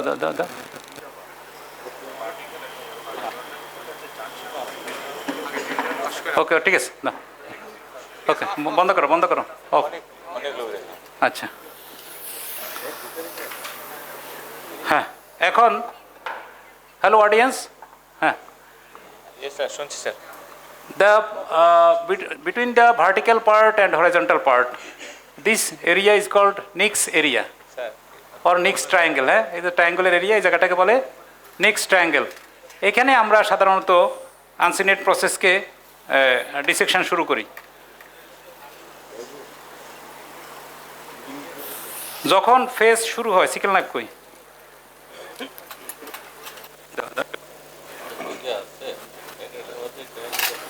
হ্যালো, ইয়েস স্যার, আমরা শুনছি স্যার। হ্যাঁ, যখন at the beginning of the phase, ancynectomy was used to do by sickle knife, তাই না? এই যে সিকেল নাইফ। আচ্ছা, এই সিকেল নাইফ দিয়ে উপর থেকে ইনসিশন দিয়ে একদম গিয়ে হরাইজন্টাল পার্টে গিয়ে ইনসিশন দিয়ে পুরোটাকে মিউকাসার সেপারেট করে দেন আনসিনেক্টমি করা হইতো, তাই না? এখন কি করা হয়? এখন এই শার্প ইনস্ট্রুমেন্ট ইউজ করা হয় না, কেন? না,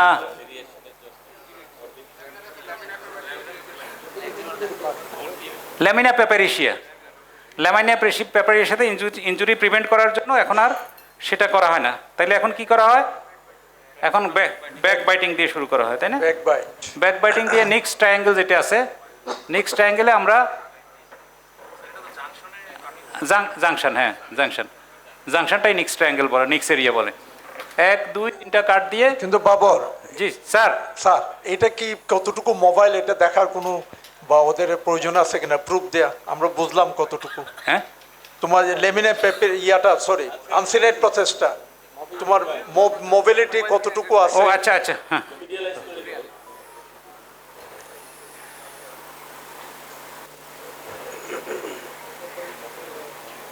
This is the only mobile organ in the lateral wall of the nose. Okay. Mobile structure.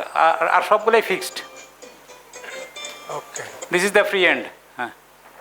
মানে এখানে লোকাল দেওয়ার কোনো প্রয়োজন আছে কিনা? স্যার এটা তো ফ্রেশ বডি স্যার, এখানে অন্য সময় বলার জন্য। Local anaesthesia sir? হ্যাঁ, নতুন ছেলেদের জেনারেল অ্যানেস্থেসিয়া দেওয়ার পরেও আমরা সাধারণত স্যার যেটা করি, লিগনোকেইন এর সাথে মিশাই যেটা দিই সেটা ডিকনজেশনের জন্য স্যার। ওকে। ডিকনজেশনের জন্য, not for pain, because patient is under general anaesthesia. Decongestion inferior টার্মিনেটরকে একটা ল্যাটারালাইজ করলে প্রেসার দিয়ে ওটা কি আনসিনেট প্রসেসকে প্রমিনেন্ট হবে? না, আনসিনেট প্রসেসকে এফেক্ট করে না, কারণ এটা তো মুভস টুগেদার। ল্যাটারালাইজ করে অনেকে যদি দেখতে প্রবলেম হয়, because in case of severe যদি মানে মার্কড ডেভিয়েশন যদি থাকে, এখানে স্পেস কম পায়, তখন অনেকে এটাকে ল্যাটারালাইজ করে নেয় স্পেস বেশি পাওয়ার জন্য। এই ল্যাটারালাইজ করে নিলে আনসিনেট প্রসেস যদি ল্যাটারালাইজ থাকে বা অ্যাটেলেকটেসিস থাকে, তাহলে স্যার কি করব? আনসিনেট প্রসেস ল্যাটারালাইজ থাকুক আর অ্যাট্রোপিড থাকুক, যেটাই থাকুক, আনসিনেট প্রসেস তো আমাদের উদ্দেশ্য হলো ইনফান্ডিবুলামকে ওপেন করা, টু এক্সপোজ দ্য ইনফান্ডিবুলাম।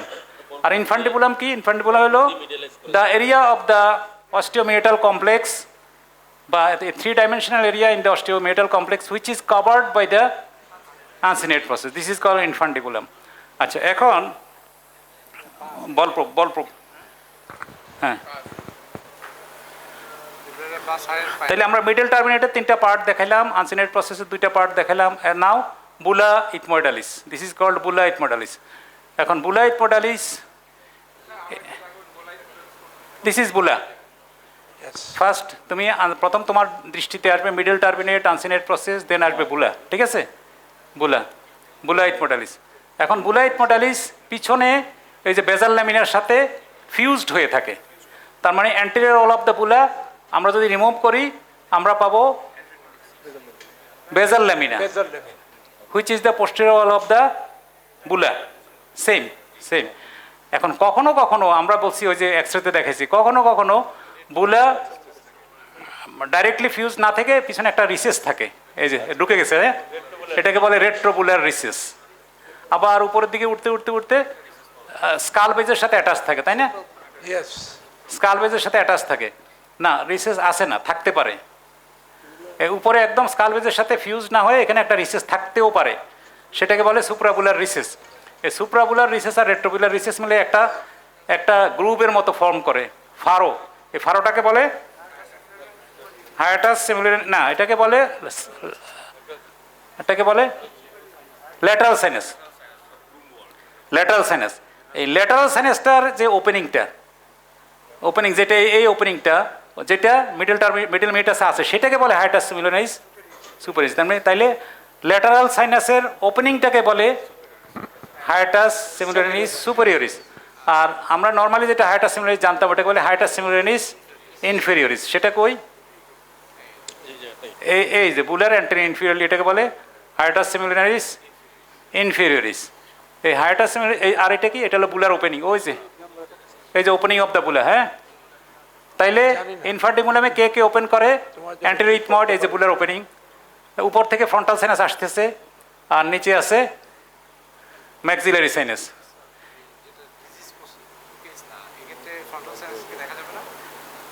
দেখা যাবে 70 দিয়ে দেখতে পারবো, হয়তো দেখতে পাবো, হ্যাঁ, সবসময় দেখা যায় না।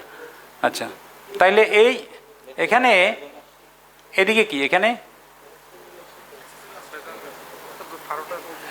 ম্যাক্সিলারি সাইনাস ওপেন করবে, তাই না? কার্ভ সাকার দাও তো, বাঁকা সাকার দাও।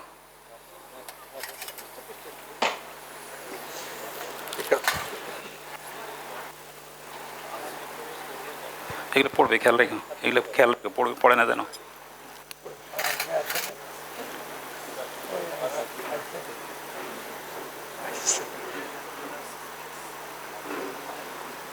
আমরা কাজের সুবিধার জন্য কার্ভড সাকশন ক্যানুলা নিলাম। This is the hiatus semilunaris inferioris. এখন এই যে একটা ওপেনিং দেখা যায়, দেখছেন না? এটা কি? হ্যাঁ, এক্সিলারি অস্টিয়াম। আরেক নাম কি? ফ্রন্টানালি। পোস্টেরিয়র ফ্রন্টানালি বলে, অ্যাকচুয়ালি ফ্রন্টানালি মিনস যেখানে মিউকোসা দিয়ে বোন থাকে না, মিউকোসা দিয়ে যেটা surrounded, formed all around by the mucosa. হ্যাঁ, কোনো বোন থাকে না, এটা হলো পোস্টেরিয়র ফ্রন্টানালি বলি বা ফ্রন্টানালি বলি। আর তাহলে অ্যান্টেরিয়র ফ্রন্টানালি বা ন্যাচারাল অস্টিয়াম যেটা, that is covered by the uncinate process. ঠিক আছে, দেখা যাবে, নর্মালি দেখা যাবে না। আনসিনেক্টমি করলে আমরা পাবো। ঠিক আছে, তাইলে এই হইলো মোটামুটি এটাকে কি বলে, আমরা কি বললাম এখন? থার্ড পাস, তাই না?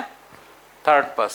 এই এখন যখন ডিজিজ থাকে তখন আমরা first pass, second pass, third পাসে এখন যতগুলো জিনিস দেখলাম অতগুলো নাও দেখতে পারি ডিজিজের জন্য। তাইলে এগুলা, হ্যাঁ, কখন এগুলা এন্ডোস্কোপিক কি বলে, sinusitis, simple sinusitis, fungal sinusitis, যেখানে পলিপ নাই সেখানে হয়তো হবে, বা পলিপ যেখানে মিনিমাম আছে সেখানে আমরা ওইভাবে ক্লিয়ারলি দেখতে পাবো। অথবা in case of epistaxis, very important, ইপিস্ট্যাক্সিসের ক্ষেত্রে এখন আর ব্লাইন্ড প্যাকিং চলবে না, তাই না?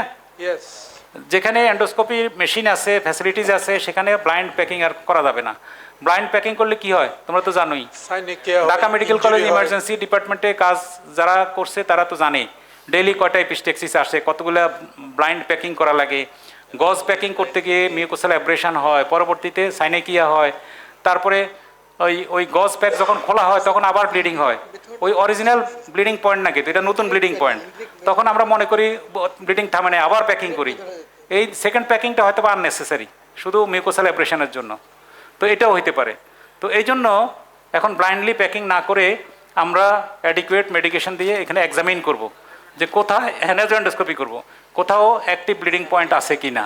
ঠিক আছে, থাকলে ওইটাকে আমরা কটারি করে দিতে পারি, সিম্পল কটারি। হ্যাঁ, আচ্ছা, ঠিক আছে। রিসেন্টলি আমি এরকম 2টা কেস পাইছি, রিকারেন্ট ব্লিডিং, সিভিয়ার ব্লিডিং, তার পয়েন্ট কিন্তু খুব দূরে না। আমার 2টা কেসেরই, একটা হলো এই কোলোমেলার পিছনে, আর একটা হলো ল্যাটারাল ওয়ারে অ্যান্টেরিয়রলি। এটা একেবারে ছোট্ট একটা ব্লিডিং পলিপাসের মতো, ছোট, এন্ডোস্কোপি ছাড়া হয়তো বোঝা যাইতো না।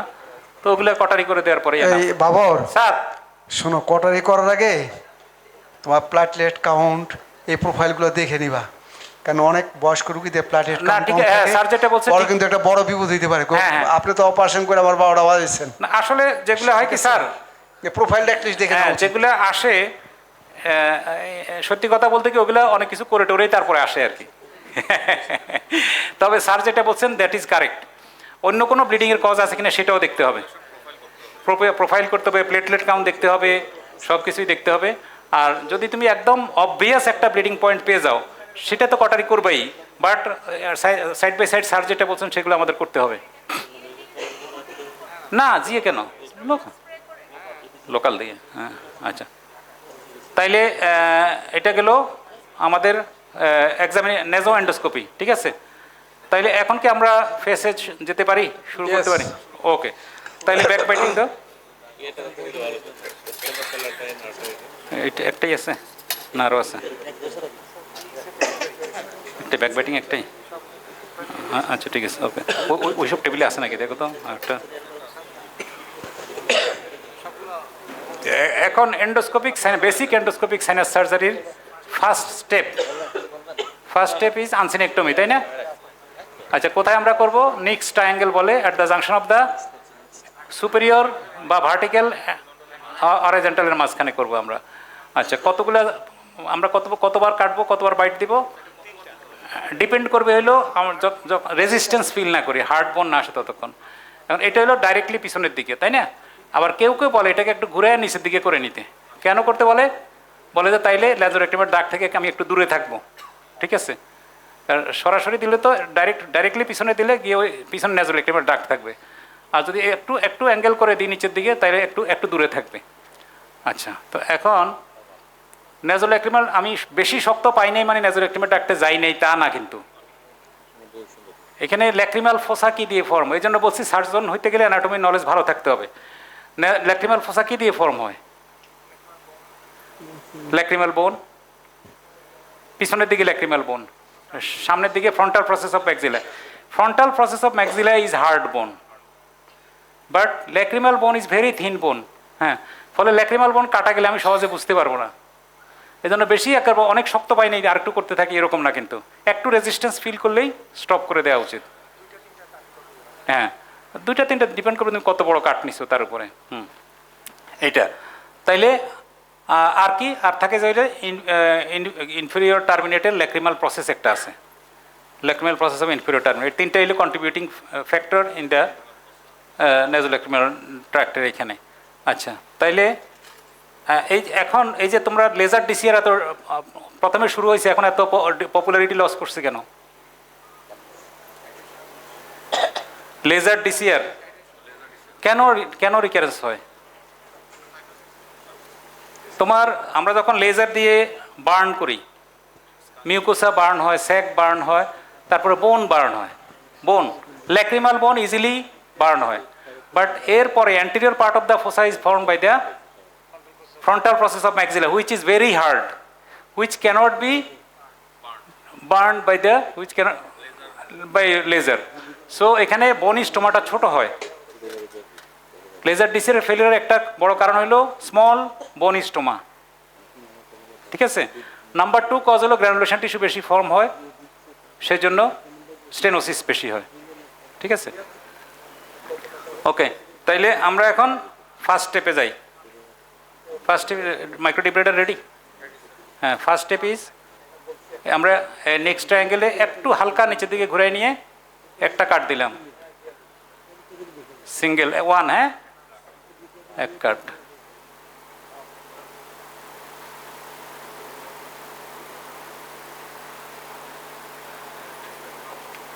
দুই কাট, না একই লেভেলে, একই লেভেলে, আমার দুইটা 2 লেভেলে পড়ে গেছে আমার, না এই ঠিক আছে। এখন না রেজিস্ট্যান্স পাইলে আর করবো না। এখন বল প্রুফটা তো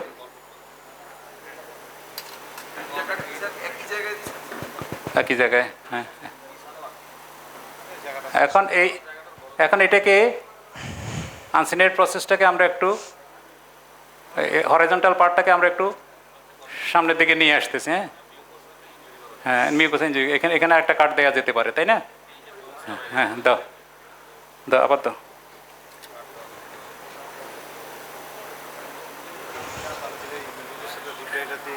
হ্যাঁ, এটা পরে। স্যার একটা কোশ্চেন করবো স্যার, একটা তাহলে তো সব আমার কাছে চলে যেত, আমার কাছে আর আসতো না। হ্যালো, সব কুমিল্লা হয়ে যেত, ঢাকায় আর আসতো না, তাই না? এটা কি এই যে আনসিনেটের নেক্সট অ্যাঙ্গেলে আনসিনেট রিমুভ করার পরে যেটা পাওয়া গেল সেটা হলো ম্যাক্সিলি অ্যান্টাম, না এটা opening of the natural ostium, যেটা ন্যাচারাল অস্টিয়াম, তাই না? স্যার একটা কোশ্চেন করবো স্যার? হ্যাঁ বলো প্লিজ। স্যার ওই যে ব্যাক বাইটার যখন ইউজ করছেন স্যার, তখন যদি একজন জিজ্ঞেস করছে যে ডার্ক যদি ইনজুরি হয় বা সাসপেক্টেড ইনজুরি, সেই ক্ষেত্রে করণীয় কি স্যার, কি করবেন স্যার? ওই যে আমরা লেকচারে বলছিলাম 3 রকমের ইনজুরি আছে। একটা হলো সিম্পল, টাইপ 1 হলো সিম্পল ওপেনিং অফ দ্য ডাক্টের ওপেন হয়ে গেছে, এক্সপোজড হয়ে গেছে, কিন্তু ইনজুরি হয় নাই, কিছু করার দরকার নাই। নাম্বার 2 ল্যাসারেশন, ল্যাসারেশন হয়ে গেল,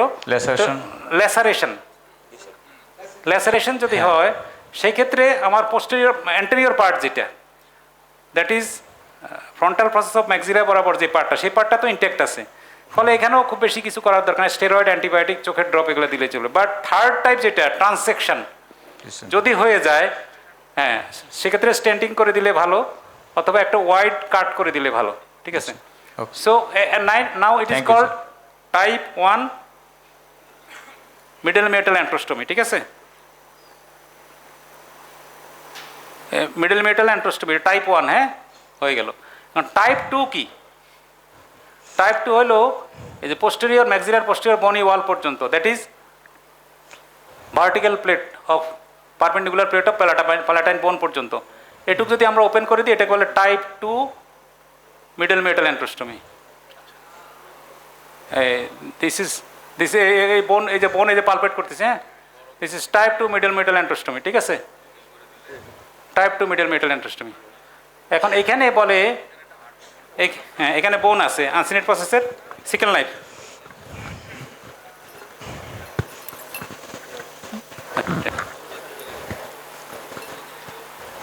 আইডিয়ালি স্যার অ্যান্ডোস্টমি কতটুকু করা উচিত স্যার আইডিয়ালি? কখন 1 করব কখন 2 করব এটা আছে। স্যার রাইনোসাইনোসাইটিস, হ্যাঁ ক্রনিক রাইনোসাইনোসাইটিসে যেটা আমরা করি ওই ইউজুয়ালি বলে যে টাইপ 1 করলে চলে, বাট 2 কখন করব? রিকারেন্ট সাইনোসাইটিস, ফাঙ্গাল সাইনোসাইটিস, এগুলোতে টাইপ 2। আর টাইপ 3 কখন করি? টাইপ 3 তে কি? আচ্ছা আগে আমি একটু আগাইনি। এখানে আমি এই যে আনসিনেটের মিউকোসাটাকে সরাই নিতেছি। হ্যাঁ এই যে মিউকোসা সরাই নিতেছি, এটা হলো আনসিনেট বোন। হ্যাঁ এই যে বোনটা, হ্যাঁ বোনটাকে সরাই নিই।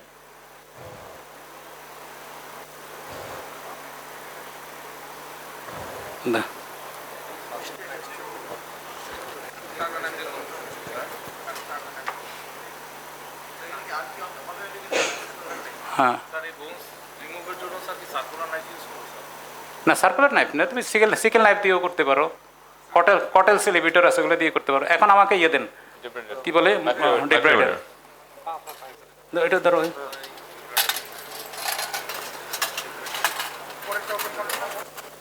পরে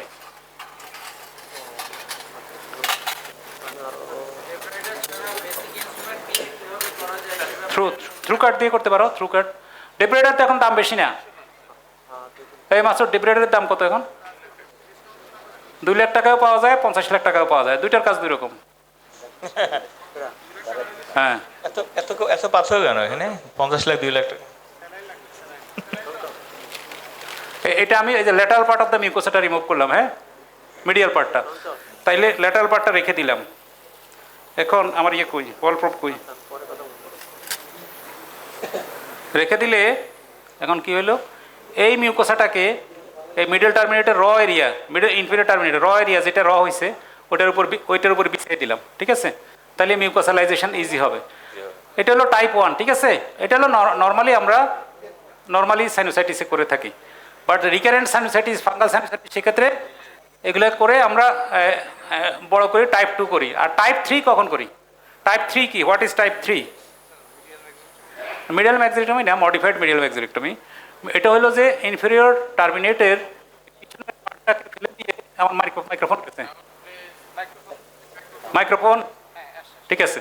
আচ্ছা তাইলে এটাকে আমরা রিমুভ করে একদম ফ্লোর পর্যন্ত ফ্লাশ করে দিই, এটাকে কি বলে? টাইপ 3। হ্যাঁ এটা পুরো কেটে একদম মিডিয়াল ওয়াল, যে এই যে ম্যাক্সিলার মিডিয়াল ওয়াল আছে, এই যে মিডিয়াল ওয়াল, এই মিডিয়াল ওয়ালকে ফ্লোর পর্যন্ত ফ্লাশ করে দিই ড্রিল করে। হ্যাঁ এটা হলো টাইপ 3। টাইপ 3 অ্যান্ডোস্টমি না, মডিফাইড ড্যাঙ্কার সেটা না। আচ্ছা এখন যদি এন্ডোস্কোপিক মিডিয়াল ম্যাক্সিলেক্টমি করতে হয় সেটা কখন করি? এবং সেটা কি ম্যাক্সিলেক্টমি? সেটা হলো আরও সামনে একবারে পুরা ইনফেরিয়র টার্মিনেট পুরা এবং ম্যাক্সিলার এই ওয়ালটা। আচ্ছা আমি একটু, আমাকে অ্যাঙ্গেল টেলিস্কোপ দাও, 45 বা 70 কিছু একটা দাও।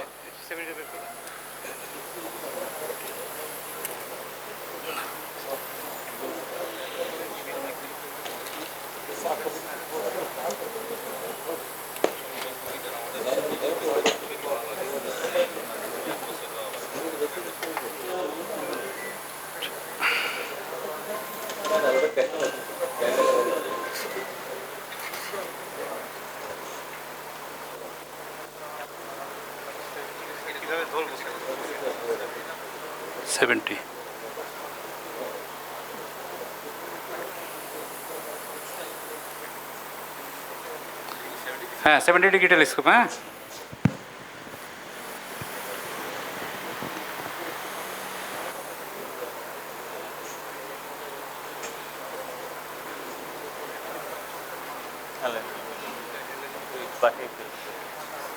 অভ্যাস করতে হবে। এই যে ম্যাক্সিলারি এন্ট্রামে আছি আমি। হ্যাঁ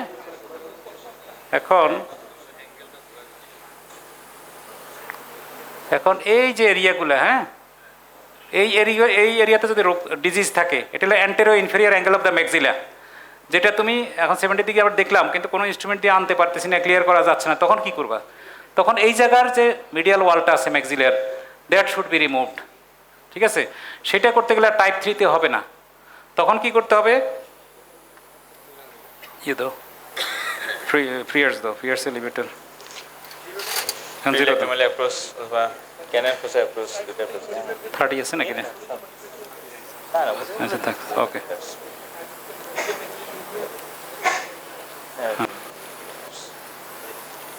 সেই ক্ষেত্রে আমরা কি করব? সেই ক্ষেত্রে এই যে এর সামনে যে মিডিয়াল ওয়াল ম্যাক্সিলার, এই এরিয়াটাকে রিমুভ করতে হবে। হ্যাঁ, তাইলে এখানে তো আমার থাকতেছে এই আনসিনেটের সামনের এই এরিয়াটা কি? Lacrimal area. এখানে ল্যাক্রিমাল স্যাক এবং নেজোল্যাক্রিমাল ডাক্ট এই দিক দিয়ে এসে ইনফেরিয়র টার্মিনেটের দিকে আসছে। হ্যাঁ, তাইলে এই এরিয়াটাকে আমরা কি করব?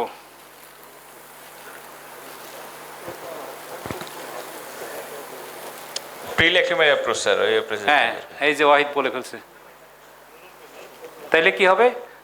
এই ল্যাক্রিমাল সিস্টেমের সামনে এই জায়গায় মিডিয়াল ওয়ালের যে পার্টটা আছে, মিডিয়াল ওয়াল প্লাস অ্যান্টিরিয়র ওয়াল, এই পার্টটাকে আমরা রিমুভ করে দিব। এটাকে কি বলে? Pre lacrimal approach. আর যদি শুধু অ্যান্টেরিয়র ইনফেরিয়র পার্টটাকে অ্যাঙ্গেল করতে অ্যাপ্রোচ করতে হয়, এটাকে বলে মডিফাইড ড্যাঙ্কার্স প্রসিজিওর। হ্যাঁ, এখন এই যদি আমার এক্সটেন্সিভ অপারেশন করতে হয়, তাহলে প্রি ল্যাক্রিমাল অ্যাপ্রোচে এইটাও আমরা রিমুভ করবো, করে এইগুলো সব ফেলে দিয়ে ফ্লাশ করে দিব। এটাকে বলে এন্ডোস্কোপিক মিডিয়াল ম্যাক্সিলেক্টমি, ঠিক আছে?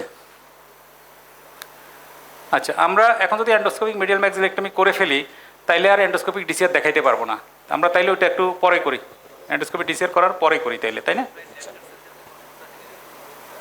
হ্যাঁ, ওইটা হলো যে ইনফেরিয়র টার্মিনেটের অ্যান্টেরিয়র এন্ড আছে না, এই বরাবর উপরে মিউকোসা রিমুভ করতে হবে, করে তারপরে বোন, এখানে বোন রিমুভ করে তারপর প্রয়োজন মতো আরও সামনের দিকে অ্যান্টেরিয়র ওয়ালেও কিছুটা আগানো যাবে। এটা তো মিডিয়াল ওয়াল, ঠিক আছে? আচ্ছা, এখন আনসিনেট প্রসেসের আমরা হ্যাঁ প্রি ল্যাক্রিমাল অ্যাপ্রোচে করলে যদি ল্যাক্রিমাল স্যাক যদি এক্সপোজ হয়ে যায়, মানে হয়ে যায়, সেটাকে আমরা ডিসেক্ট করে সরাই নিয়ে ওখানে আমরা ভার্টিক্যালি একটা স্টোমাক, মানে অবলিকলি আমরা একটা কাট দিই, একটা বড়, ঠিক আছে? তারপরে স্ট্যান্টিং কেউ করে না, ঠিক আছে? হ্যাঁ, ঠিক আছে। তাইলে এখন আমাদের কি হলো? এটা ইথময়েডেক্টমি পুরো হয় নাই, কিন্তু আনসিনেক্টমি পুরো হয় নাই, একটা পার্ট করছে, এখন আরেকটা পার্ট বাকি আছে, তাই না? সিকেল নাইফটা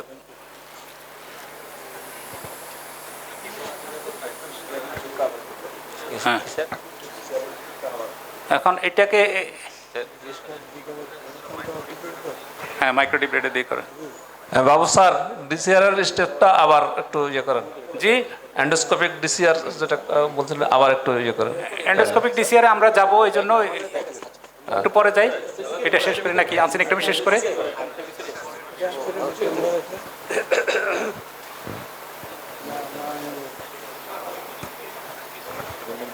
ফ্রিয়ার্স এলিভেটর আছে?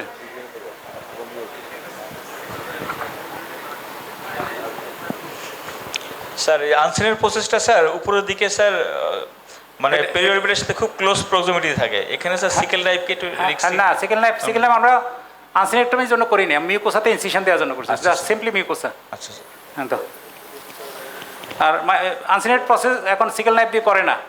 হ্যাঁ, শার্প তো।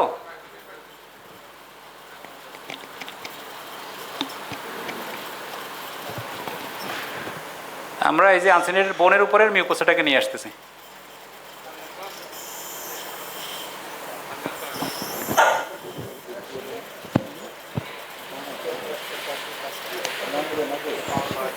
এটা তো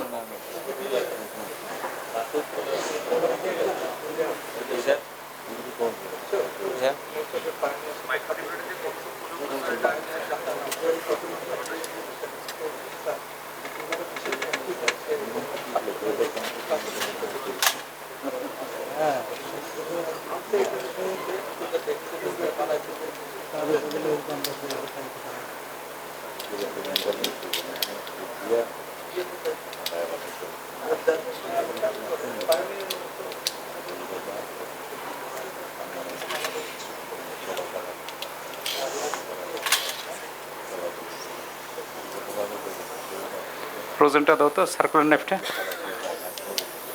নাইফটা কই?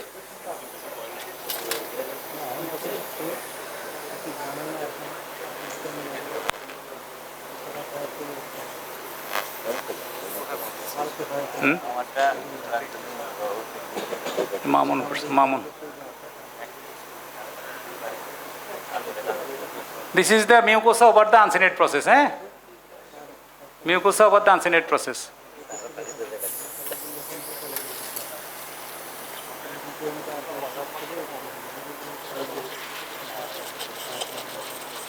এখানে একটা জিনিস খেয়াল করতে হবে যে মাইক্রোডিব্রেডারের সময় ইট শুড বি মানে cutting edge should be away from the visualize and away from the healthy tissue.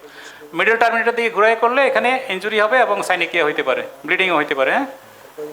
আমরা যেটা কাটবো সেদিকে ফেস করবে, ঠিক আছে? এই না আনসেন্ট প্রসেস দেখা যাচ্ছে, বাট আনসেন্ট বোনটা দিস ইজ দ্য আনসিনেট প্রসেসের ভার্টিক্যাল পার্টটা, তাই না?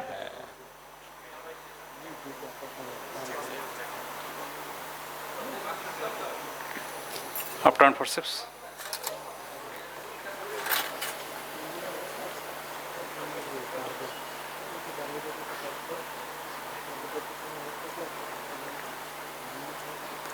এটাকে ওই যে আমরা বলছি অ্যাভালশন না করে থ্রু কাট, অ্যাভালশন করা যাবে না, তাই না?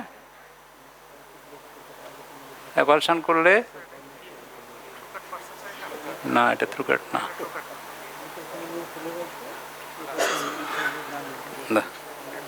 থ্রু কাটটা নাও।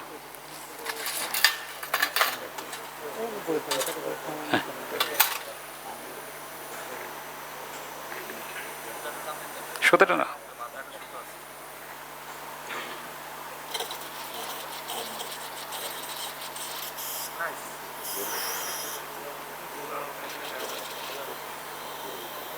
গোলাটা খুব সুন্দর বেরোয়েছে, গোলাটা সুন্দর দেখা যাচ্ছে।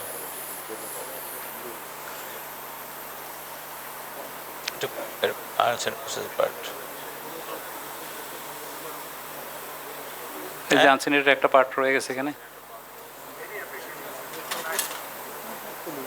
ঠিক আছে? ওই যে বুলার ওপেনিং দেখতেছি আমরা, তাই না?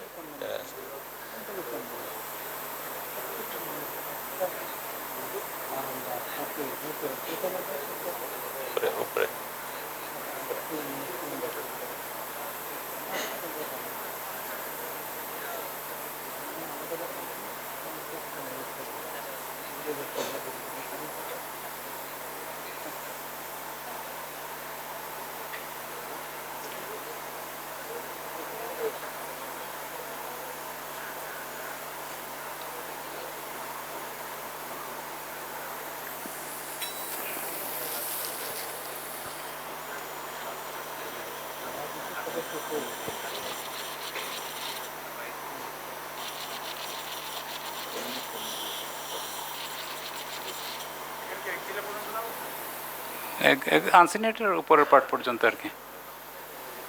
ধরো ধরো ইয়ে কই বল প্রুফ,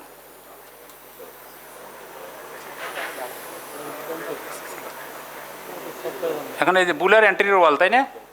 এদিকে হলো মিডল টার্মিনেট। আচ্ছা, এখন এই যে এই জায়গাটা, এই যে ল্যাক্রিমাল অ্যাপারেটাস যেখানে বলছি তার উপরের পার্টটা এখানে একটা বালজিংয়ের মতো আছে। এই বালজিংটা কি?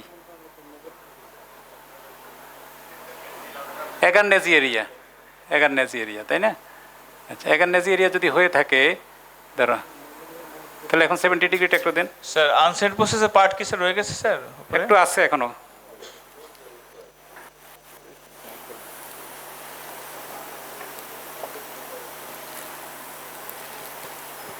ওটা আমরা একটু দেখে করতে চাই আর কি।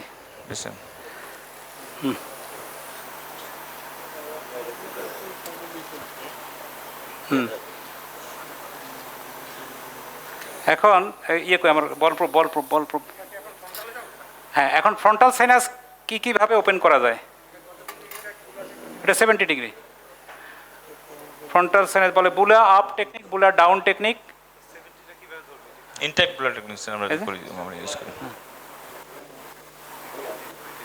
আচ্ছা, এখন ফ্রন্টাল রিসেস কি? ওই যে কে জানি ডেফিনেশন বলছিল, from frontal beak to anterior ethmoidal artery, তাই না? ওটা আমরা এখনো পাই নাই।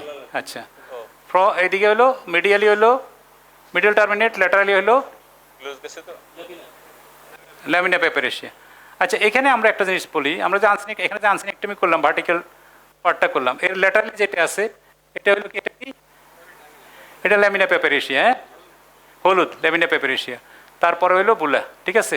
তাহলে এটা বুলার অ্যান্টেরিয়র ওয়াল, আর ফ্রন্টাল রিসেসের পিছনে কি থাকে? বুলা, তাই না? এখন যদি আমরা মিডিয়ালি মিডল টার্মিনেটকে রাখি, ল্যাটারালি আমরা ল্যামিনা থাকে, পিছনে যদি আমার বুলা থাকে, আর সামনে ফ্রন্টাল বিগ থাকে, ফ্রন্টাল বিগ কোনটা? দিস থিক বোন এখানে, তাইলে আমি যেটা দেখতে পাবো that should be the frontal sinus. এই যে ওই যে দেখছো একটা, হ্যাঁ, এই যে দেখা যায় না? দেখা যাচ্ছে। এখন এখানে ঢুকে আমরা এখানে ঢুকতেছি। স্যার আমি নুরুল করিম রুবেল বলছিলাম। রুবেল বলো। স্যার ওই যে ওরমাল্ডের যে একটা টেকনিক এক্সিলারি ফ্ল্যাপ তুলে যে করে, হ্যাঁ, ওটা দেখাবো পরে। আপনার মতামত কি? হ্যাঁ, দেখাবো, ওইটা দেখাবো। হ্যাঁ, আচ্ছা, এটা হলো ফ্রন্টাল কি বলে, বুলা ইনট্যাক্ট বুলা টেকনিক অথবা বুলা আপ টেকনিক, ঠিক আছে? এখন এই যে আমরা পিছনে গেলাম, পিছনে গেলে এখন সামনের দিকে আমরা একটু টান দিলাম, হ্যাঁ, পিছন থেকে সামনে, হ্যাঁ, পিছন থেকে সামনে টানলে একটু ল্যাটারালি, হ্যাঁ, ডিরেকশন শুড বি, একটা ভালো কথা বলছে, direction should be a bit laterally, হ্যাঁ, হ্যাঁ, ওপেন হয়ে গেল। এ বিট ল্যাটারালি কেন? To prevent injury to the skull base. হ্যাঁ,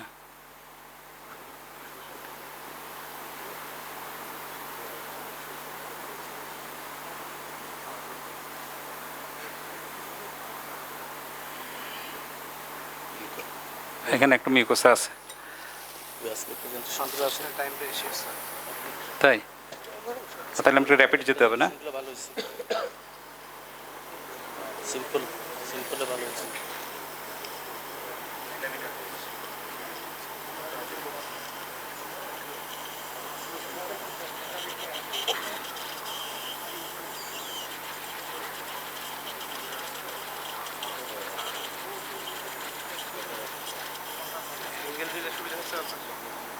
না, ঠিক আছে।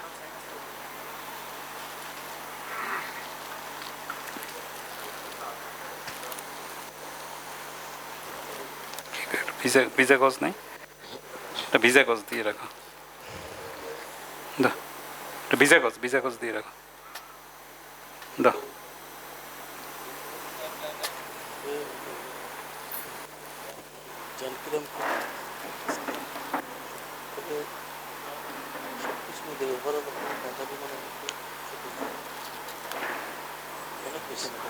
আমরা যদি বলি যে বুলা যদি আমরা ইনট্যাক্ট রাখি, সেই ক্ষেত্রে কোনোভাবেই আমাদের ইয়েতে যাওয়া, মানে আমরা স্কাল বেজকে ইনজুরি করার সম্ভাবনা নাই, যে বুলা ইনট্যাক্ট করে যদি যাই, 1 নম্বর। আর 2 নম্বর হলো যে অ্যান্টেরোইথময়েডাল আর্টারি ইনজুরি হওয়ারও চান্স নেই। অ্যান্টেরোইথময়েডাল আর্টারি আমরা ইয়ে করবো, বুলা রিমুভ করবো, তখন বুলা, হ্যাঁ, এটা বুলা, হ্যাঁ, না, এটা হলো বুলা।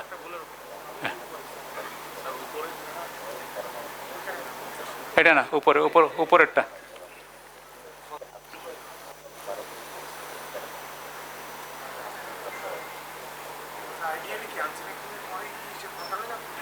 না, যদি তোমার বুলায় কোনো কাজ না থাকে, যদি অ্যান্টেরোইথময়েডেমি কোনো করার কাজ, শুধু ফ্রন্টালে ডিজিজ থাকে, সেই ক্ষেত্রে, আদারওয়াইজ ইনট্যাক্ট বুলা দরকার নেই। যদি আমার অ্যান্টেরোইথময়েডাল ডিজিজ থাকে, সেক্ষেত্রে তুমি, হ্যাঁ, তখন তো বুলা ভাঙ্গাই লাগবে। স্যার ওখানে ক্যারিসন আছে স্যার, ক্যারিসন এই ইয়ে আছে না, ড্রিল, বোন drill.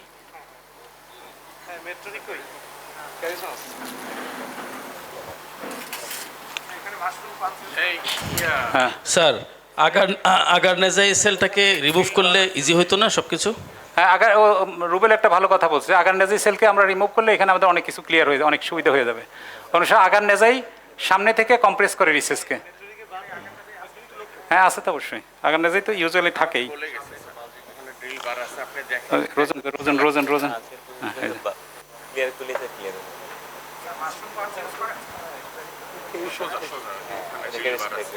This is the Agarnaza area.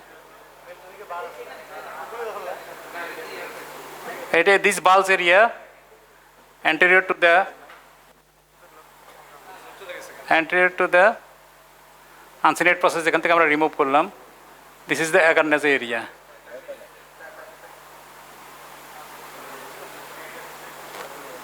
কই ড্রিল কই বোন ড্রিল কই? স্যার ওই যে স্যার আমি ডক্টর ওয়াহিদ স্যার। ওয়াহিদ বলো। স্যার ওই যে আপনি স্যার আনসেটটা স্যার উপরের পোর্শনটা স্যার ফেলে দেন। আস্তে আস্তে দাঁড়াও। হ্যাঁ কি ওয়াহিদ?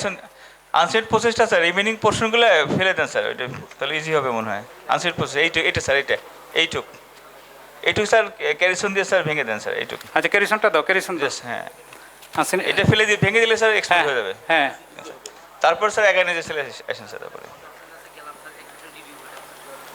দাঁড়া না ফ্রন্টাল এখন দেয়নি। রাইট স্যার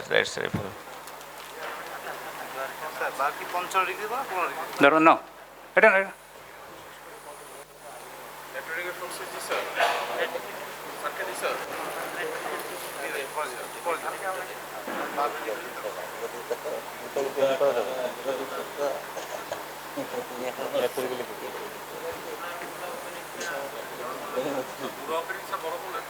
না না বলো না।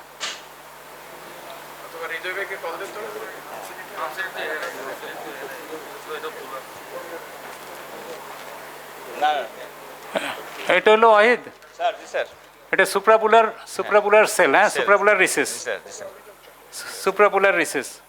এখন এই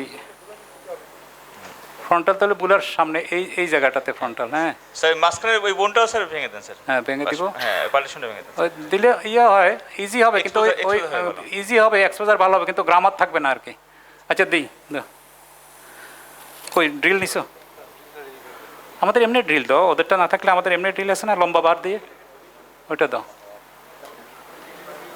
আমাদের ওই কোরিয়ান ড্রিল আছে না নর্মাল।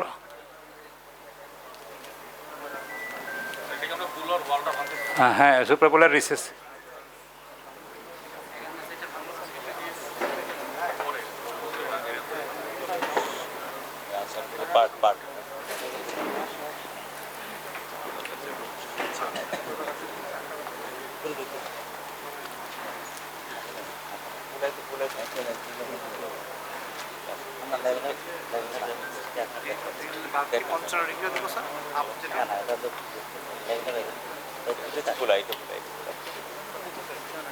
এই ড্রিল দাও না।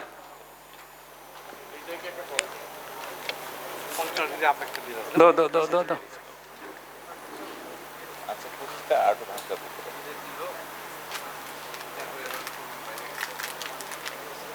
এই বোনটা স্যার ভেঙে দেন স্যার। হ্যাঁ ये कोई बॉल प्रूफ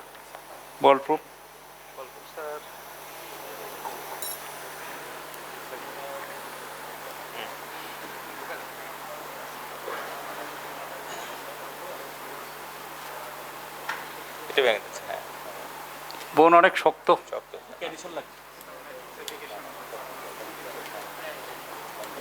এই যে ব্ল্যাকিশ একটা পয়েন্ট দেখা যায় না, এই ব্ল্যাকিশ পয়েন্টটা দিয়ে ঢুকে গেলে এই যে ফ্রন্টাল বুলার সামনে, বুলার না এখানে উপর মনে করতেছো তোমরা, বাট এটা হলো সামনে, এটা হলো সামনে, এটা হলো পিছনে, এটা হলো মিডিয়ালি, এটা হলো ল্যাটারালি। ঠিক আছে না, নট ইউজুয়ালি।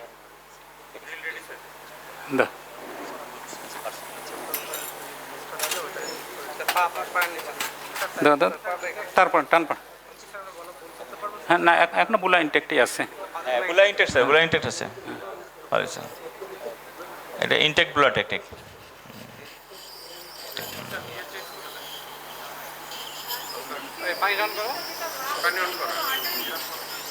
হ্যাঁ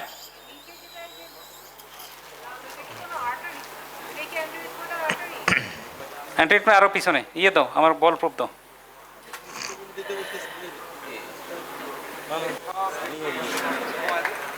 ওয়াহিদ স্যার অ্যাকচুয়ালি এটাই ছিল ফ্রন্টাল ইয়ে, হ্যাঁ মিডলি এটা স্যার এটাই ছিল ফ্রন্টাল ওপেনিং, হ্যাঁ রাইট স্যার। এটা ছিল ফ্রন্টাল ওপেনিং, আর এটা হলো সুপ্রাবুলার রিসেস, ঠিক আছে? তাইলে আমরা ওই বুলার ওয়ালটা না ভাঙলেও হয়তো, ইনট্যাক্ট বুলার করতে গেলে ওই তুমি যেটা বলছো পরে ভাঙছিলাম না, হ্যাঁ এখন না এটাই ছিল ফ্রন্টাল ওপেনিং, হ্যাঁ আমরা প্রথমে যেটা করছি ওইটাই ছিল। আর তুমি বলাতে যেটা ভাঙছি সেটা হলো বুলার অ্যান্টেরিয়র ওয়ালের পার্ট ছিল, হ্যাঁ এখন ওই দুইটা মিলে বুলার আছে নিচে আছে বুলা এখানে আছে, বুলা এখানে আছে, আর ওইটা স্যার মিডিয়ালি যেটা ল্যাটারালি যেটা হলো স্যার সুপ্রাবুলার সেল আর কি, সুপ্রাবুলার সেল আর ফ্রন্টাল রিসেস, সুপ্রাবুলার সেল জি স্যার। এখন এই আর মিডল টার্মিনালের সাথে যেটা স্যার ওইটা স্যার ফ্রন্টাল অ্যাপ্রোচ। হ্যাঁ ইয়ে দাও,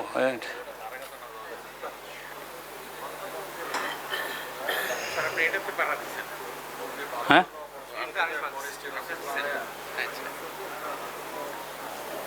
যায় না ওখানে, এখানে স্যার কার্ভ ক্যারিসন নাই না, কার্ভ নাই, আচ্ছা এটা মিউকোসাটা ইয়ে করে দিই, মিউকোসা দিই বিষয় দিই, হ্যাঁ সো ফ্রন্টাল ওপেনিং হয়ে গেছে তাই না? হ্যাঁ ফ্রন্টাল স্যার ফ্রন্টাল কিউরেট আছে নাকি স্যার ওখানে? হ্যাঁ ফ্রন্টাল কিউরেট না না ইয়ে কার্ভ কিউরেট দাও তো, বাঁকা কিউরেট আছে নাকি দাও তো, যে কিউরেট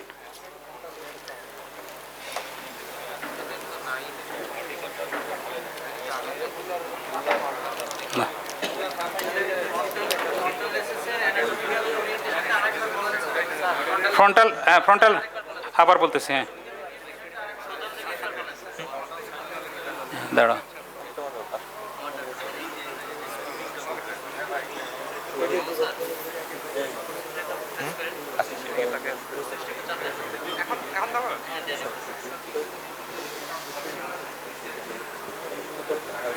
এখানে মিউকোসা বেশি ইনজুরি করা যাবে না, ঠিক আছে? আচ্ছা হ্যাঁ হয়ে যাবে। ওখানে স্পেশাল ফরসেপস আছে, মাশরুম ফরসেপস অথবা কার্ভড ফরসেপস আছে, সেটা দিয়ে আমরা সামনে আর একটু রিমুভ করতে পারি। এখন এই যে বোনটা দাঁড়া, আচ্ছা ঠিক আছে, এই যে বোনটা, হ্যাঁ হার্ড বোন সামনে, দিস ইজ ফ্রন্টাল বিক, এই থেকে শুরু করে এই পর্যন্ত এটা হলো ফ্রন্টাল বিক, ঠিক আছে? ফ্রন্টাল বিক এরিয়া। স্যার এই ফাঁকে স্যার ড্রাফটটাও বলে দেন স্যার, ড্রাফট 1 2 3 স্যার দাঁড়াও। আচ্ছা এটা গেল তো একটা, এটা হলো বুলা ইনটেক টেকনিক তাই না? এখন ওই যে আরেকটা কি জানি বলতেছিল, axillary flap technique. Axillary flap টেকনিকটা হলো অ্যাক্সিলারি ফ্ল্যাপ টেকনিকে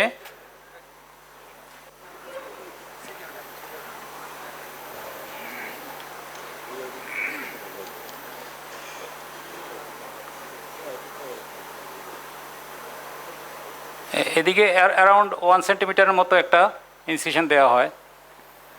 সার্কুলার ন্যাপটা দাও তো।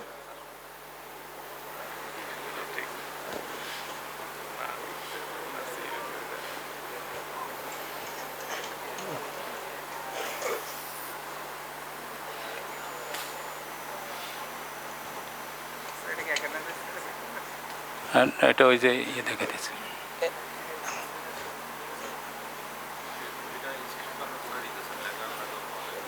লেটারাল নেজাল ওয়ালে, হ্যাঁ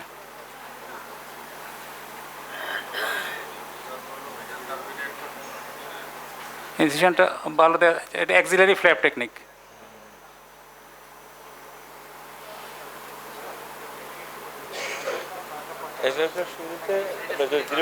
এটা বলতেছি ফ্রন্টাল সাইনাস ওপেনিং এর 3টা ওয়ে আছে, একটা হলো বুলা ইনটেক টেকনিক, আরেকটা হলো বুলা ডাউন টেকনিক, আরেকটা হলো অ্যাক্সিলারি ফ্ল্যাপ টেকনিক। এটা এখানে মিলিয়ে দিচ্ছে, হ্যাঁ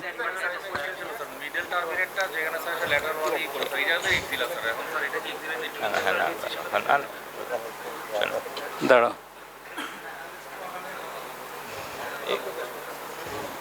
এই তো অ্যাক্সিলা না,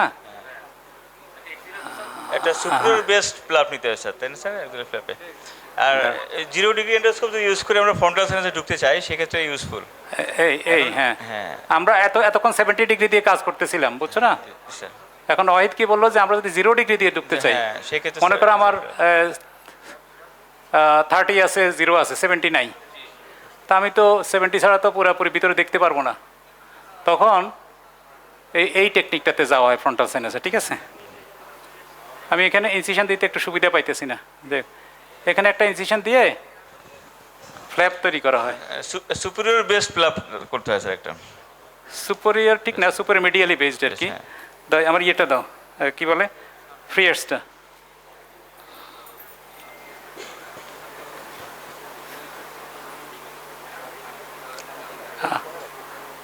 এটাকে আমাকে জিরো দাও তো, জিরো দাও, 0 ডিগ্রি দাও, জিরো দাও, জিরো দাও। হ্যাঁ দেখেন এটা দিয়ে ভালো বুঝতে।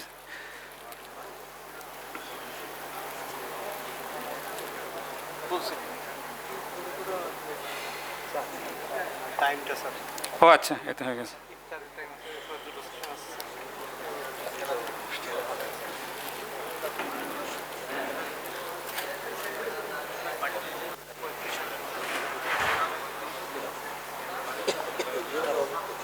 ফ্রন্টাল সাইনাসের স্যার আরেকটা অ্যাপ্রোচ আছে স্যার, ভালো অ্যাপ্রোচ, ক্যারোলিন অ্যাপ্রোচ স্যার, ওইটাও বেশ ভালো। এই মাথাটা ধরো তো, ক্যারোলিনস উইন্ডো। হ্যাঁ হ্যাঁ, আরো এটা তো আরো রাফ টেকনিক, অনেক বেশি ড্রিল করতে হয়। এই ফ্ল্যাপটাকে তুলে আমরা সিজার আছে, সিজার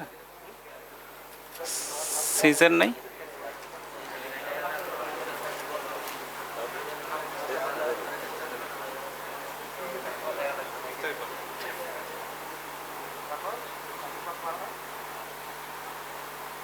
এই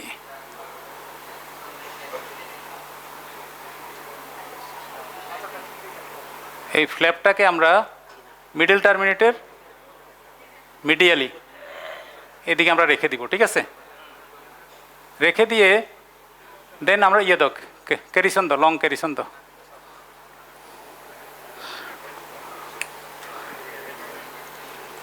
এই মাথার ইয়েটা নামাই দাও, মাথার বিড়াটা নামাই দাও, মাথার বিড়াটা নামাই দাও, বিড়াটা, কাপড়টা সরাই দাও।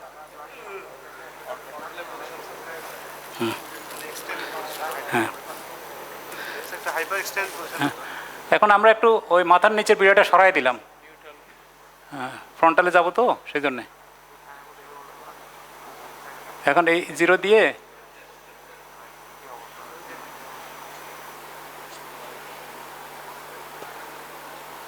এই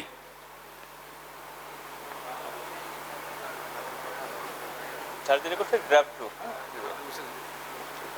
ড্রাফট 2A।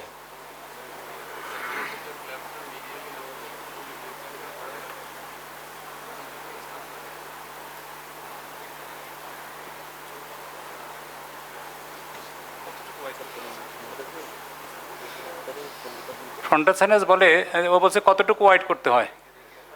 ফ্রন্টাল সাইনাস এটা আমরা এখন কিন্তু 0 দিয়ে করতেছি, 70 কিন্তু সরাই ফেলছি। হ্যাঁ, নর্মালি 70 0 সহজ, মানে তুমি যদি অ্যাক্সিলারি ফ্ল্যাপ করো তাইলে 0ই সহজ, কিন্তু অন্যগুলো তো 70 না। নর্মালি কোনটা করবা, ইনটেক্টগুলো করতে পারলে ওইটাই বেটার আর কি। এই যে ফ্রন্টাল সাইনাস, হ্যাঁ এই যে কপালে দেখো, কপালে এক্সটার্নাল ক্যামেরা দেন তো, এই ক্যামেরা কই, এক্সটার্নাল ক্যামেরা, এই এক্সটার্নাল ক্যামেরা কই?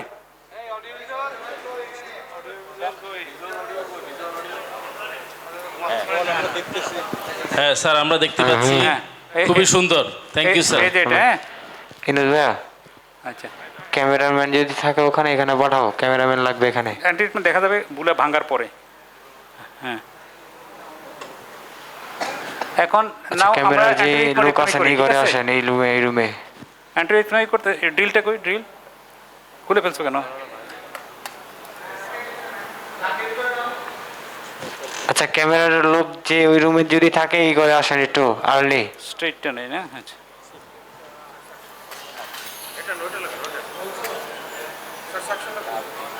লাগাও, তাড়াতাড়ি লাগাও। আচ্ছা, ক্যামেরার লোক যদি ওই ঘরে থাকে এই ঘরে আসেন একজন আর্লি।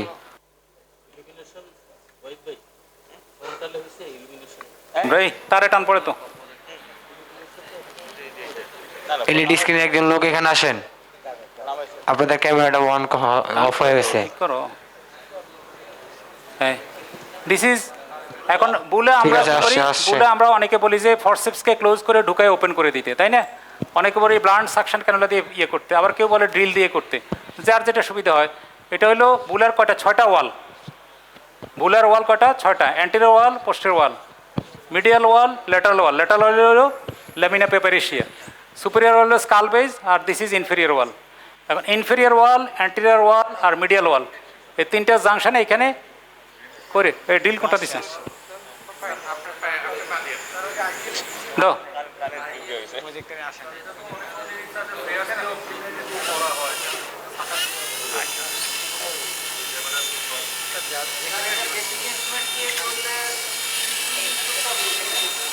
আচ্ছা, বেসিক ইনস্ট্রুমেন্ট দিয়ে না না ক্যারিসন্স 5 না স্যার, বেসিক ইনস্ট্রুমেন্ট বেশি ইউজ করেন যেহেতু জুনিয়ররা আছে। তাহলে এটা এই ইয়ে নেই, ফরওয়ার্ড কাটিং ফোরসেপস, ফরওয়ার্ড কাটিং ফোরসেপস। আচ্ছা, ফরওয়ার্ড কাটিং আমি পাচ্ছি না, তাহলে আমি ইয়ে দিয়ে করি, আপ টার্ন দিয়ে করি। হ্যাঁ, তাহলে সেক্ষেত্রে তোমার এই ইনফেরিয়র ওয়াল, অ্যান্টেরিয়র ওয়াল আর মিডিয়াল ওয়াল এর জাংশনে আমরা ক্লোজ ইনস্ট্রুমেন্টকে হালকা করে চাপ দিব, ঠিক আছে, হালকা করে চাপ দিই, তাহলে ছিদ্র হয়ে গেল। তাইলে আমরা এখন এক্সটেনশন করব।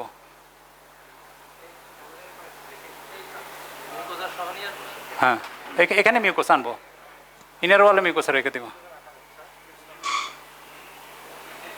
এই যে সুপ্রাপুলার এক্সটেনশন দেখা যাচ্ছে। হ্যাঁ, এইটা হইলো আমরা বেজাল ল্যামিনাকে ইনট্যাক্ট রাখবো, আর হইলো এই এখন দেখি আমরা কি কি পাইলাম। আমরা ইয়ে দাও বল প্রুফ।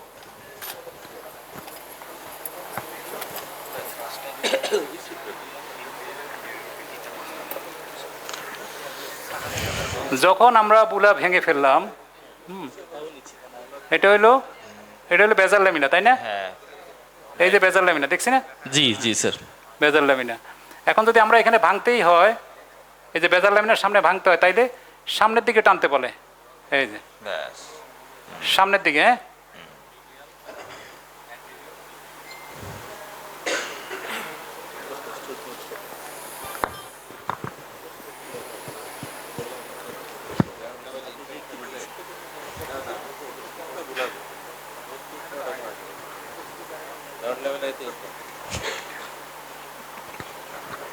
হ্যাঁ, থ্রু কাটাইলে ভালো হইতো, মিউকোসা চলে আসতেছে, তাই না?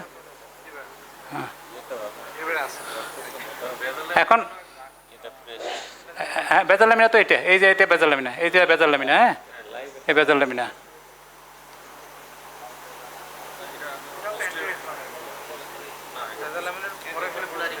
এই বুলার উপরে একটা, এটা আনসিনেট না, এটা আনসিনেট প্রসেসের একটা পার্ট। হ্যাঁ, এই যে আনসিনেট প্রসেস উপরে গিয়ে কোথায় অ্যাটাচ করছে? হ্যাঁ, না এটা কি না, ল্যামিনা পেপারিশিয়া এটা। হ্যাঁ, ল্যামিনা পেপারিশিয়াতে অ্যাটাচ করছে। তাইলে এই যে দেখ, এই আনসিনেট প্রসেস তো, আবার সেই আনসিনেট প্রসেসটাকে আমরা সামনের দিকে টানবো, অ্যাবালশন করবো না। হ্যাঁ,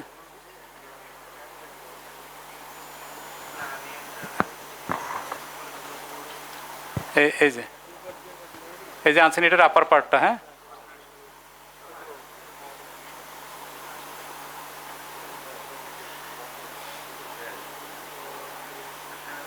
আনসিনেটের আপার পার্টটা চলে আসলো, ঠিক আছে। তাইলে এই যে আনসিনেটের আপার পার্টটা চলে আসলো, এখানে আমরা কি দেখলাম? এটা কার সাথে অ্যাটাচ ছিল? ল্যামিনা পেপারিশিয়ার সাথে। এখানে একটু আছে, এটা আমরা ডিল করে সরাই দিই, তাইলে আরও দেখতে সুবিধা হবে। ডিলের পাক ওই এটা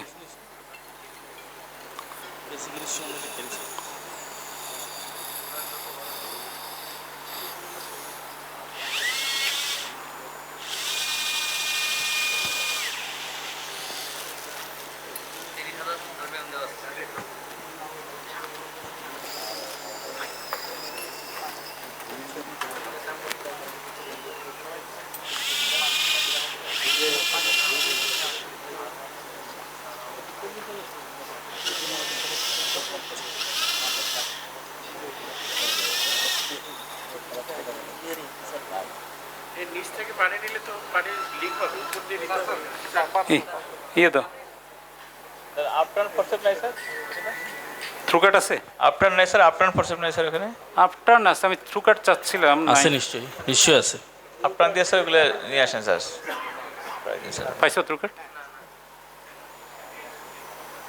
হ্যাঁ হ্যাঁ ধরে আসেন নিয়ে আসেন ব্যাস না থ্রুকাট হলে ওই মিউকাসটা এভালশন হয় না আর কি পাইছো না আপটার্ন ক্যারিবার তো স্যার মানে অসুবিধা নেই স্যার অসুবিধা নেই বুঝতেছি আর কি না না আমরা লাইভ বডিতে যেরকম করব সেভাবেই দেখানো ভালো চেষ্টা করতেছিলাম আর কি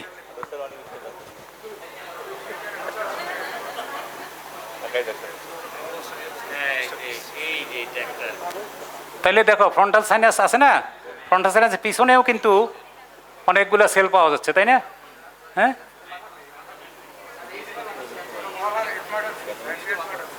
হ্যাঁ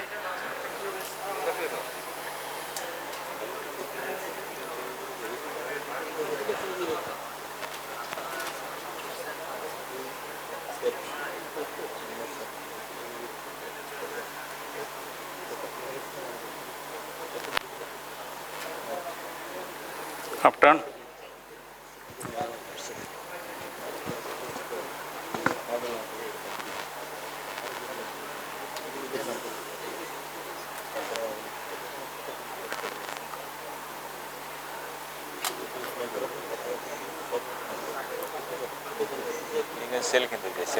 Scoop. Scoop, scoop. ইনস্ট্রুমেন্ট গুছায় রাখো যাতে দিতে সুবিধা হয়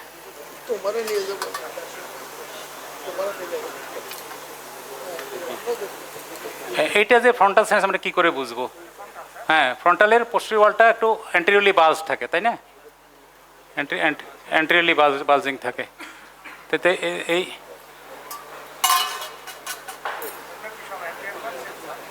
অ্যান্টিরিথময়েড সেল এগুলা আর একটু হ্যাঁ ইয়ে দাও সাকশন দাও কার্ভ সাকল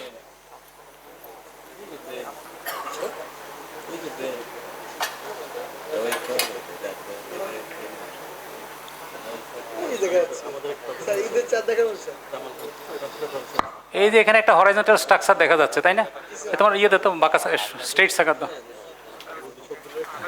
হ্যাঁ মনে হচ্ছে অ্যান্টিরিথময়েড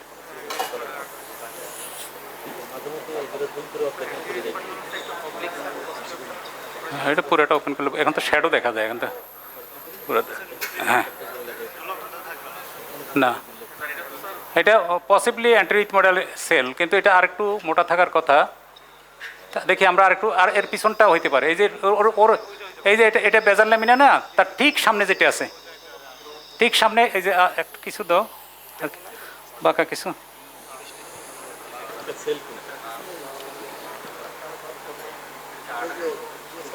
এই যে এটা আমি একটু ভেঙে ফেললাম দেখানোর জন্য হ্যাঁ হ্যাঁ এটা ভেঙে ফেললাম তার সামনে যেটা এটা অ্যান্টিরিথময়েড আর্টারি হ্যাঁ এটা হলো বেজার ল্যামিনার একটা পার্ট কিন্তু আমরা ভাঙতেছি এখন হ্যাঁ হ্যাঁ এই যে বেজার ল্যামিনার ঠিক সামনে এটা হইলো অ্যান্টিরিথময়েড আর্টারি ঠিক আছে আর এই বেজার ল্যামিনা এখানে এই যে বেজার ল্যামিনা ছিল না এখানে একটু ভেঙে গেছে তাই না এই বেজার ল্যামিনা হ্যাঁ এটা পোস্টেরিথময়েড ওপেন হয়ে গেল কিন্তু এটা তো আমরা ভাঙলাম না এটা ওপেন কেন বেজার ল্যামিনা না না কথা না তো না এটা আমরা ভাঙিনি বাট এটা ছিল না এখানে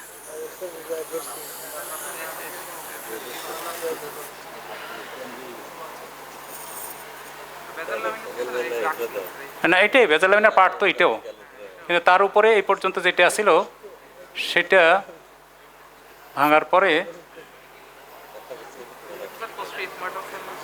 হ্যাঁ পোস্টেরিথময়েড সেল এটা অ্যান্টিরিথময়েডাল আর্টারি হ্যাঁ আমরা আরেকটু ওপেন করে দেখি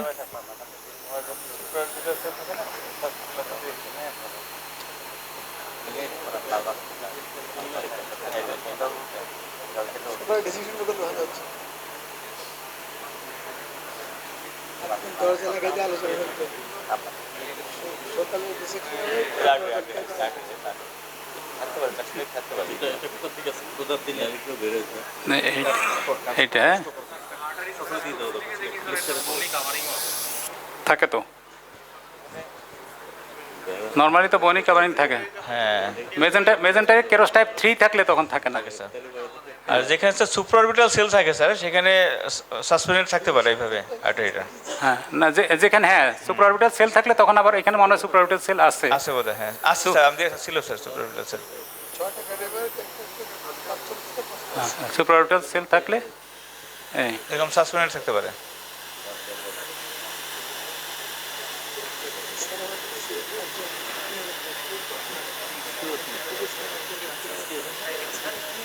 সুপ্রাঅরবিটাল সেল, হ্যাঁ সুপ্রাঅরবিটাল সেল থাকলে ফ্রন্টালের সাথে মিলিয়ে দিতে হয়, কমন ক্যাভিটি করে দিতে হয় এই সুপ্রাঅরবিটাল সেল।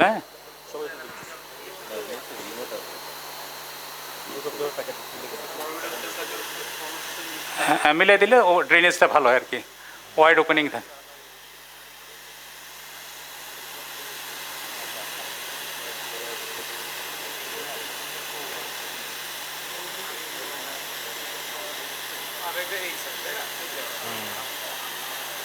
না না না এটাই না, ওই যে ব্লুইশ দেখা যাচ্ছিল যে স্কালবেজ নর্মালি কি থাকে কালার ইয়েলোইশ, হ্যাঁ এতে ব্লুইশ দেখার কারণে ওই হোয়াইট স্যারও সন্দেহ করতেছিল, আমারও মনে হইতেছিল।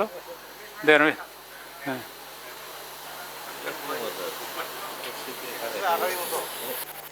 হ্যাঁ এবার ড্রিল দাও না, ওইটা মিউকোসাল ট্যাগ।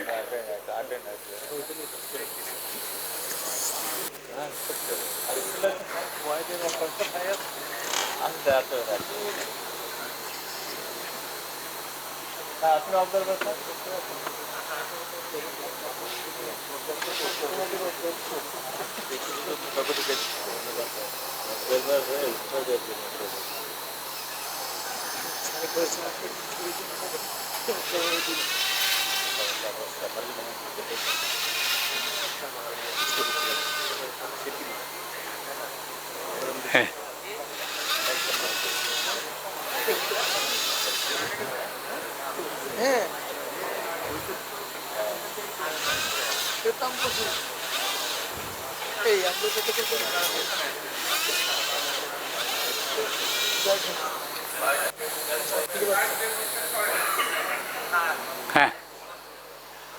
হ্যাঁ এখন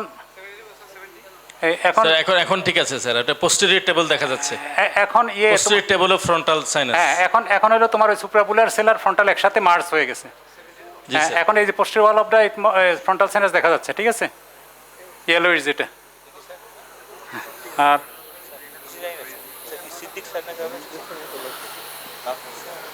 তাইলে ওই যে ফ্রন্টাল রিসেস বললো, ফ্রন্টাল রিসেস কোত্থেকে কোথায়? সামনে ফ্রন্টাল বিগ, পিছনে হইল বেজাল লেমিনা, মিডলি হলো মিডল টার্মিনেট, আর ল্যাটারালি হলো ল্যামিনা পেপারেশিয়া। এই যে এখানে একটু ইয়ার রয়ে গেছে তাই না, আনসিনেটের একটা পার্ট রয়ে গেছে। ড্রিল দাও, টান পড়ে, টান খেয়াল রেখে।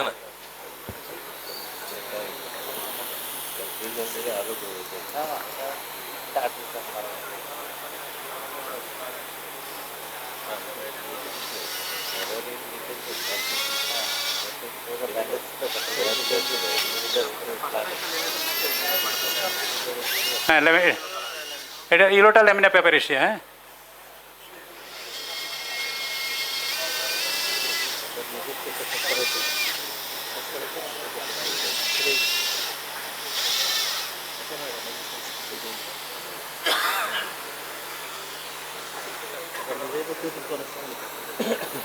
সাকার তো বাঁকা সাকার,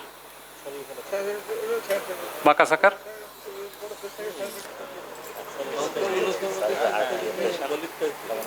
উপরের দিকে ঘুরে দাও, তুমি তার নিচে দিছ, টান পড়ে, এটা খেয়াল রাখো না কেন।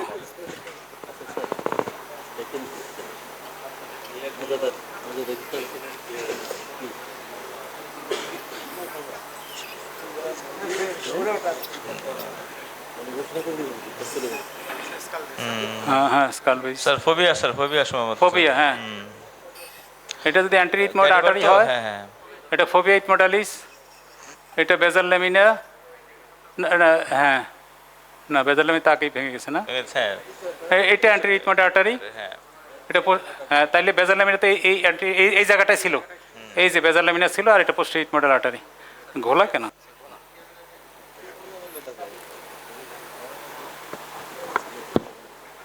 এই বেজাল ল্যামিনার একটা পার্ট এখানে রয়ে গেছে, এই যে মিডল টার্মের একটা পার্ট এখানে রয়ে গেছে, তারপরে এই যে পরের ফাইনাল পার্টটা কি এখানে ট্রান্সমিট হয়েছে। আচ্ছা, এখন আমাদের ফ্রন্টাল হইলো, ইথময়েড হইলো, ম্যাক্সিলা গেল, এখন স্পেনয়েড বাকি আছে। স্পেনয়েড অ্যাপ্রোচেস টু স্পেনয়েড কি কি আছে?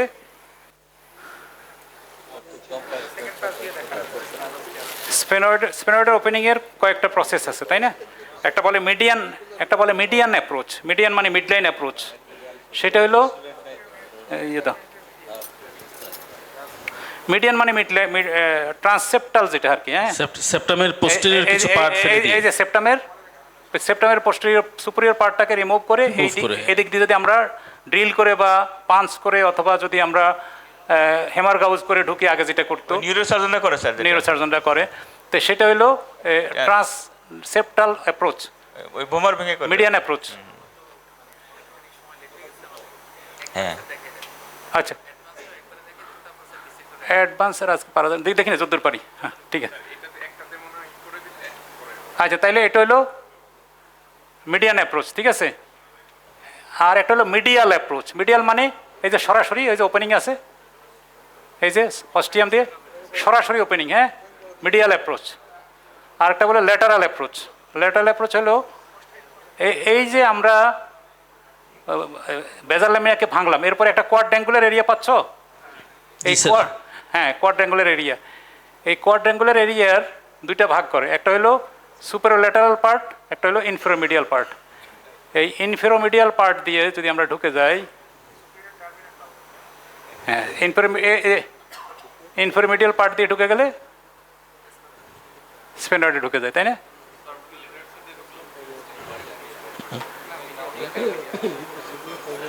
গ্রাউন্ড ল্যামিনা না স্যার, সুপিরিয়র টার্মিনেটকে নিচের 1/3 কেটে যেটা ঢুকে, ওইটাই তো মনে হয় মিডিয়াল নাকি? ওটাকে বলে ইন্টারমিডিয়েট পার্ট। ইন্টারমিডিয়েট, আর এটা তো লেটারাল এখন যেটা গেলেন, এই যে ঢুকে গেলাম স্পেনয়েডে, হ্যাঁ। ভার্টিক্যালটা তো আমরা এখানে রিমুভ করছি, এই জায়গায়, এই যে এখানে ছিল, যেটা রিমুভ করছে, হ্যাঁ এখানে ছিল। আর এটা হলো সেকেন্ড পার্ট ছিল গ্রাউন্ড ল্যামিলা, আর থার্ড পার্ট তো এখানে। আচ্ছা, এখন এই যে আমরা গেলাম, এটা গেলে বলে ল্যাটারাল অ্যাপ্রোচ, ঠিক আছে। এখন সহজ টেকনিক তুমি যদি ফেস করো তাহলে তো ল্যাটারাল অ্যাপ্রোচে যেতে পারো। মিডিয়াল অ্যাপ্রোচ যেটা থ্রু দ্য অস্টিয়াম, এই যে সরাসরি অস্টিয়াম দিয়ে যাওয়া যেটা, হ্যাঁ রিসেস দিয়ে, এটা দিয়েও তুমি যেতে পারো। এখান দিয়ে গিয়ে জাস্ট তুমি ওই দাও, ক্যারিসন পাঁচ দাও,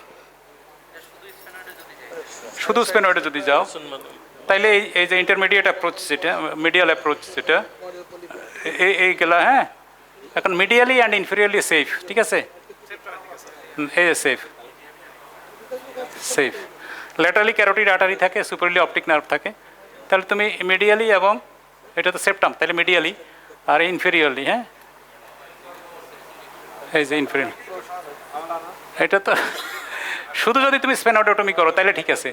মনে করো স্পেনোডাল সাইনোসাইটিস, তাহলে তোমার এত অ্যাপ্রোচের দরকার কি?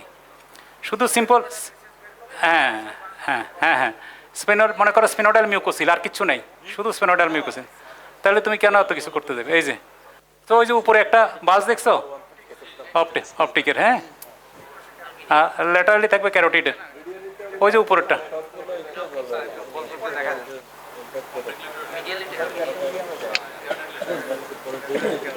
এই যে হ্যাঁ হ্যাঁ অপটিক, তাহলে ক্যারোটিড হবে ল্যাটারালি, ক্যারোটিডের পালস হবে ল্যাটারালি, এই যে পালস, হ্যাঁ। আর ক্যারোটিক অপটিক রিসেস দেখাই,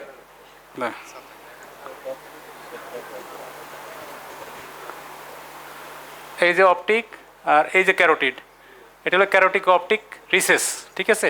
আর মিডিয়াল ক্যারোটিক অপটিক রিসেস বলে, আর উপরে গিয়ে আরেকটা ক্যারোটিক অপটিক রিসেস আছে, এটাকে বলে ল্যাটারাল ক্যারোটিক অপটিক রিসেস। এই এটা অপটিক নার্ভ। এখন আমরা যদি যাই অপটিক নার্ভ ডিকম্প্রেশন করতে যাই, তাহলে কি করতে হবে? আমরা পোস্টেরিয়র ইথময়েড থেকে আসতে হবে, তাই না?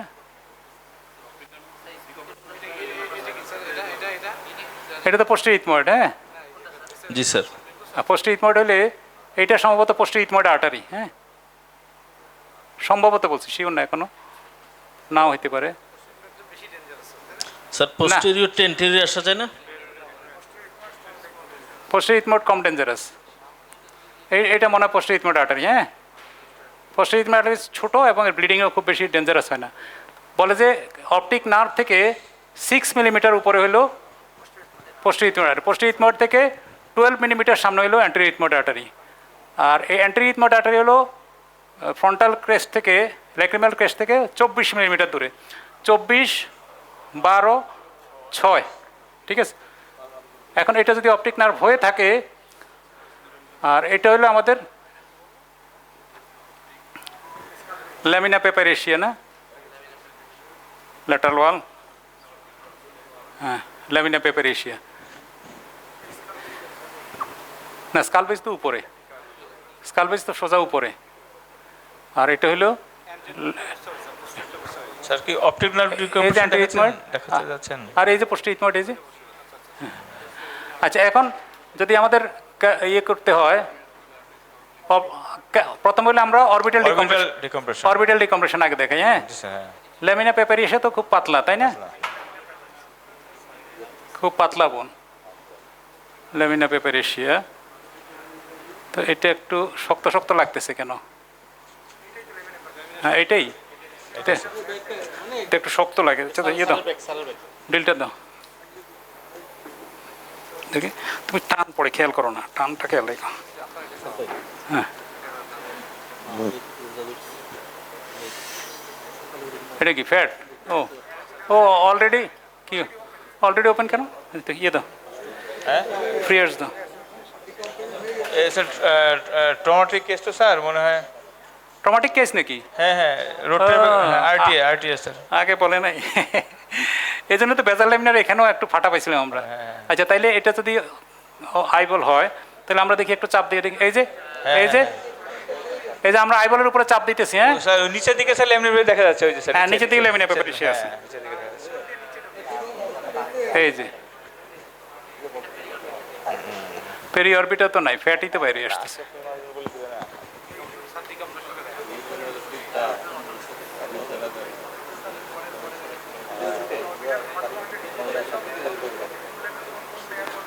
এই এই এই এটা হলো ল্যামিনা পেপারিয়াসা। হ্যাঁ ল্যামিনা পেপারিয়াসা আমরা যদি অপটিক মিডিয়াল ওয়াল ডিকম্প্রেশন বলি, তাই না?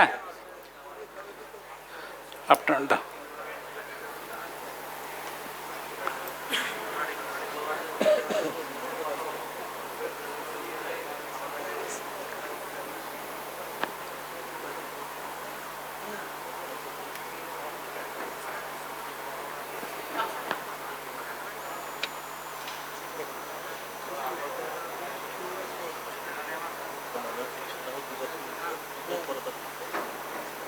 আচ্ছা এই এখন আমরা দেখতেছি আমাদের বোনটা ল্যামিনা পেপারিয়াসা আমরা রিমুভ করছি, তাই না? আচ্ছা ল্যামিনা পেপারিয়াসা রিমুভ করলে কি আসবে? পেরিঅরবিটা, পেরিঅরবিটা এই যে পিছনের দিকে দেখা যায় যে সাদা পেরিঅরবিটা, দেখছো?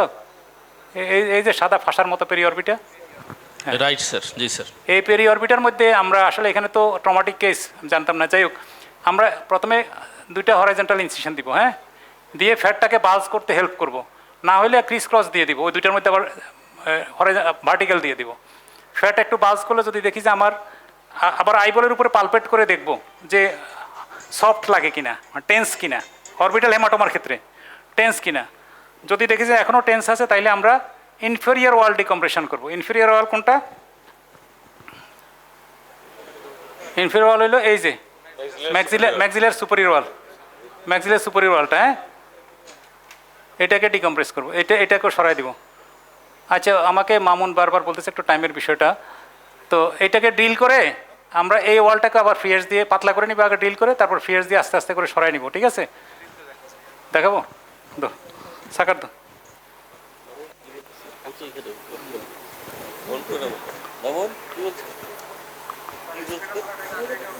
আচ্ছা স্পেনোকলাটিন আটাই দেখাবো, ঠিক আছে?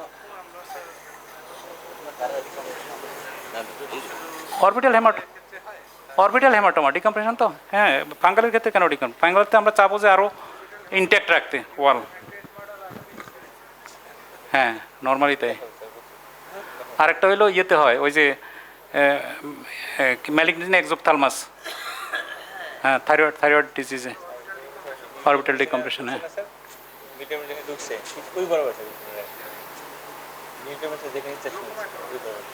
না ড্রিল ইয়েটা দাও তো ওই বারটা, এটা এটা এটা সাকাত দিলেই হবে, পানি আছে, ও পানিও তো নেই।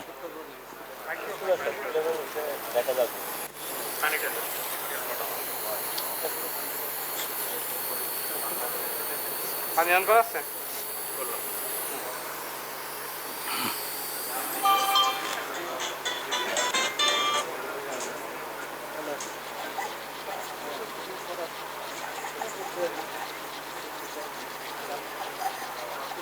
চলে যান।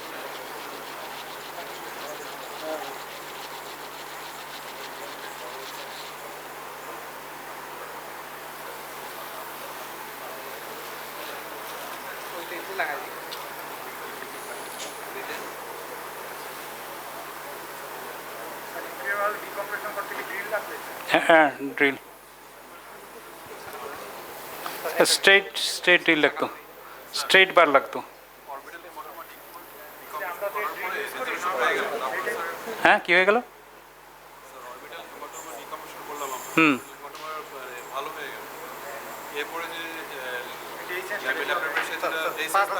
অসুবিধা নেই, কোনো অসুবিধা নেই।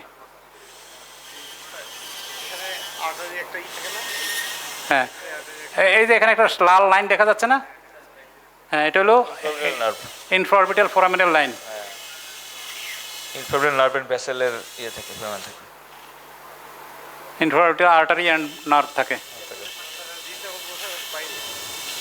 এই বোন বোন বোন বরাবর গেলে বোন থিন করতেছি আমরা। স্ট্রেট ড্রিল দিয়ে করা যেত, নাইতেও পানি লাগবে। এই যে ছিদ্র হয়ে গেছে দেখছো, আমরা ইনফ্রাঅরবিটাল ফোরামিনার ওইদিকে বেশি যাব না। ওকে পানি মারো সাকার, অবশ্যই ওকে সাকার।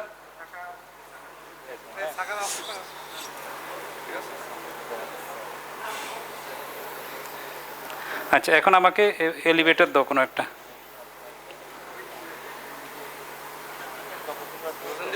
হ্যাঁ এই যে বোন ড্রিল হয়ে গেছে তাই না, এখন এটাকে আমরা আস্তে আস্তে আরও এদিকে সব দিকে আমরা ড্রিল করবো, ড্রিল করে পাতলা করবো। হ্যাঁ পাতলা করার পরে এটা পড়বে, ফিয়ার্স পড়বে।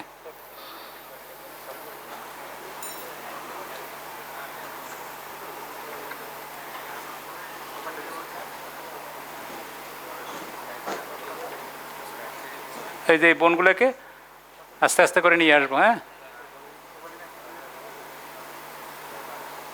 দাও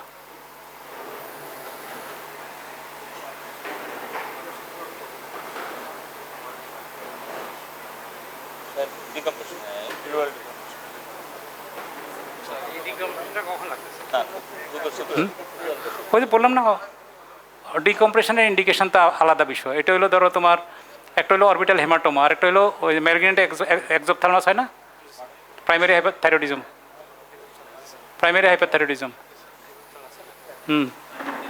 ওই সময় ডিকম্প্রেশন লাগতে পারে। যদি আমাদের ওয়ান ওয়াল ডিকম্প্রেশনে যদি হয়ে যায়, usually one wall decompression, that is medial wall decompression, ঠিক আছে? হ্যাঁ medial wall decompression is the first choice. যদি মিডিয়াল ওয়াল ডিকম্প্রেশন না হয় দেন ইনফিরিয়র ওয়াল ডিকম্প্রেশন। ইনফিরিয়র হলে এখন আমরা যেটা করতেছি এগুলো জিরো দিয়ে করতেছি, সবসময় জিরো দিয়ে হয় না।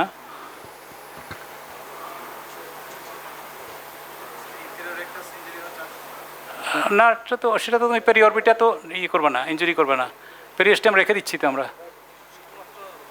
শুধু বোন। আর পরে তো পেরিঅরবিটা আমরা ইনসিশন দিয়েই দিব, নাহলে তো ফ্যাট বাল্জ করবে কেমনে নিচে।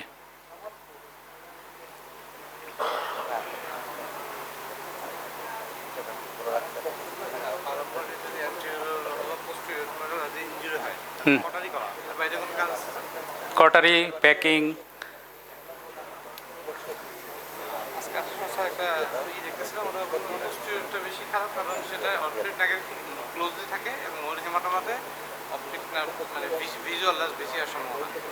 ওটা সাধারণত ইনজুরি হয়ও না, ওটা বনি ক্যানালের মধ্যে থাকে।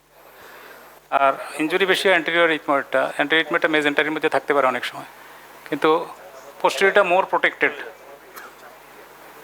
পোস্টেরিয়রটা মোর প্রোটেক্টেড কেন? ওটা ক্যানালের মধ্যে থাকে। হ্যাঁ, এই যে আমরা এখন অরবিটে প্রেশার দিতেছি, ওই ফ্যাটগুলো বাল্জ করতেছে।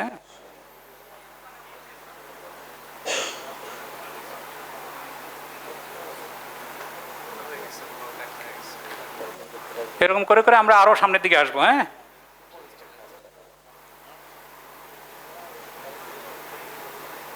আচ্ছা, তাহলে এটা হলো ইনফেরিয়র ওয়াল ডিকম্প্রেশন, 2 ওয়াল decompression.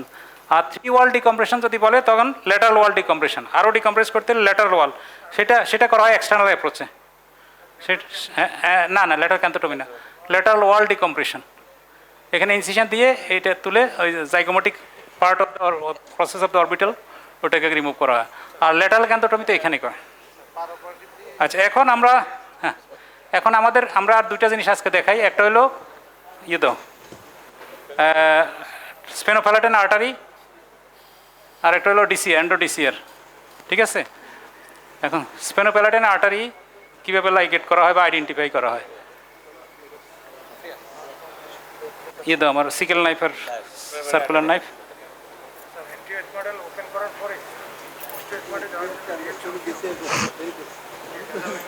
Posterior inferomedial. Sir suction Freer's নাই স্যার এখানে ওদের কাছে? সাকশন ফ্রিয়ার্স নাই না। আচ্ছা, এই যে ইনফেরিয়র টার্মিনেট, তাই না? ইনফেরিয়র টার্মিনেটের পোস্টেরিয়র পার্টে আমরা একটা হরাইজন্টাল ইনসিশন দিব।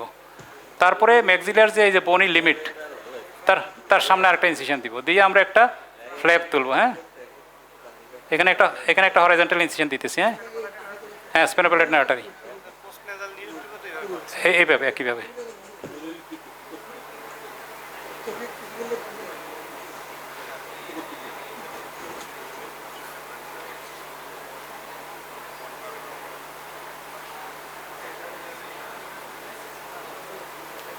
Perpendicular plate of palatine bone. হ্যাঁ, এখানে আমরা একটা এই যে ফ্ল্যাপ তুলতেছি। হ্যাঁ, ফ্ল্যাপ দাঁড়াও না ওইটা না, স্যার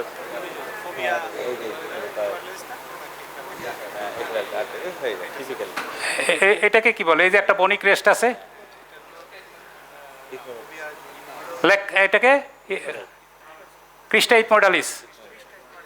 হ্যাঁ, ক্রিস্টা ইথমোডালিস বা ইথমোড ক্রেস্ট বলে। এখান থেকে স্পেনোপ্যালাটাইন আর্টারিটা বের হয়ে আসছে, দেখছো? হ্যাঁ, এখন এটাকে তুমি ক্লিপিং করা যায়, লাইকেশন করা যায়, কটারি করা যায়। দরকার কি দুইটা? এটা তো ইনটেক্টের জায়গায় দেখাইছি। মডেল প্রসেস থাকে, স্পেনাল প্রসেস থাকে, দুই প্রসেসের মাঝে মাঝে। হ্যাঁ, এই দাঁড়াও। হ্যাঁ হ্যাঁ, এটা ক্রিস্টা ইথমোডালিস আর perpendicular plate of the palatine bone. Palatine bone প্রসেসটা ইথমোডাল প্রসেস আর স্পেনাল প্রসেস। হ্যাঁ, দুই প্রসেসের মাঝে মাঝে। আর পিছনে হইলো স্পেনাল প্রসেস। স্পেনোপ্যালাটাইন কি বলে, কি বলে এটারে? Pterygoid process. হ্যাঁ, মিডিয়াল টেরিগয়েড প্লেট। এখন হ্যাঁ হ্যাঁ, স্পেনোডাল প্রসেস। Sphenoidal process.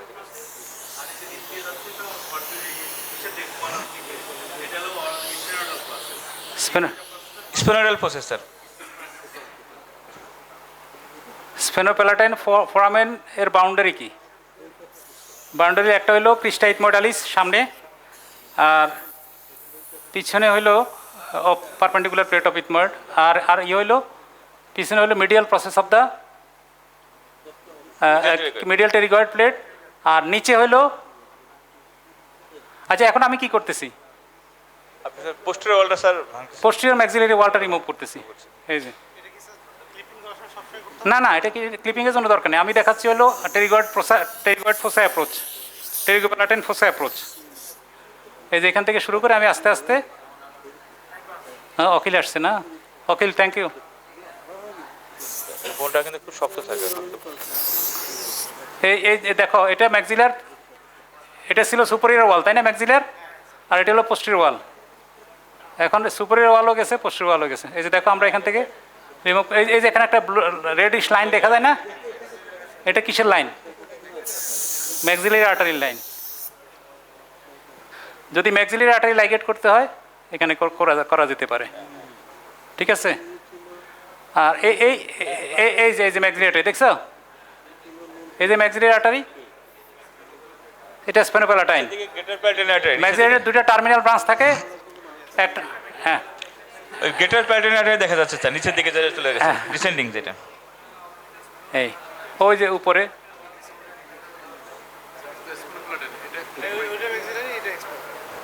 আচ্ছা এখন ম্যাক্সিলারি লাইগেট করতে হলে আরো ল্যাটারালি আরেকটু ভিতরে করতে হবে, এখানে লাইগেট ল্যাটারালি, নিচেটা গেটার প্যাটার্ন, এটা ম্যাক্সিলারি আর্টারি। হ্যাঁ এখানে পেরিওস্টিয়াম থাকে তো এজন্য শক্ত লাগতেছে, এখানে একটু ছিদ্র করে দিলে বাইরে যাবে ম্যাক্সিলারি আর্টারি লাইগেশন। হ্যাঁ এখন আমরা যদি আরো ল্যাটারালি যাই তাহলে কি হবে? Infratemporal ফোসা approach. এখন আমরা তো এখানে অনেক কষ্ট করে করে ডিল করতেছি তাই না, কিন্তু অ্যানজিওফাইব্রোমাতে কি হয়? অ্যানজিওফাইব্রোমাতে ভাঙ্গা মানে একদম পাতলা থাকে, এই এত কিছু কষ্ট করা লাগে না।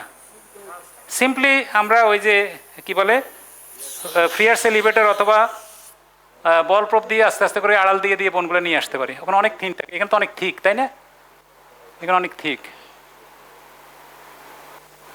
এই আস্তে আস্তে করে অনেকে ড্রিল করে আনে, ড্রিল করে পাতলা করে পরে আবার ওই যে ইয়ে করে নেয়, তো এটা আমাদের একটু সময় লাগবে।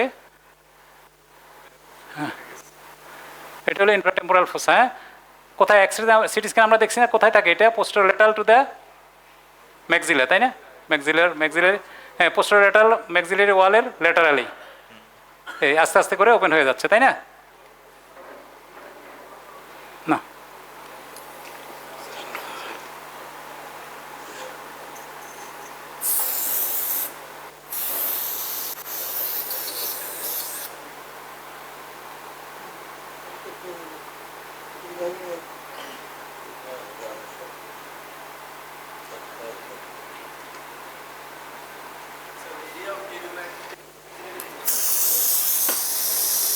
সিকেল নাইফটা দাও তো, ওই যে সিকেল নাইফ। টেরিগোম্যাক্সিলারি ফিশারের এরিয়াটা হলো তোমার, আমরা তো স্পেনোপ্যালাটাইন ফোরামেন দিয়ে ঢুকলাম, তারপরে তোমার টেরিগোপ্যালাটাইন ফোসা, তারপরেই তো টেরিগোম্যাক্সিলারি ফিশার। এই তো ধরো অ্যাপ্রক্সিমেটলি 1 থেকে 1.5 সেন্টিমিটারের মতো, খুব ছোট জায়গা। হ্যাঁ এই যে এই যে এই যে এই যে এই যে দেখছো ম্যাক্সিলারি আর্টারি, এই যে ম্যাক্সিলারি আর্টারি, এই যে হ্যাঁ এই যে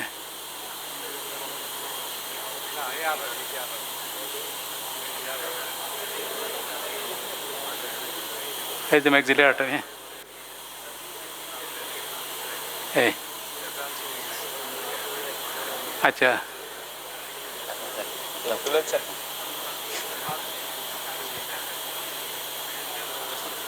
ঠিক আছে, ধরো এটা আমরা কতটুকু করব ডিপেন্ড করবে আমার অ্যানজিওফাইব্রোমা আমার লিশনটা কতটুকু আছে। ওর লেটার লিমিটে যখন আমরা পৌঁছায় যাব তখন আমরা আর রিমুভ করব না। আর এটা লাকিলি যে অ্যানজিওফাইব্রোমাটা এক্সটেন্ড করে আর্টারির পিছন দিয়ে, এটা হলো আমাদের জন্য ভালো, আমাদের সার্জনদের জন্য ভালো না। আর্টারির পিছন দিয়ে এক্সটেন্ড করলে আর্টারিটাকে সামনের দিকে বাল্জ করে দেয়, ঠেলে দেয়। ফলে ওই আমরা যখন এটাকে রিমুভ করি তখন আমরা আর্টারিটা দেখতে পাই বালজিং, তখন এখানে আমরা ইয়ে করে ব্লান্ট ডিসেকশন করে এটাকে ছুটাই নিই। এই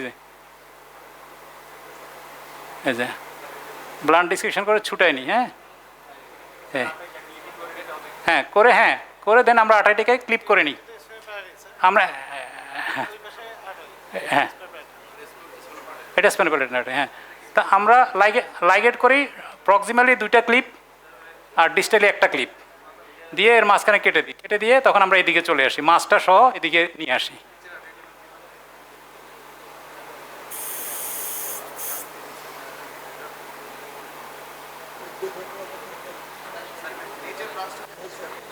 নিচের ক্লিপের পা দেয় আমার স্যার,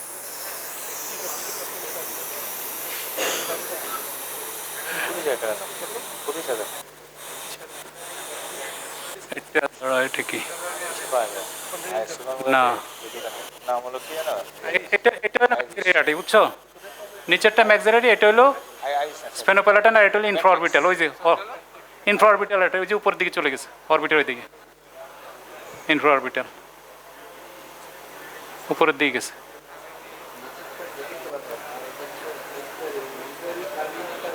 আচ্ছা, তাইলে আমরা এখন চলে যাই এন্ডোডিসিয়ার। এন্ডোডিসিয়ার কি এই পাশে দেখাবো না ওই পাশে দেখাবো? ওই পাশে দেখা যায়, এই পাশে দেখানোর জায়গা নেই। ওই বডির মালিক কে? আচ্ছা, তাইলে আমরা এন্ডোডিসিয়ার করি এখন, না? এন্ডোস্কোপিক ডিসিয়ার, হ্যাঁ। ডিসিআরের এখন কেউ বলে যে endoscopic DCR is the gold standard. কেন বলে? কারণ এন্ডোস্কোপিক ডিসিআরের এক্সটার্নাল ডিসিআরের উপরে কিছু সুবিধা আছে। কি সুবিধা? যদি কোনো নেজাল প্যাথোলজি থাকে আমরা সেটাকে হ্যান্ডেল করতে পারি, সেপ্টাল ডেভিয়েশন, টার্মিনেট, এনিথিং। যদি পেশেন্টের পলিপ বা অন্য কোনো প্যাথোলজি থাকলে এক। নাম্বার 2, এর কোনো এক্সটার্নাল স্কার হয় না। নাম্বার 3 হলো আমরা দেখে দেখে তার ইয়েটাকে কি বলে, বনি স্টোমাটাকে ইচ্ছা মতো বড় করতে পারি। আর লেজারের তো ডিসঅ্যাডভান্টেজ আছে আমরা বলছি। আচ্ছা, এখন আমরা মিডল টার্মিনেটের যে অ্যাটাচমেন্ট আছে তার সামনে হরাইজন্টালি আমরা একটা ইনসিশন দেব। 8 মিলিমিটার না স্যার? 8 মিলিমিটার বা 1 সেন্টিমিটার বলে, মিলিমিটার তার মাপা যায় না, আনুমানিক। হ্যাঁ, 1 বরাবর পিছনের দিকে, মানে সামনের দিকে, সামনের দিকে। সিকেল নাইফ না, এটা দেওয়া হয় আসলে আমরা তো লাইভ বডিতে ডায়াথার্মি দিয়ে দিই, কাটিং ডায়াথার্মি দিয়ে দিই যাতে ব্লিডিং না হয় আর কি, হ্যাঁ। তারপরে ইনফেরিয়র টার্মিনেট তার আপার বর্ডার থেকে একটু উপরে, এখানে আমরা আরেকটা ইনসিশন দিই হরাইজন্টাল। কাটে না রে, কাটে না। হ্যাঁ স্যার, ওরিয়েন্টেশনটা একটু স্ট্রেট করেন। এই, হ্যাঁ, ঠিক আছে স্যার।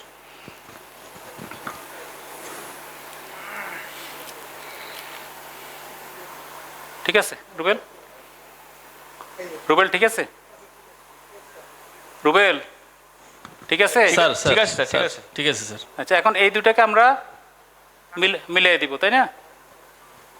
এই দুটাকে মিলিয়ে দিব পিছন অ্যান্টেরিয়রলি, সামনের দিকে। আসলে ল্যান্ডমার্ক আবার বলি,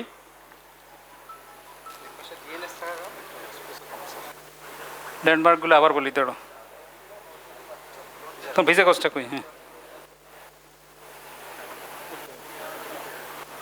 ল্যান্ডমার্কগুলো হলো এই যে অ্যাক্সিলা, হ্যাঁ, মানে আপার অ্যাটাচমেন্ট অফ মিডল টার্মিনেট বরাবর পিছনের দিকে অ্যাপ্রক্সিমেটলি 1 সেন্টিমিটার একটা হরাইজন্টাল ইনসিশন সামনের দিকে, আবার এদিকে ইনফেরিয়র টার্মিনেট থেকে একটু উপরে আবার সামনের দিকে 1 সেন্টিমিটার মতো হরাইজন্টাল একটা ইনসিশন দিলাম, হ্যাঁ। এবার দুইটা ইনসিশনকে আমরা একসাথে মিলিয়ে দেব, কানেক্ট করে দেব, হ্যাঁ, ভার্টিক্যালি। তারপরে সামনের দিকে আমরা ফ্ল্যাপ তুলব।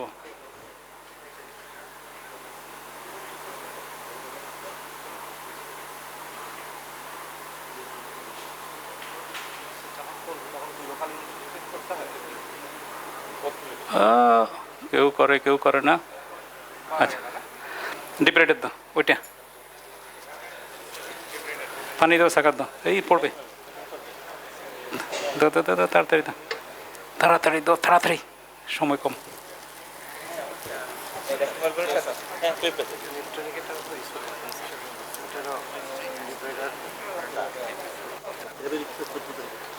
ঠিক আছে।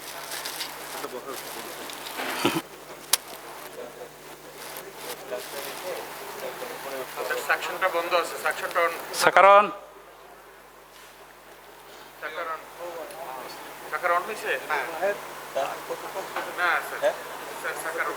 সাকারণ সাকারণ করো না।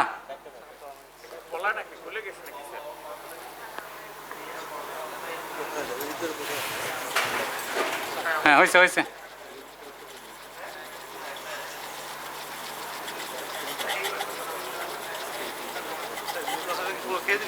হ্যাঁ আচ্ছা, এখন এই যে ইয়েলো বোন যেটা দেখা যায়, দিস ইজ ভেরি হার্ড বোন। এটা কি বোন?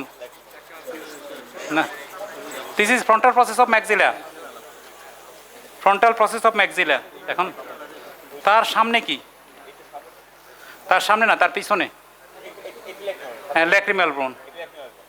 তাইলে আমরা যে বলছি এই ল্যাক্রিমাল ফোসাটা form by anteriorly maxillary frontal process of maxilla, পিছনে হলো ল্যাক্রিমাল বোন। দেখো থিকনেস কালার দিয়ে বোঝা যায়। হ্যাঁ, এটা কত ইয়েলো আর এটা একটু পাতলা, একটু থিন, একটু ব্লুইশ। হ্যাঁ, একটু ব্লুইশ। ইনফিরিয়র টার্মিনেট ওটা নিচে দিয়ে ডাক্টের দিকে, পোষা ইয়েতে না, ওটা থাকবে ডাক্টের দিকে, সেকের দিকে না, এই তাই না? আচ্ছা, এখন দেখো আমরা আই বলে প্রেশার দিলে অনেক সময় ল্যাক্রিমাল বোনটা একটু ইয়ে হয়, নড়ে। এটা নড়বে না, এটা হার্ড লাগতেছে। এখন চাইলে আমি এই যে ল্যাক্রিমাল পার্টটাকে, এই যে ল্যাক্রিমাল পার্টটা, হ্যাঁ পিছনের পার্টটা, এই যে তুমি যে কোনো একটা ব্লান্ট ইনস্ট্রুমেন্ট দিয়ে, সেমি ব্লান্ট আর কি, লাইক ফ্রিয়ার্স, পটেলস এলিভেটর, এগুলো দিয়ে এই ল্যাক্রিমাল বোনটাকে তুলে নিতে পারো। ঠিক আছে?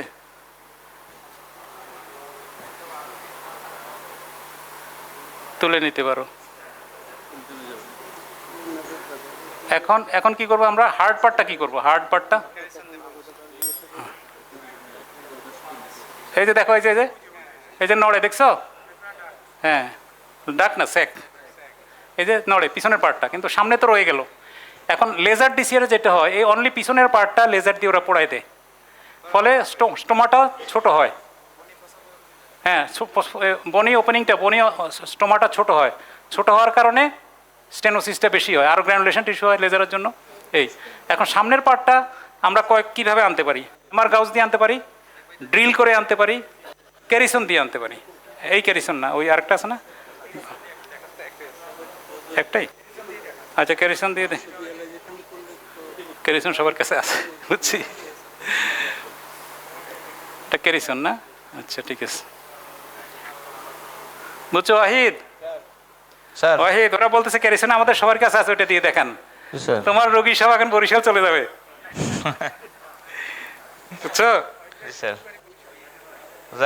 রোমেন আছে, রোমেনের কাছে কিন্তু আছে, সাবধান। তোমার শ্বশুর বাড়ির রোগীদের বলে দিয়ে রোমেনের কাছে যেন না যায়। বরিশাল স্যার যায় তো স্যার, অলরেডি আমি বলে দিচ্ছি স্যার। এই যে আমরা ক্যারিসন দিয়ে সামনের হার্ড পার্টটা, এটা কি maxillary frontal process of maxilla. হ্যাঁ,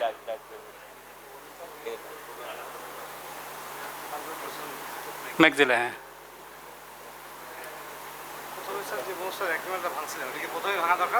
কোনটা? ওটা তো ল্যাক্রিমাল বোন, ওটা ল্যাক্রিমাল বোন, ল্যাক্রিমাল বোন, আর এটা হলো ফ্রন্টাল প্রসেস অফ ম্যাক্সিলা। দুইটাই মিলেই ল্যাক্রিমাল ফোসা ফর্ম করে। হ্যাঁ, ডিল করে। তারপরে ওদের তো টাকা বেশি, বুঝছো না, ওরা এর জন্য ডিল দিই। তোমাদের তো টাকা কম, ওদের তো টাকা বেশি। এটা সহজ। হ্যাঁ, আরেকটা আছে কেটে করা যায়, ওই হ্যামার গাউজ দিয়ে।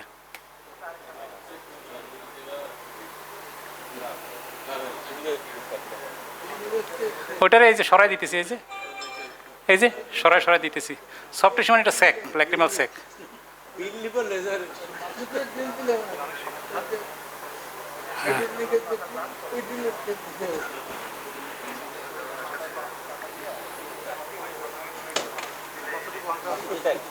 ওই যে আমরা ইনসিশনের আপার পার্ট পর্যন্ত,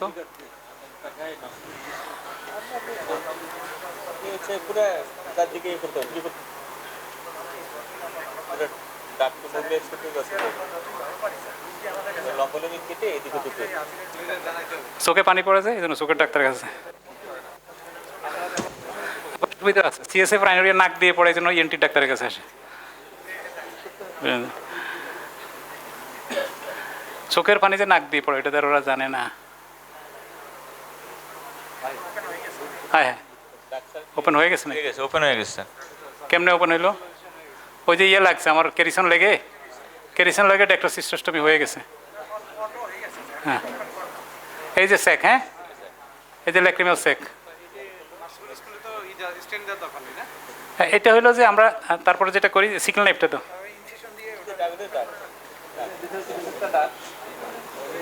আমরা যেটা করি আমরা নর্মালি একটা ইনসিশন দিই, লঙ্গিটিউডাল একটা ইনসিশন দিই,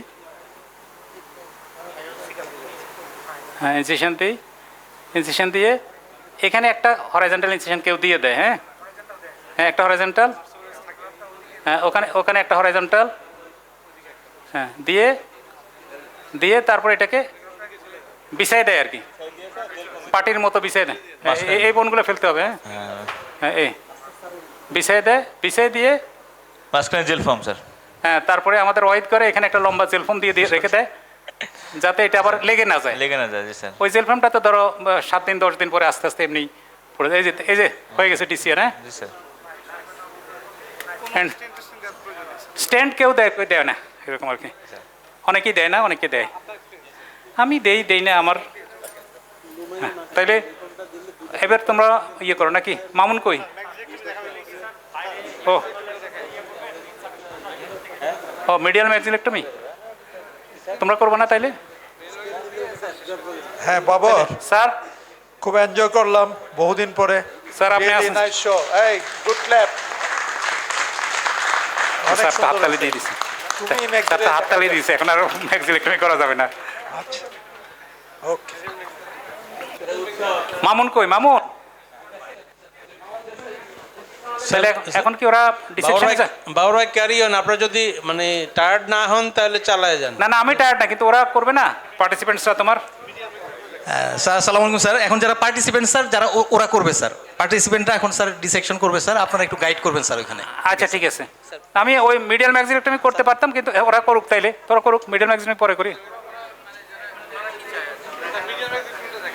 না। ও তো একলা বলতে, যারা পার্টিসিপেট ওরা কি বলে না, ওরা যদি ডিসেক্ট না করতে পারে তাহলে তো ওরা বেসিকটা করুক, মিডিয়াল ম্যাক্সিলেক্টমি আরেকদিন দেখাই দিব দরকার হলে, ওরা করুক। ওদের তো মানে ওরা ডিসেক্ট করতে আসছে, ওরা না করতে পারলে তোদের মন খারাপ হবে। ওরা স্টার্ট করুক, সময় থাকলে দেখাই দিব নি ওদের।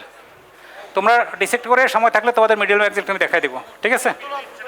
হ্যাঁ ঠিক আছে বাবুর ভাই ওরা করুক, হ্যাঁ ওরা করুক। আপনার আশেপাশে 2-1 আছে সিনিয়র ট্রেইনি, হ্যাঁ শুরু করে আপনাকে উস্কাচ্ছে, বুঝতে পারতেছি, শুরু করো। যারা ওরা বেসিক কাজটা করুক, তারপরে আমরা তারপর সময় থাকলে আমরা আবার করবো, অসুবিধা নেই। হ্যাঁ হ্যাঁ খোলো।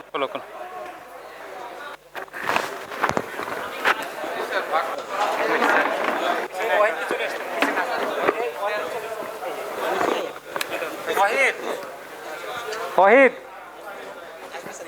হ্যালো ওয়াহিদ আসো। ওয়াহিদকে চলে আসতে বলো, ইনস্ট্রাক্টর তো। ওয়াহিদ এখানে চলে আসো, তুমি তো instructor.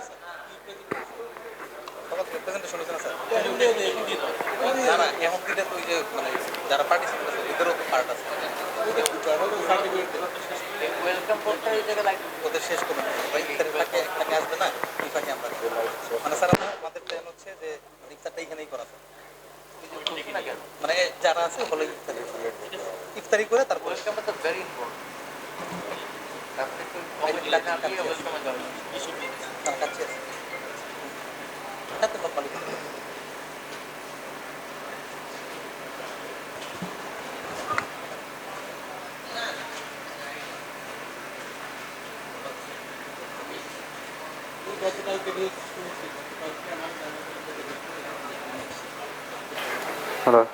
Hello.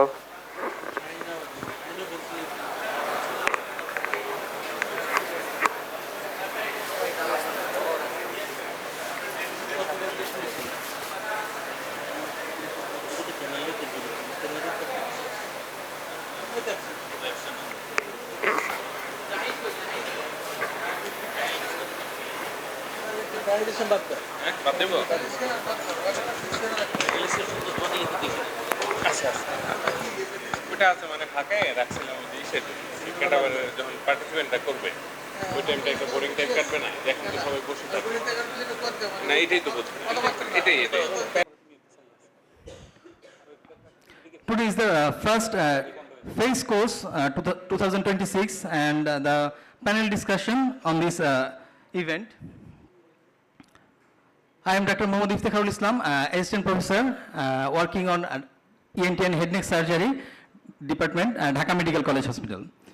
Now our topic is rhinosinusitis. So just go through over rhinosinusitis. The diagnostic criteria we all know, the nasal blockage, obstruction, congestion and nasal discharge that may be anterior or posterior are the primary symptoms. And additional symptoms are facial pain, pressure or olfactory dysfunction and also hyposmia or anosmia. Rhinosinusitis, it may be acute or chronic. If it is more than 10 days or less than 3 months, then it is, we call it acute. And it is, if it is more than 3 months, then we can consider it as a chronic rhinosinusitis. And the endoscopic findings are of rhinosinusitis that may be purulent, mucopurulent discharge or edema or mucosal obstruction in the middle meatus, or maybe there is some polypoidal change or nasal polyposis.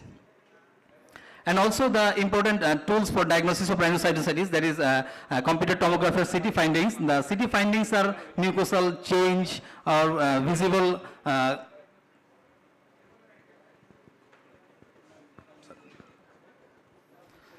mucosal change or visible growth in the sinus or nasal cavity.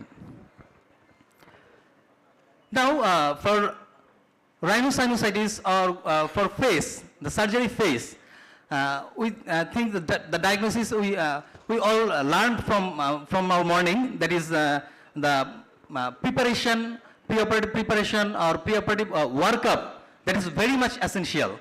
And in case of preoperative workup, the CT findings, CT scan, CT findings, to understand the CT, to read the CT, to realize the importance of CT, that is very much important to management of rhinosinusitis.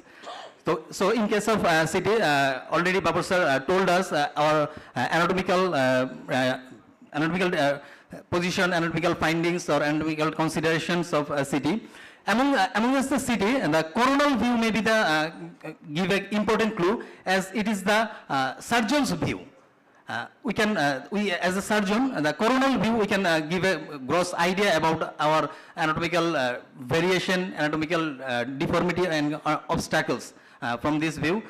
So coronal, sagittal, axial, all view are important, but coronal view are the surgeon's view, and we should go through this view first. These are some anatomical consideration regarding CT scan. We already know.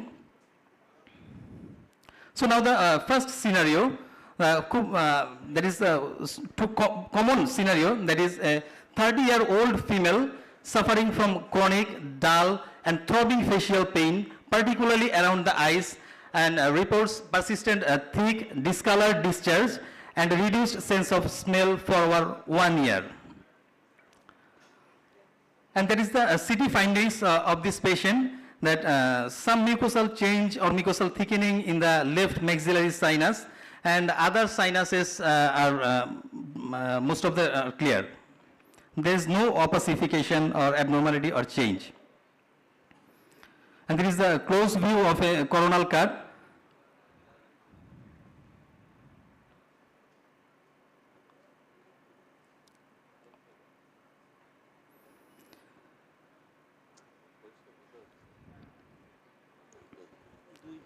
These are the other coronal cut of paranasal sinuses, showing opacification in both sinus cavity.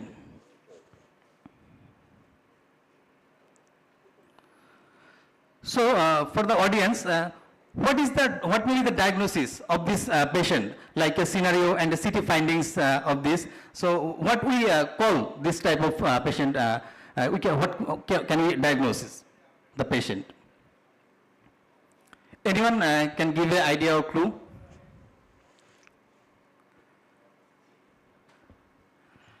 So, probably the diagnosis may be according to CT findings or according to our scenario, that may be the chronic rhinosinusitis without nasal polyposis.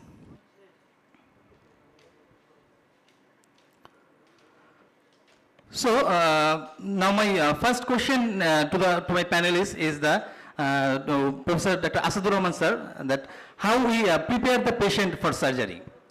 It's a vast question. Among this, we can prepare the patient for medical treatment or surgical treatment. But my question is how we select a patient that we will select for his or her, that is, we go for medical treatment or surgical treatment. What will be the criteria? Actually, this patient is suffering from chronic maxillary rhinosinusitis. So, first of all, for diagnosis, history, examination, CT findings is enough. But before surgery, we must go for conservative treatment. Whenever medical treatment will fail, then we will think for surgery.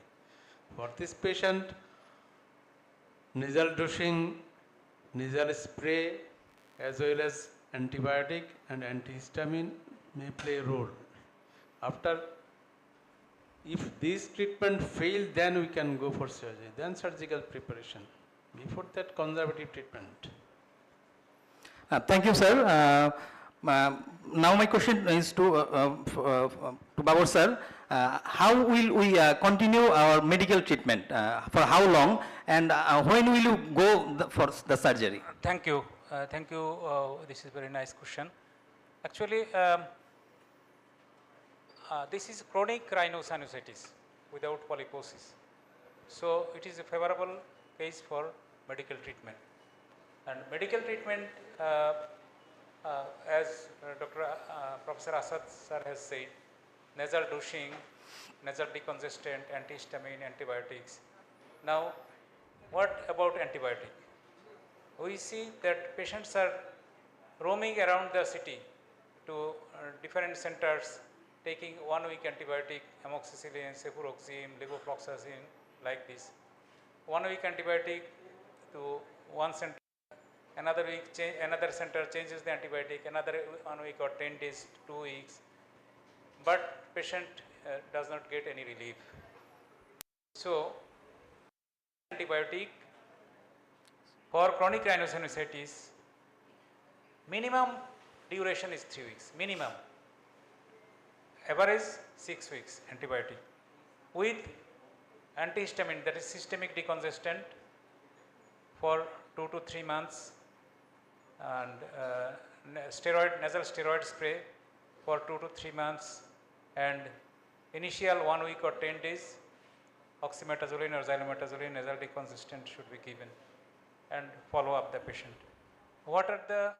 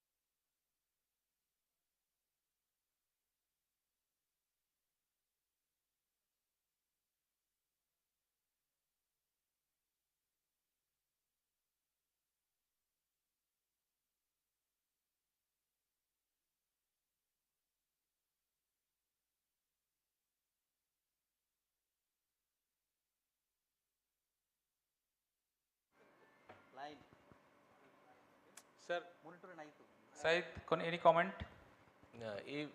Is it actually bacterial rhinosinusitis or associated with allergy? If associated with allergy, then additional measures should be taken. Awareness of allergen, antihistamine for long time, intranasal corticosteroid, etc. Thank you Saeed sir. এখন আসলে এই অ্যালার্জির বিষয়টা, allergy অনেকটা acute condition হচ্ছে allergy. তো during sign symptom ওই সময়ে আমরা অ্যান্টি অ্যালার্জিক ড্রাগ ইউজ করতে পারি, কিন্তু long term anti allergic drug বা অনেক সময় অ্যান্টি হিস্টামিন কী করে, সে মিউকাস সিক্রেশনটাকে থিক করে ফেলে, থিক করে ফেলে সেটা ড্রেইন হয় না, ওটা অ্যাকুমুলেশন হয়ে যায়। তো সেক্ষেত্রে এই নেজাল ডোসিংটা ওই পাথওয়েটা যদি আমরা ইনট্যাক্ট রাখতে পারি, পাথওয়েটা যদি ক্লিয়ার রাখতে পারি, তাহলে ভিতরের কালেকশানগুলি বেরোয় আসবে। আর anti allergic anti histamine short term, should not be long term. আমরা যেটা মন্টিলুকাসটা আমরা লং টার্ম ইউজ করতে পারি, বা mucolytic agent long term use করা যায়। আর এটার পাশাপাশি যেটা হচ্ছে পেশেন্টের, আমার কাছে মনে হয় বারবারই মনে হয় যে পেশেন্টের বডি ইমিউনিটি আর অবস্থা যেটা বলছেন যে মুভমেন্ট, তারপরে ফিজিক্যাল এক্সারসাইজ, ব্রিদিং এক্সারসাইজ, এগুলি করলে অনেকটা উন্নতি হইতে পারে। এবং এ বিষয়ে যাই স্যার কিছু বলেন। ধন্যবাদ স্যার। আসলে সিনারিও অনুযায়ী তো পেশেন্ট 1 বছর ধরে সে সাইনোসাইটিসে ভুগছে, 1 বছর ধরে।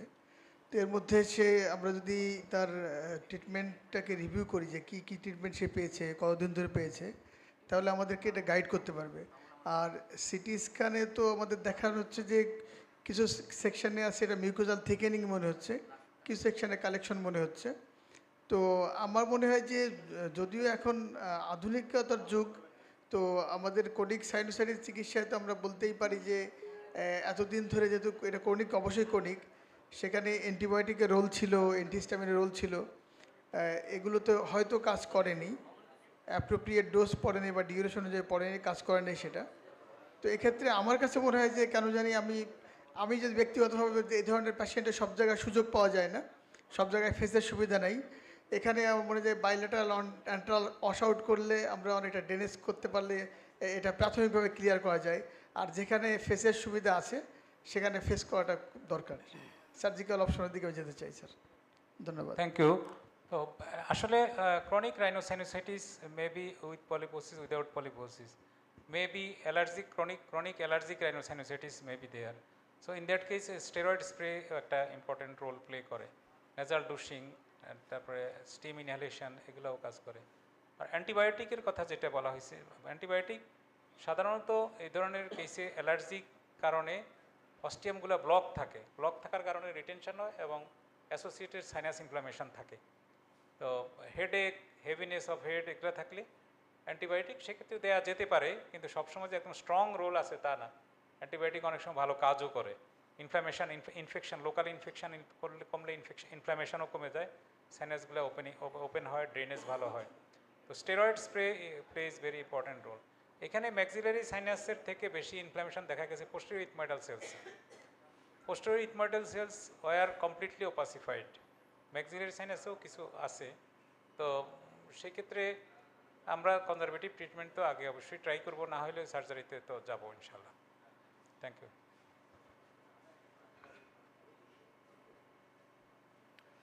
Thank you, sir. Sir, what antibiotic will you prefer in your daily practice? Actually, what antibiotic you can prefer? Sir, Babur sir, please. I already mentioned about the antibiotics which works better in chronic rhinosinusitis. I personally prefer plain cefuroxime, not clavulanic acid. And I don't find any difference between the cefuroxime and cefuroxime plus clavulanic acid in my personal practice. I find it very fantastic drug in chronic rhinosinusitis. And second choice, but not always, sometimes it may fail, I also prefer levofloxacin. But levofloxacin had some side effect like muscle cramp, muscle pain. I ask the patient, if you feel anything like that, you immediately contact with me and I change the antibiotic to other drugs like amoxicillin, clavulanic acid can be given, and moxifloxacin is another good drug. Clarithromycin is another drug which works good in chronic maxillary sinusitis. But if I am asked that which one you prefer, I prefer as first line drug cefuroxime, plain cefuroxime. Thank you. Cefuroxime 500 milligram 12 hourly for up to minimum 3 weeks. In case of adult patient, minimum 3 weeks. Minimum 3 weeks. In case of children, it depends upon the body weight of the patient. Thank you, sir. So when we select the patient for surgery, then what condition can be considered just before the surgery? Sir, Asadur Rahman, sir. It depends on the patient condition. Whenever it fails, we will retake his or her history. We will re-examine the patient. Why my conservative treatment failed? Because patients sometimes are taking drugs irregularly.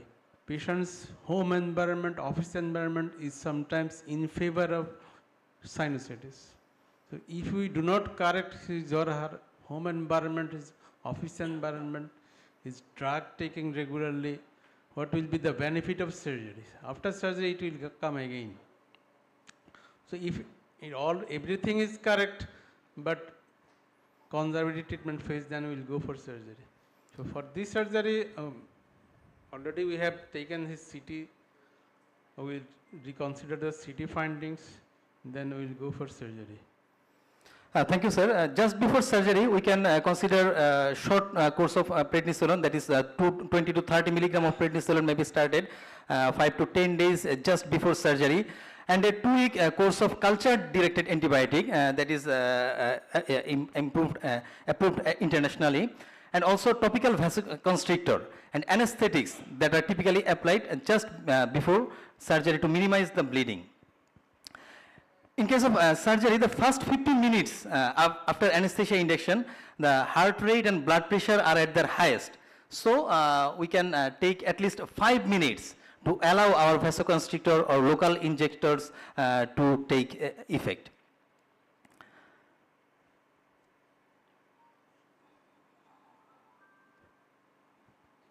One thing I want to add regarding when surgery, we prefer to do surgery. One thing already mentioned, that when antibiotic or conservative treatment fail, and another thing is if the CT scan imaging show any structural or anatomical abnormalities that may hamper the drainage of sinus, that should be corrected, and in this situation patient needs surgery. Thank you, sir. My next question to Jahid, sir, and that is what post-operative care should we take just after endoscopic sinus surgery? Thank you. Just after endoscopic sinus surgery, we need to just 24 to 48 hours later, we should remove our pack, patient's pack, and normal saline rinsing, followed by intranasal steroid installation, and just other medication like analgesic, antibiotics, etc. But the patient should follow some rules. He should not engage just high weight lifting or just strenuous exercise, or go outside to and fro, and go for his normal daily activity. He should restrain from this. And the patient should always, up to 3 months, even up to 3 months, patient should used to just irrigate his or her nose. Because in that moment, within that moment, the patient may complain that some blackish discharge or bloody discharge or mucoid discharge may come out from the nose after this endoscopic sinus surgery. And if the patient suffered from the chronic disease like the hypertension or diabetes mellitus or other else, the patient should continue the drugs, except first few weeks, 1 week, the drug, clopidogrel drug or other if needed.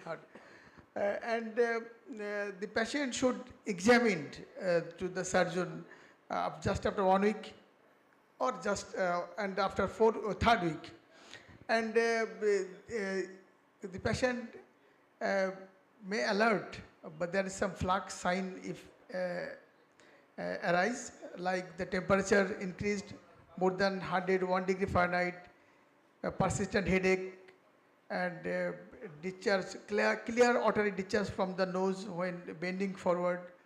This patient may come just to doctor, this is happening, what we should do. And yes, there's another important point is visual disturbance. Thank you. Thank you, Jay sir. I want to add something.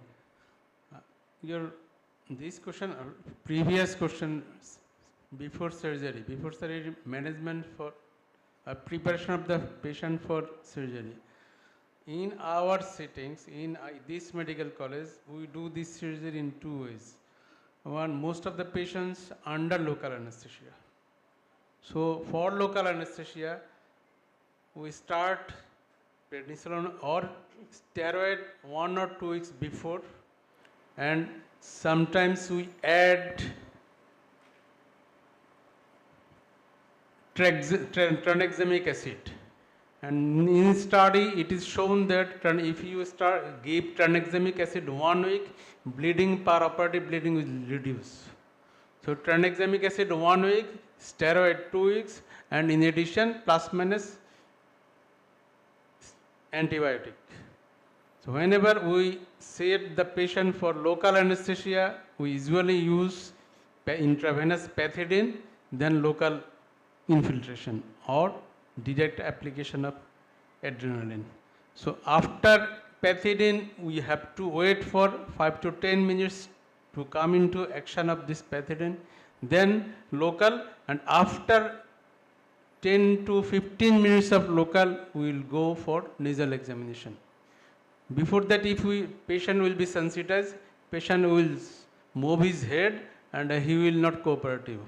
So those who are doing this under local anesthesia, they should maintain like this. Thank you. Thank you, sir. I have a question to our Honorable Sheikh Hassan Babur sir. Sometimes we saw that if few patients presented to us after FESS surgery, the nasal vestibular stenosis or crusting of the nose, and especially we are concerned about the nasal vestibular stenosis. And then in these cases, what should we do, sir? Number one, nasal stenosis is a very critical situation, and first of all, we have to try to prevent it. Why stenosis occurs? In case of FESS, stenosis should not occur, but even then it can occur in some cases. Why this occurs? This may be due to use of cautery, electrocautery. Sometimes we use some insulated suction cannula. In my practice, I have found one case, and this suction cannula has, in some places, its covering is destroyed. So during cautery, that exposed part came in contact with the nasal vestibule. So that is one of my cases. So in case of using bipolar cautery, sometimes bipolar cautery, the forceps is old one, and its cover has been destroyed. In that case, some heat maybe burn may occur in the anterior part of the nasal cavity, nasal vestibule. So usually sharp injury does not cause stenosis. It is mostly due to electrocautery. If stenosis occurs, then what may be done? And it depends upon it is a widespread area or a small area. We can use intralesion steroid injection to prevent further stenosis in early cases. In late cases, reconstruction surgery may be done. Again, the result is always not good. It should be done by some healthy nasal flap in between the stenosed parts. So, better to do by some plastic surgeons, or ENT surgeon can also do if he has enough idea about the treatment of the fibrous tissue in the anterior nares. And in not only this nasal cavity, in any circular area, treatment of stenosis is difficult. A circular hole, circular opening. In that case, we can interpose some healthy tissue in between the stenosed part. Some sort of rhinoplasty we can do. Thank you. Sir, again, sir, I add in a question. How many hours we will keep the postoperative Merocel pack after FESS surgery, and what type of antibiotic, and along with its duration, of antibiotic, sir? Babu sir, sir. Merocel pack, actually our traditional practice is 48 hours, but depending upon the case, we can keep it for less time, even 24 hours also. I sometimes remove the pack after 24 hours, and sometimes nasal pack drops behind the nasopharynx, goes into the oropharynx, and patient there is cough reflex, gag reflex. In that case, we remove the pack within maybe 24 hours or before, and we don't pack, and we see the patient is fine. So actually, for 48 hours is our tradition, and usually 48 hours is good for hemostasis. For this reason, we prefer 48 hours. And another question is postoperative antibiotic duration. Postoperative duration of antibiotic, I usually practice 10 to 14 days, and I keep my splint or spacer for 10 to 14 days to prevent synechia. Synechia, sir. Sir, I want to add something. That is, if you do FESS functional endoscopic sinus surgery or endoscopic sinus surgery without septoplasty, is it necessary to give splint or Merocel? I see the whole scenario. There is no bleeding, then I leave the patient.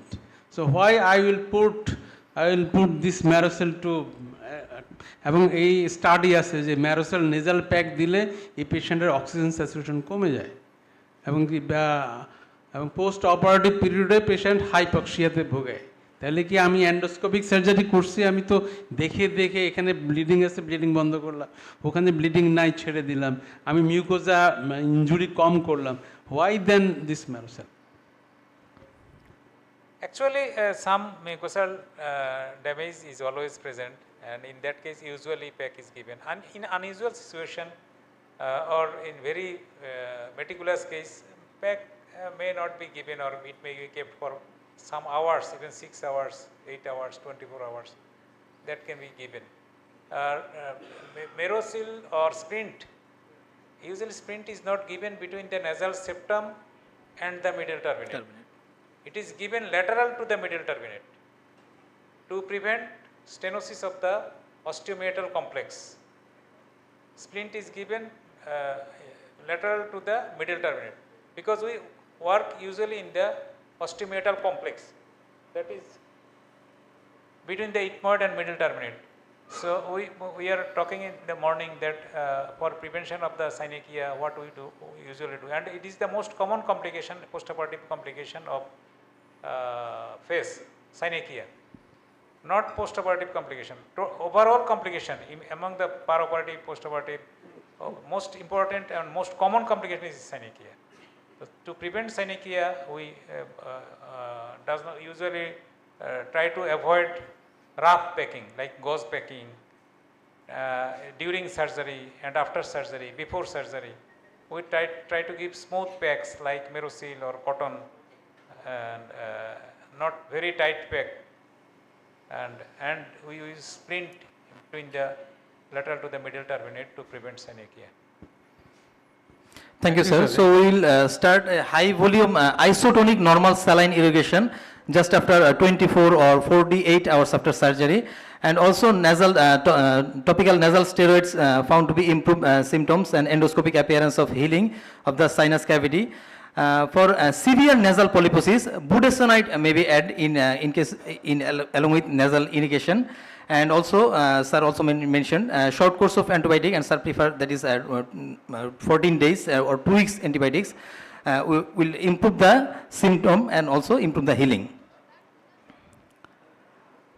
Now my second scenario, that is a 57 years old female with a history of worsening, persistent and nasal congestion with facial pressure and a total loss of smell. And the endoscopy reveals the nasal polyposis. And that is the CT findings of this patient, that polypoidal mass obscuring the both nasal cavity and also the sinuses.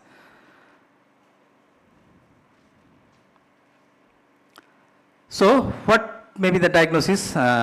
What can we call this scenario?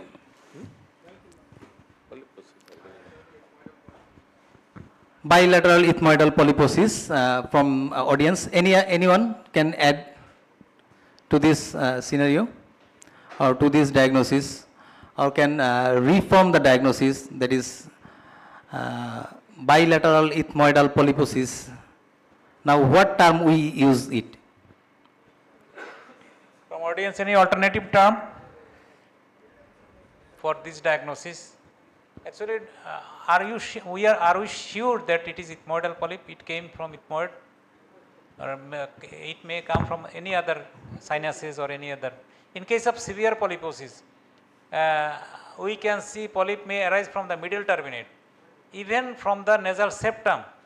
In very severe cases, so polyp may arise. What is polyp? It's a sagging of edematous mucosa. So nowadays we avoid the term ethmoid. We call sinonasal polyposis, chronic rhinosinusitis with polyposis. So the diagnosis is chronic rhinosinusitis with nasal polyposis. So my question is to Nure Asad Said sir. So what is the judicial use of steroid in case of chronic rhinosinusitis with nasal polyposis? How we use the steroid?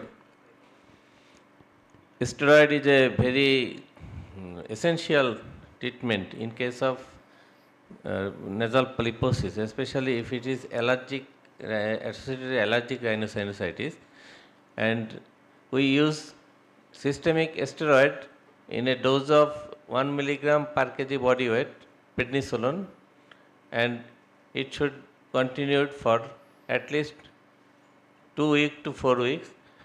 And before surgery, we use systemic steroid for 2 weeks, and for long-term use, we use intranasal corticosteroid, that is in form of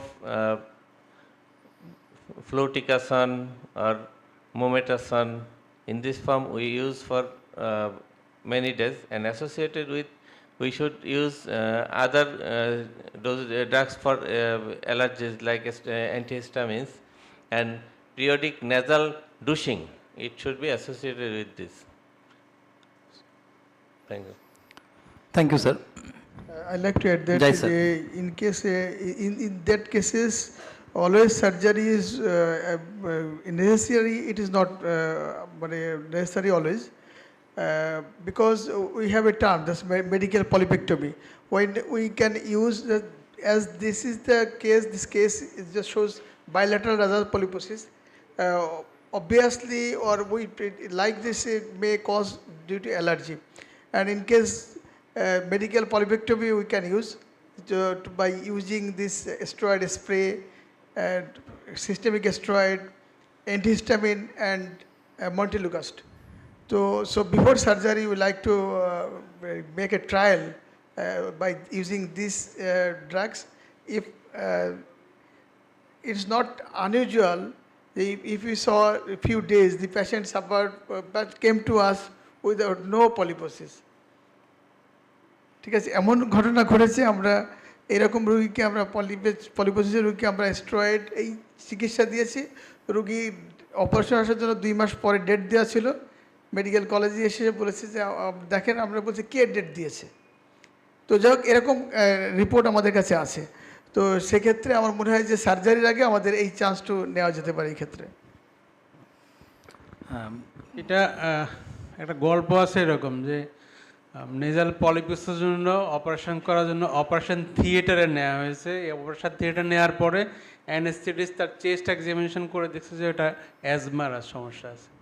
উনি এটা cancel করছে, cancel করার পরে তার steroid spray সহ অ্যাজমার treatment দেওয়া হয়েছে। After 2 months, patient when came again to the ENT surgeon, there is no polyp.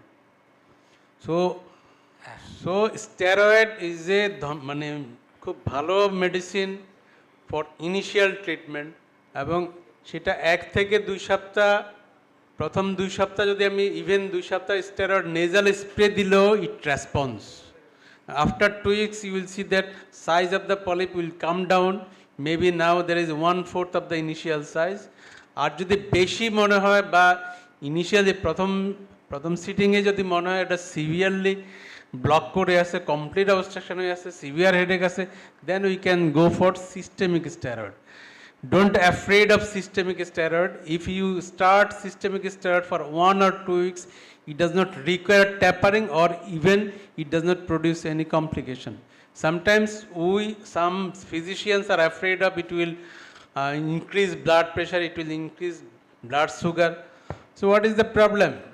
If the patient is rising blood sugar, increase his anti-diabetic drug.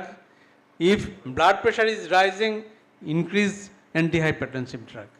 But patient's symptom will come down if you start steroid. Thank you, sir. Okay, for allergic rhinosinusitis, where the allergic component is prominent, there the steroid is very fantastic drug. And initially, everybody of our faculty stated that initially systemic steroid is given for 1 or 2 weeks, or short term steroid does not need tapering. This is very, he has mentioned very correctly. So after some reduction in the size, the nasal airway opens a bit and then the local steroid works better. So for this reason, initially systemic steroid, systemic and oral antihistamines, these are the systemic decongestant. These are needed, even antibiotic. There is retention and some bacterial growth. Antibiotic, all these works for against local inflammation. When the local inflammation causes reduction of the size of the polyps, opens the nasal airway, opens the sinuses, in that cases irrigation and local steroid works better. And in that case, long-term antihistamine, long-term antibiotic may not be needed, but steroid may be enough, and maybe with montelukast or ketotifen. And we say the common airway. When the nasal allergy is treated properly, asthma is also goes down. So, and if the nasal allergy is not treated properly, patient may suffer from asthma.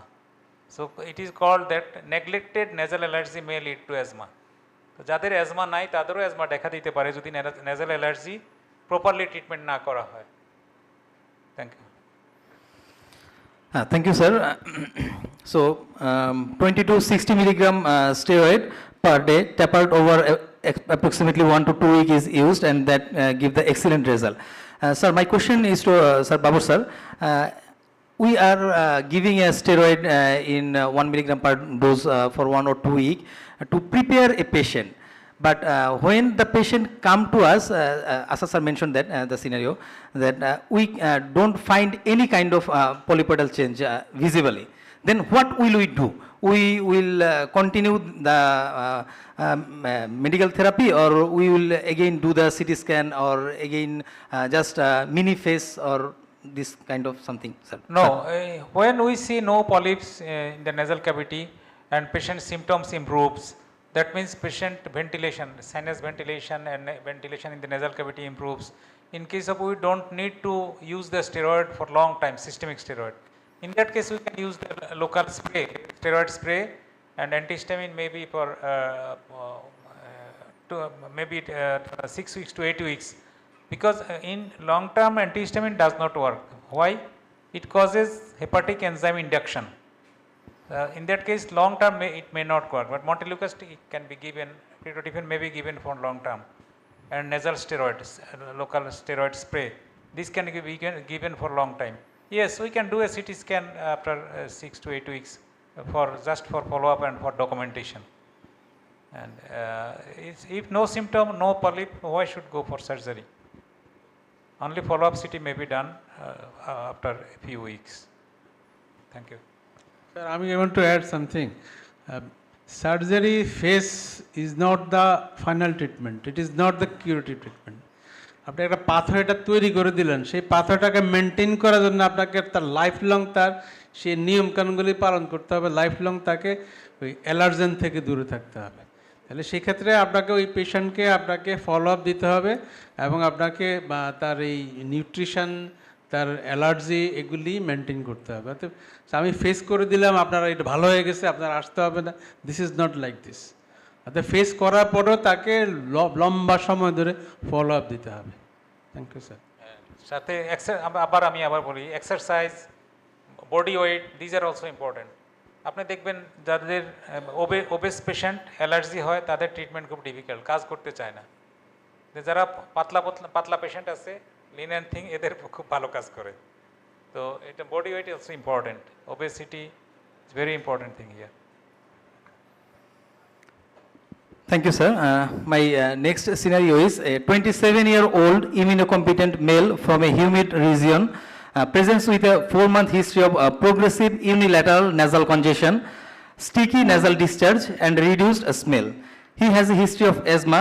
On examination, thick peanut butter-like brownish green mucin in the nasal cavity, and the CT reveals heterogeneous opacification in the maxillary and ethmoid sinus.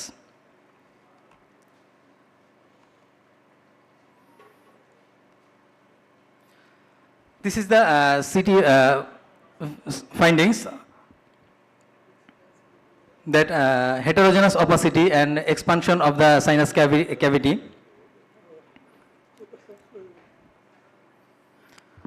So what will be the diagnosis? The audience, anyone can assist.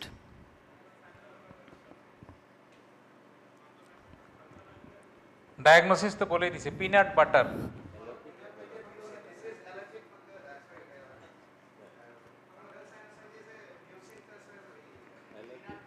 Allergic mucin, allergic mucin, তাইলে allergic fungal রাইনোসাইনোসাইটিস নাকি? হ্যাঁ, ঠিক আছে।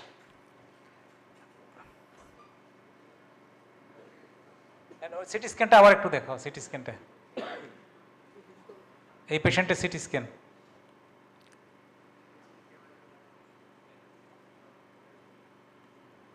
Back করো। Sir আমার এটা আসলে সিস্টেমের কারণে বারবার হ্যাং করতেছে। তাই না? হ্যাঁ স্যার, হ্যাং করে যাচ্ছে। So the diagnosis is allergic fungal rhinosinusitis. So my question is, what is the postoperative management for fungal rhinosinusitis? Sir, Nuri Asais sir. Allergic fungal rhinosinusitis. Allergic fungal rhinosinusitis, main treatment is it should be cleared. Surgery is the main treatment, and after surgery, if the surgery is meticulously done, then for long-term intranasal corticosteroid and nasal douching. Nasal douching is very important to clear the fungal debris, mucin. If no fungal debris or mucin is there, there is no chance of recurrence, and sinus should be widely opened so that the douching should be adequately penetrate the nasal mucosa, and it should continue for indefinite time, long term. And patient nutritional status should be improved. Thank you.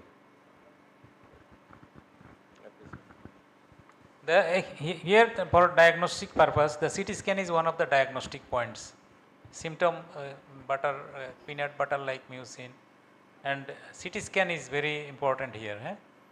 We can see many mixed density shadows in CT scan.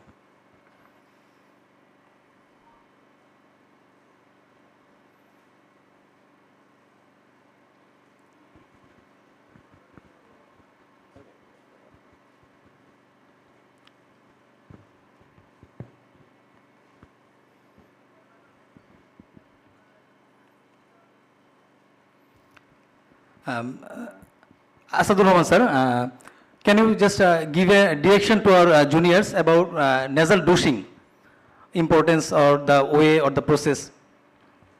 আমি একটু previous থেকে আসতে চাচ্ছি। এটা হচ্ছে ওই পেশেন্টের history বলতেছে অ্যালার্জিক রাইনোসাইনোসাইটিস, আর সিটি স্ক্যান দেখে আমরা বুঝছি যে এটা মিক্সড ডেন্সিটি আছে, এটা কোনো বোন ডিস্ট্রাকশন নেই, so this is allergic fungal rhinosinusitis. দুইটা থেকে দুইটা ইনফরমেশন আসছে, তাহলে আমি শুধু হিস্ট্রি থেকে আমি ফাঙ্গাল রাইনোসাইনোসাইটিস বলি নাই। আমি সিটি স্ক্যান আমার এখানে মানে একটা ভালো টুলস হিসাবে কাজ করছে। সিটি স্ক্যানে বলছে হেটারোজেনাস ওপাসিটি, তাহলে heterogeneous opacity without bone destruction, this is fungal sinusitis. আর যেটা বলছে পিনাট বাটার, তাহলে এই রকম ফাঙ্গাল সাইনোসাইটিসের main stay of treatment is the surgery. Surgery means meticulous surgery, এবং সেটা আমরা অনেক সময় এই যে বা ম্যালিগনেন্সি হলে আমরা ম্যাক্সিলেক্টমি করি, এক্ষেত্রে আমরা ম্যাক্সিলেক্টমির কথা বলবো না, কিন্তু নিয়ার ম্যাক্সিলেক্টমি সার্জারি করতে হবে। কারণ maxilla is a complex structure, এটা বিভিন্ন রাস্তা অলি গলি খাসে খুঁজে বিভিন্ন জায়গায় যদি ফাঙ্গাল হাইপিগুলি ঢুকে থাকে, আমি ক্লিয়ার করে আসলাম, ইট উইল কাম ব্যাক। তাহলে সেক্ষেত্রে আমাদের এটা খুব ভালো করে ক্লিয়ার করতে হবে। ভালো করে ক্লিয়ার করার পরে আমার এই পাথওয়েগুলি ম্যাক্সিলারি এন্ট্রামের পাথওয়েটাকে আমার ক্লিয়ার রাখার জন্য আমার ডুশিং করতে হবে। সেই ডুশিংয়ের আমরা সকালবেলার লেকচারে ডুশিং কীভাবে করতে হবে সেটা দেখানো হয়েছে বেশ কয়েকজন। আর এর মানে যেটা আমরা সবসময় বলি যে নেজাল ডুশিংটা হাইপারটনিক সলিউশন দিয়ে করতে হয়। হাইপারটনিক সলিউশন নাকের ভিতর দিলে, আমি অনেক সময় রোগীদের আপনার এদিক দিয়ে ঢুকবে, মুখ দিয়ে বেরোবে, মানে আপনি এখানে এদিক দিয়ে সামনে অনেক সময় রোগীরা ডুশিং করে বা পানি নাকে দেয়, এইভাবে দেয়, এভাবে দিলে সামনের পার্টটুকু ভিজে নিচে চলে আসে, তার ভিতরে যায় না।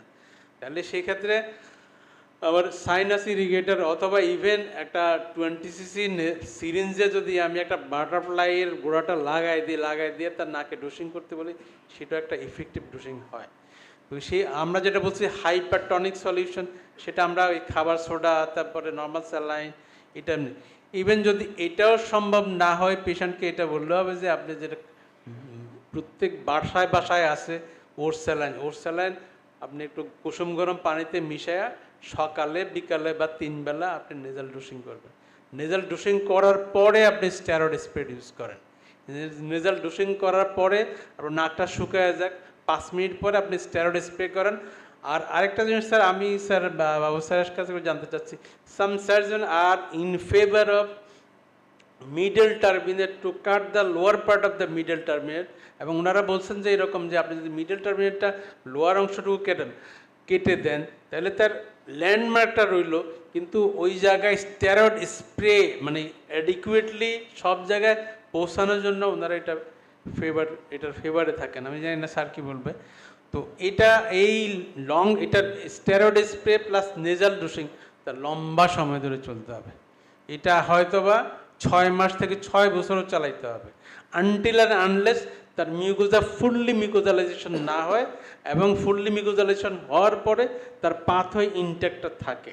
ম্যাক্সিলারি সাইনাসের ওপেনিংটা ইনট্যাক্ট থাকতে হবে, এবং আমরা ফেস যেটা করছি, কিছু মিউকোজা আমাদেরকে নষ্ট হয়েছে বা হবে, এবং সেটা মিউকোজালাইজেশন না হওয়া পর্যন্ত আমার স্টেরয়েড স্প্রে এবং ডুশিংটা চালাইতে হবে। Thank you sir. তো টার্মিনেট রিডাকশন নিয়ে যদি অপারেশনের সময় মনে হয় যে এই টার্মিনেট অনেক বেশি হাইপারট্রফি কোনো ডিস্টার্ব করতে পারে, তাহলে ইউজুয়ালি অ্যান্টেরিয়র পার্টটা হাইপারট্রফি থাকে, হোল টার্মিনেটটাকে রিডাকশন করার হয়তো দরকার হবে না, according to my opinion. Only hypertrophied anterior part, or if there is concha bullosa, in that case the lateral lamina of the concha bullosa should be removed. And here the adequate anterior and posterior ethmoidectomy, adequate enough size sphenoidotomy, sphenoid osteotomy, frontal sinusotomy, and minimum type 2 middle meatal enterostomy should be done, even if not type 3, minimum type 2. Minimum type 2 middle metal enterostomy should be done. This is not for disease clearance. This is for disease clearance, adequate approach for nasal douching, and so that the steroid spray can reach everywhere. এখানে যদি প্রয়োজন হয়, anterior part of the middle terminate may be reduced. in case of hypertrophy terminate. Thank you. স্যারের দৃষ্টি আকর্ষণ করবো আমি দুটি ব্যাপারে, একটা হচ্ছে জুনিয়র যারা আমাদের আছে এখানে, তো সেক্ষেত্রে যারা যদি ভালো কম্পিটেন্ট না হয় তাহলে যে বাংলা সিনেমায় স্যার ডায়লগ ছিল স্যার, যে মামা বলতো ভাগ্নে বেশি লোভ করিস না, কারণ ফেস হাতে ইনস্ট্রুমেন্ট আছে, সে দেখতে পাচ্ছে, সে অযথা তাকে খোঁচাখুচি করার দরকার নেই, সে যেটুকু পারবে সেটুকু সেভাবে করতে পারছে। এই প্রসঙ্গে স্যার আপনার দৃষ্টি আকর্ষণ করে যেটা স্যার আমি ইয়েতে সিঙ্গাপুরে দেখে স্যার বিতর্ক হতে লেস আর ফেস, যে অনেক সময় স্যার বলছে কিছু টেক্সট বই বলছে যে দ্য লেস ইজ বেটার, তো লেস ইজ মোর। ওই বিতর্কে দেখছি স্যার লেসের পক্ষে মানে লিমিটেড এন্ডোস্কোপিক সাইনাস সার্জারির পক্ষে কেউ আছে বা এন্ডোস্কোপিক সাইনাস সার্জারির পক্ষে আছে। স্যার আপনি কোন পক্ষে যেতে চান স্যার? অ্যাকচুয়ালি আমি মাঝামাঝি। সেটা হলো যে আমার যদি দেখা যায় যে আমার শুধু রাইট ম্যাক্সিলারি সাইনাসের ডিজিজ আছে, ওভার এনথুসিস্টিক হয়ে ম্যাক্সিলারি সাইনাসোটমি, মিডল অ্যান্ট্রোস্টমি, অ্যান্টেরোইথমোডেক্টমি, টোটাল ইথমোডেক্টমি, বিভিন্ন কিছু অনেক সময় আমরা করে ফেলি, আমরা করতে দেখি আর কি, করে ফেলি। ইভেন দেখা যায় যে ফ্রন্টাল সাইনাস ওপেন করেছে, কেন করলে একটু বড় করে দিই, ভেন্টিলেশন ভালো হবে। This is not indication for frontal sinusotomy. আমার যেখানে ডিজিজ আছে সেটাই আমাকে হ্যান্ডেল করতে হবে, দিস ইজ দ্য প্রিন্সিপাল। এর বেশি হ্যান্ডেল করার দরকার নাই। শুধু অ্যান্টেরোইথময়েড ডিজিজ আছে, অ্যান্টেরোইথময়েড করে দিই। আমার শুধু ফ্রন্টাল সাইনাসের ডিজিজ আছে, তাইলে আমার বুলা ডাউন করে করতে হবে না। যদি আমি বুলা ডাউন ছাড়া করতে পারি, বুলা ইনট্যাক্ট রেখে করতে পারি, বুলা আপ বলে, সেটাই করি। ফ্রন্টাল সাইনাস ড্রেন করা আমার কাজ, আমার তো ইথমোডেক্টমি করা কাজ না। যদি অ্যাপ্রোচ করতে গিয়ে আমি লেস কম্পিটেন্ট হই, সেই ক্ষেত্রে আমি করতে পারি, যে আমি বুলা ছাড়া না রিমুভ না করে পারতেছি না, ওকে অ্যান্টেরোইথময়েড may be done, then frontal সাইনাসোটমি, এর বেশি না। সো আমি বলবো ডিজিজ যতটুকু তার বেশি না করা এটা ইন্ডিকেটেড না, this is contraindicated. We should not do more than that is required. Thank you sir. So thank you, sir. We are close to our session, and the iftar is coming, and also before iftar there is a prayer gift, and after prayer break, and after that we will give our crest and award to our participant and our panelist and our okay sir, then sir, you please sir keep stay on the stage, sir. Please stay on the stage, sir. Sir, stage it again, sir.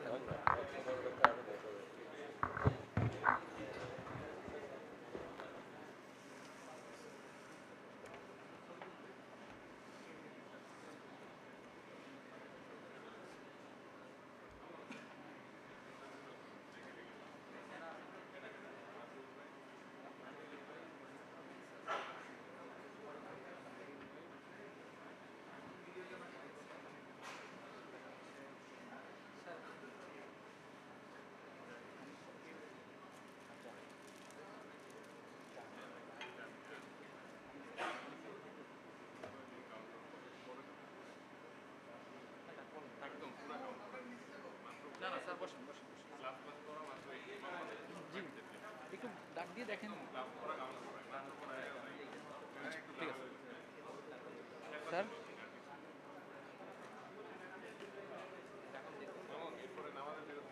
Okay. Hello. Ladies and gentlemen, we now move to one of the most special moments of today's program, the certificate and crest giving ceremony. This certificate is a symbol of dedication, excellence, and commitment of advancing endoscopic sinus surgery. We had a plan to give certificate to our dissectors and observers now, but as they are busy in the dissection room, we don't want to disturb them right now, so we'll deliver it later. So now I want to deliver crest to our respected faculty, chief instructor and coordinators. So it is my great privilege to invite the chairman to present crest to respected faculty members. I am all the faculty members are Professor Dr. Mohammad Salahuddin sir, Professor Dr. A.H.M. Nuria Said sir, Professor Dr. Mohammad, Associate Professor Dr. Rafiul, Assistant Professor Dr. Mohammad Hanif sir, Assistant Professor Dr. Ahmed Abdullah Jami, Dr. Jahin Tarek Bhuiya, Associate Professor Dr. Nurul Karim Chaudhary sir, Professor Dr. Mohammad Mazharul Shahin sir, Professor Dr. Johir Alamin sir, Professor Dr. Nipendranath Bishwas sir, Professor Dr. Kamrul Hassan Tarafdar sir. Now I request the chairman to present crest to our faculty members. Please, Nurul Karim sir. Sir, ekটু পরে sir.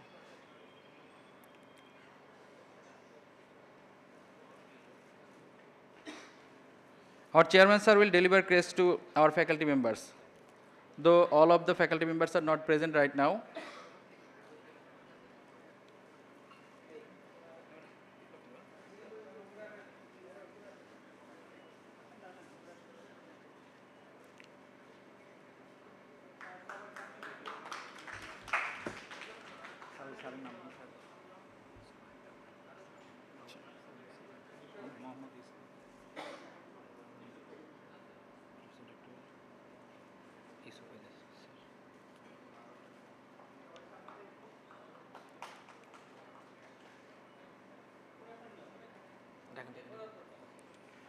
I request Professor Dr. Mohammad Yusuf Haidar sir to come on stage, please.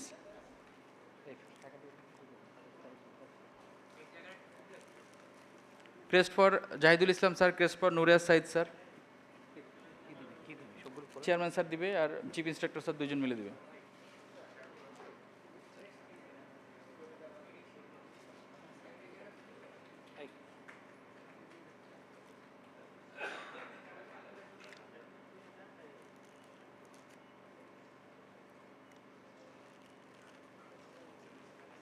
Nuriaz Said sir.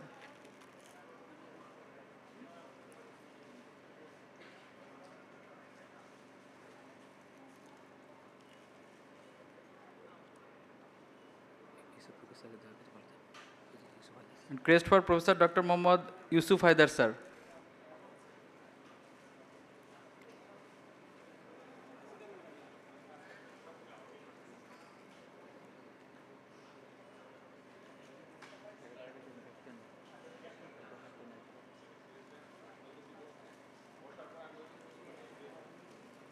Some of the faculty members are absent now and some are busy in the dissection room. Now I request the chairman to present crest to our esteemed chief instructor, Professor Sheikh Hasanur Rahman Babur sir, for his visionary leadership and academic excellence. A big hand for Professor Babur sir.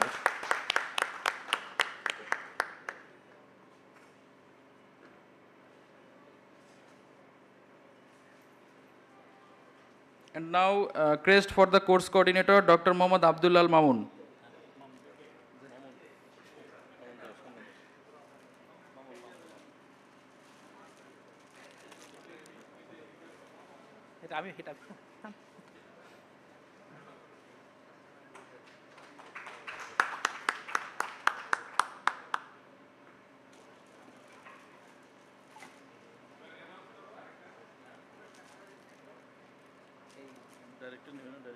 এটা রাখো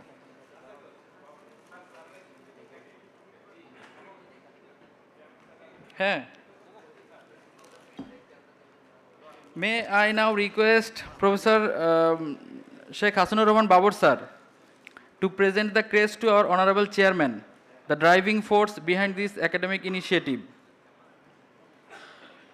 Dear Chairman sir, we sincerely thank you for your visionary leadership.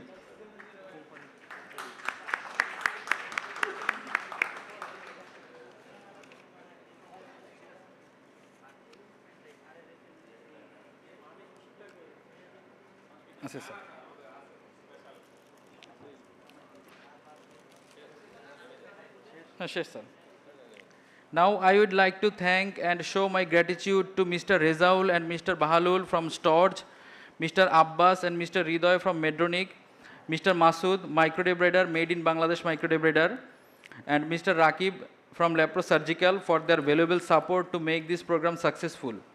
Finally, we acknowledge our biggest scientific partner, Beacon Pharma, for their tremendous and valuable support in promoting medical education and professional development. We truly appreciate your commitment to advancing healthcare learning and your partnership in making this program successful. A big hand for Beacon Pharma, especially for Mr. Monjurul, without whom this could not be happened smoothly and nicely. The focuses on their two products, Gerotil Plus and Rupadin, on this scientific event. We sincerely wish continued success and widen impact for Beacon Pharma's Gerotil Plus and Rupadin in serving patients and supporting better clinical outcomes, inshallah. May I invite the representative of Beacon Pharma to receive the crest, Mohammad Monjurul Hassan and Mohammad Shafiqur Rahman Khan. Please come on stage. Bye.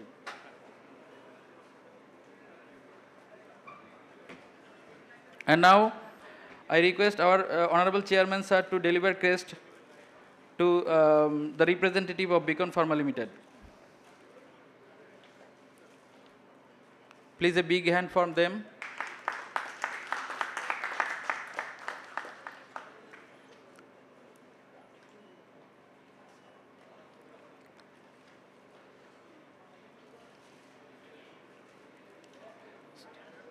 Thank you very much. Thank you very much for your support. We want to continue this scientific event every yearly, so we wish you will support us in every year.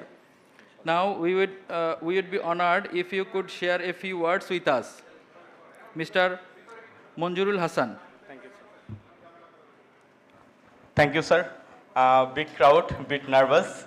But first of all, I would like to extend my warm welcome to all of you on behalf of Beacon.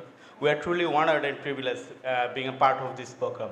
Sir, Beacon always stand for this type of scientific program, and we will be delighted if Dhaka Medical consider Beacon as a scientific partner for the next program, inshallah.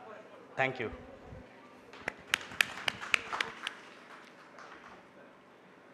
Thank you, Monju Sahib. Thank you all for being part of this remarkable academic journey. Let's continue striving for excellence. সবাই একটু দয়া করে বসবেন, আমাদের শুধু ইফতার বাকি আছে, আমরা কিছুক্ষণ পরে ইফতার সবাইকে সার্ভ করব। হ্যাঁ, সবাই যার যার সিটে বসুন প্লিজ।